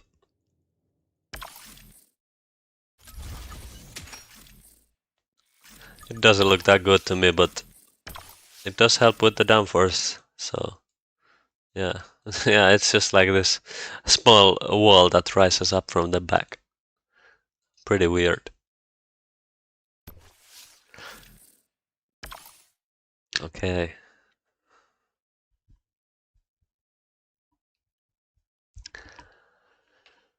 McLaren GT. This is the first Grand Tourer McLaren. It's basically a McLaren 720S with the added practicality of some trunk space.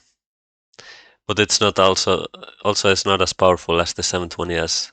It's been down-tuned. It has the same engine, but it's been down-tuned to only 612 horsepower, which is still a good amount for a slightly practical car that has trunk space. It's still only a two-seater though, but you have two seats and trunk where you can carry some stuff, so that's a Grand Tourer for you.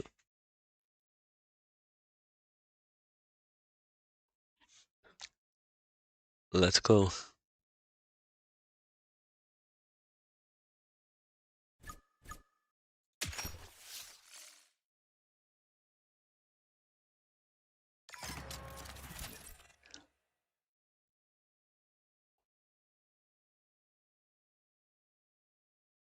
Yeah, 620 horsepower is still good.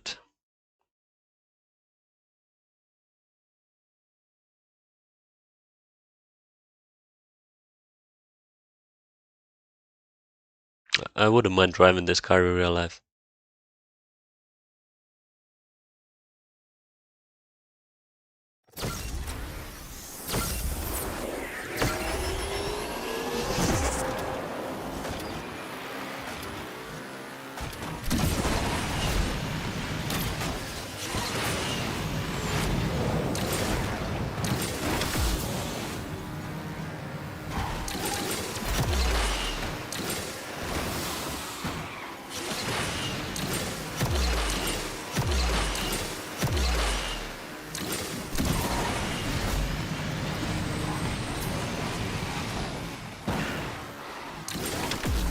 At least this car still deserves to be in C Elite. Still holds up good top speed, good handling.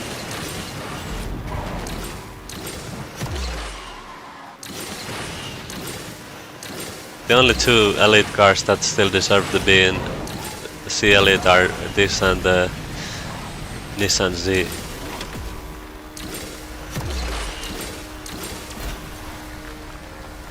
The SP3 Daytona would be alright if it was like a top speed based track, but it's not so.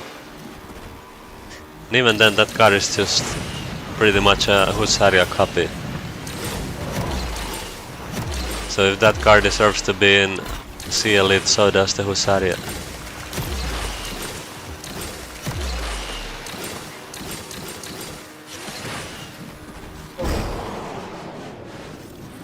One more car and it's out though. Oh no. Wait, is the Lucid Air gonna push this car out? Let me see. Oh, one more car after Lucid Air, yeah. Okay, good. Oh, Lucid Air is pushing the 296 GTB out. That's good, because I hate when I have to drive that for the tokens.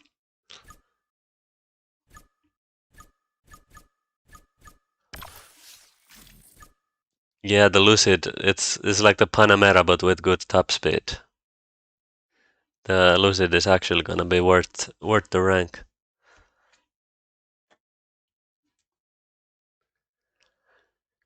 The AMG GT Black Series. This is the most powerful road-going Mercedes AMG GT model with 720 horsepower. Has extreme track aero and extensive carbon fiber usage to take down the weight. And this was all worthwhile because they set 6:43 lap time on the Nordschleife, which made it the fastest production car in the world in 2020 when they set the record. So, really good track performance with this one. Let's go.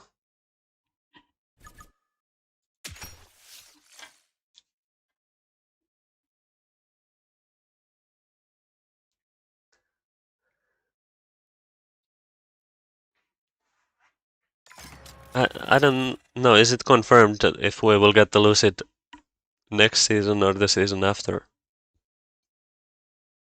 I don't think we know 100% yet.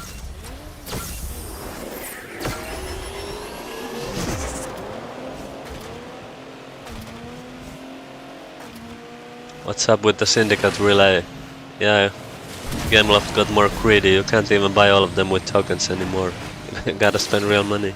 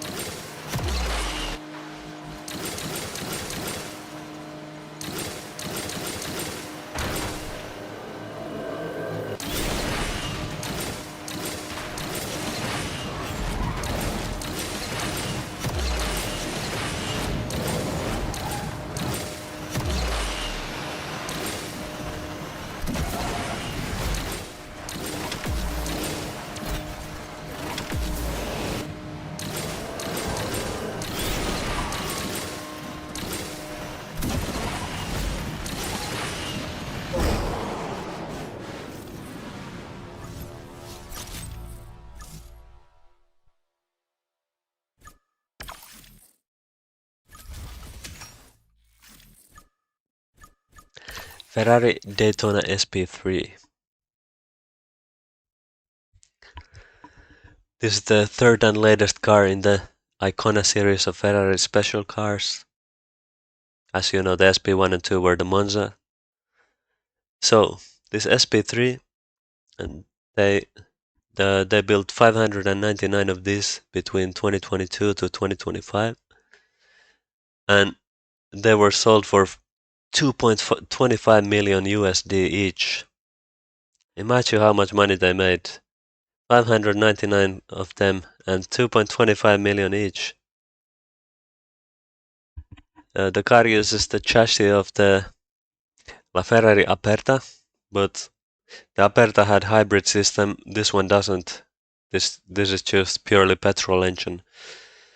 And the engine is the 6.5 liter V12 engine from the A12 Superfast, but it has been tuned to make 829 horsepower. The design is based on the Ferrari 330 P4 race car from 1967. And this is a crazy part.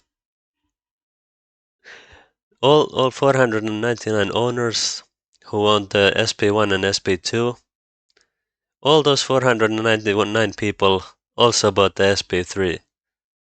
Because I think Ferrari had some sort of thing that if you bought the SP1 or SP2, you basically signed up to buy the SP3 as well.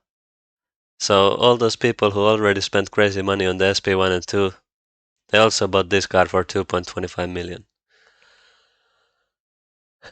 Yeah. So, and since there's 599 of these made and 499 of SP1 and 2 owners bought this, the 100 remaining cars were sold to other collectors who owned previous limited edition Ferraris. And later, Ferrari made a 600 Daytona SP3. This 600 car was a special two-tone black and yellow car that they made to be auctioned at the 2025 Monterey Car Week. And the proceeds of this car, the proceeds of the auction would go to the Ferrari Foundation charity. And you won't believe how much they sold this car in the auction for. 26 million US dollars. 26 million. Some American billionaire paid 26 million dollars for this 600 SP3. Nice. Insane. Wow. And a random cool detail. This car has these slightly pop-up headlights, but not really pop-up headlights, just slide-up headlights. But I really don't get what's the point. Like, they just reveal like one extra light. Okay, thanks. But it's a cool detail. Let's go.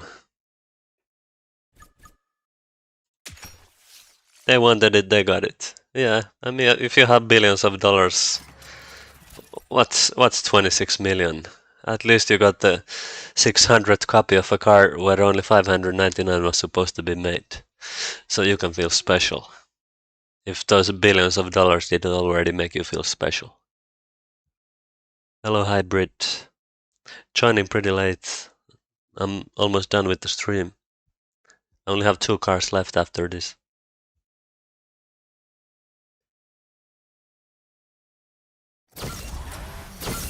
Yeah, but imagine being like a Ferrari collector in general.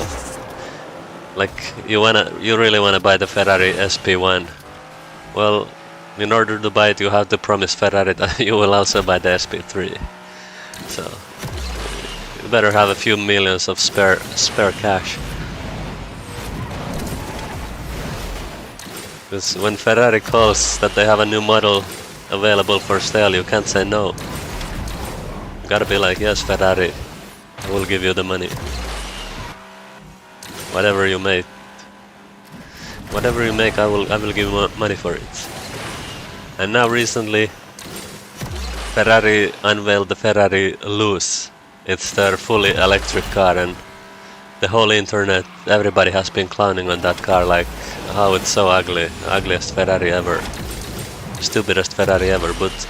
But you know, it's gonna sell well because all the Ferrari collectors, the Ferrari enthusiasts, they like even if they hate that car, they like must buy it. They must give Ferrari their money because if they don't buy it, then Ferrari will never sell them their cool limited edition Ferraris.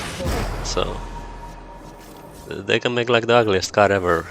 All the Ferrari enthusiasts will buy it because they feel obligated to buy it. The road to Gamescom is... What? I pressed on the ad by accident. I got like jump scared, like what happened?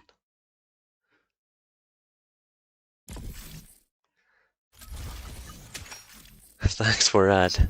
I'm sorry, yeah.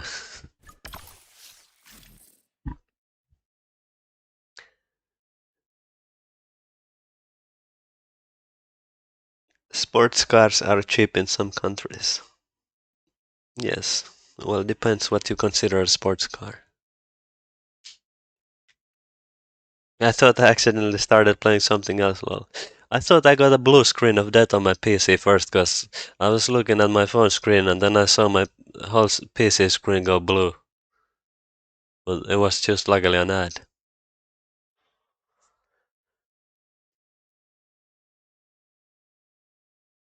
Okay, the last MP race, and then I do one more race in content creator test drive for the Lucid Air. But this is the Nissan Z GT4. The Nissan Z is the successor for the 370Z, and the GT4 is the GT4 Group racing model. It has minor performance improvements on the VR30DD TT 3-liter twin-turbo V6, making 450 horsepower. That's 50 more than the base Z. But it's really expensive. 230,000 US dollars for this race specification Z. And for that money you get race tuned chassis, big rear wing, Brembo brakes, race tires, and stripped interior with the roll cage. Oh, full on race car, but damn, that sounds pretty expensive for just a Nissan Z with some race modifications. And also, let's go. But yeah, also I don't get how is this ranked so high in the game. Like yeah, it's good performance in the game, but it's a GT4 class Nissan Z. I don't feel like it should deserves to be in top of C class. Game loft is weird again.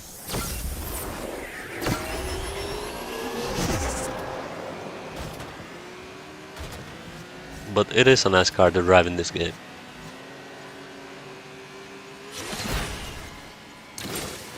Just doesn't feel like it's in line with the real life performance and the game performance.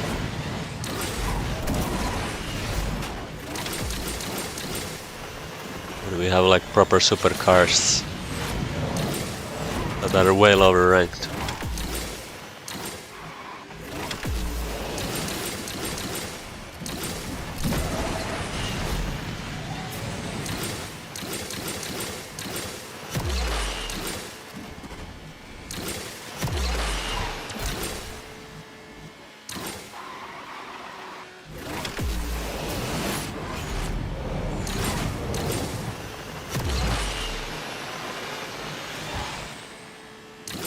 Yeah, it's clear that GameLab doesn't know anything about cars.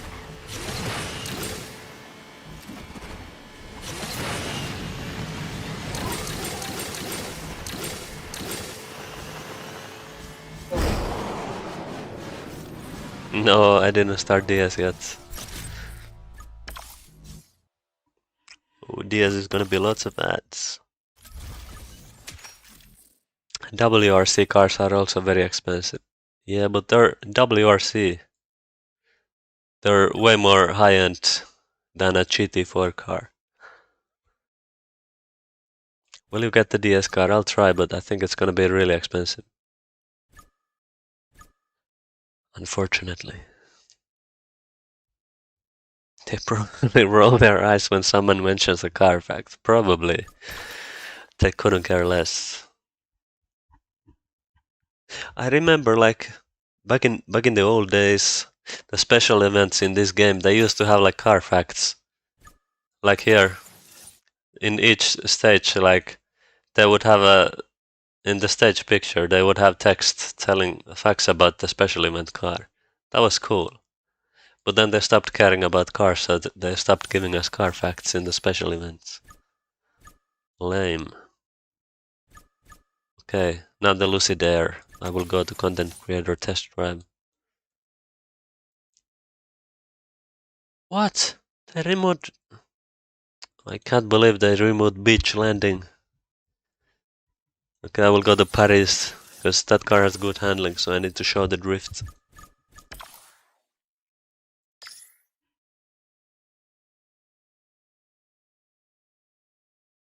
GTA 6 trailer 3 did not come out. It will come out on Netflix exclusive. I don't recall that. I think it was like super early, like in like early 2019, and then they stopped doing it. Like they did it for a really short amount of time. The car facts in the special event. Okay, Lucid Air. Where's L?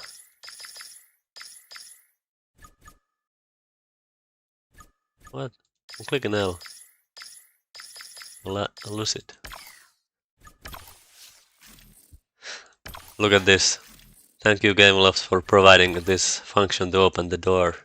Just to see a basic door.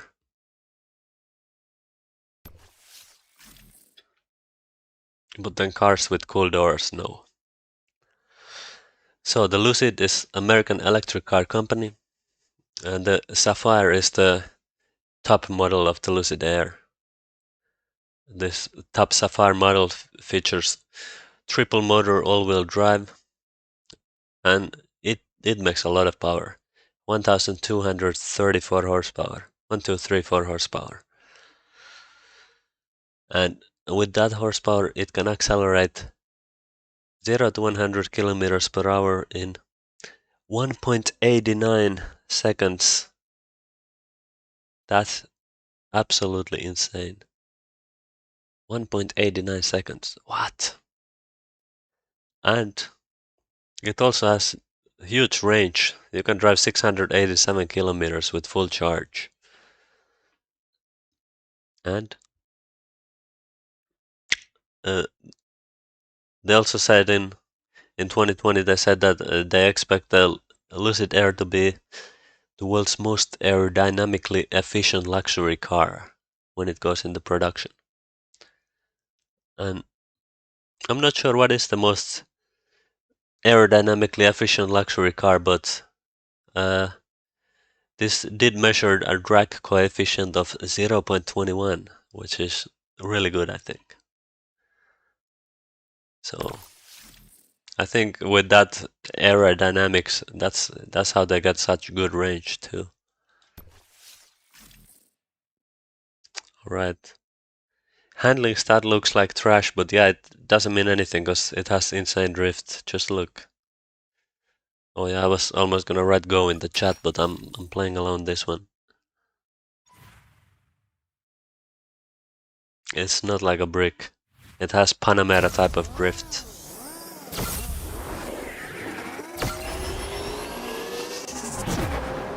And great acceleration.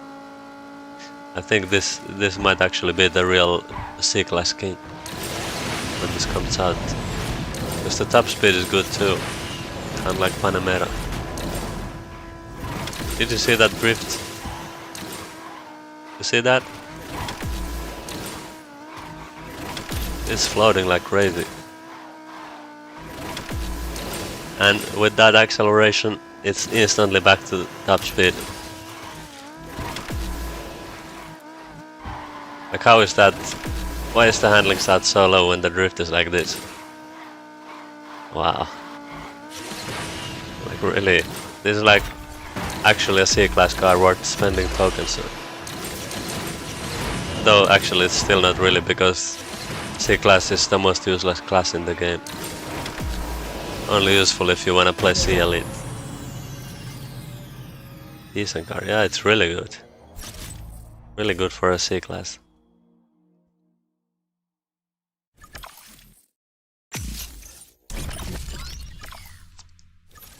Nice.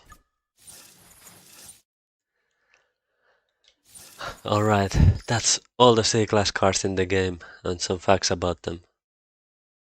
I hope you enjoyed. That took a long time. 4 hours and 41 minutes.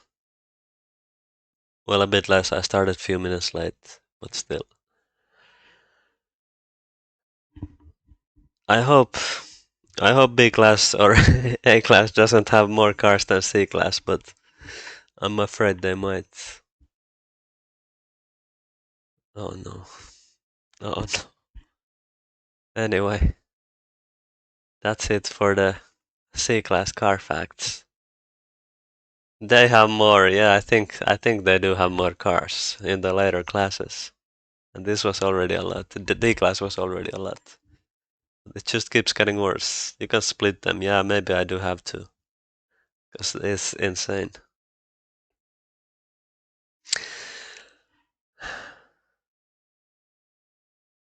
25% at a time. No, I would do at least half of them. Okay. But that's it for this stream. I will not play MP1 anymore. Thank you all for watching. See you next time whenever I decide to do B-class car facts. Thanks for watching. Good night. Bye.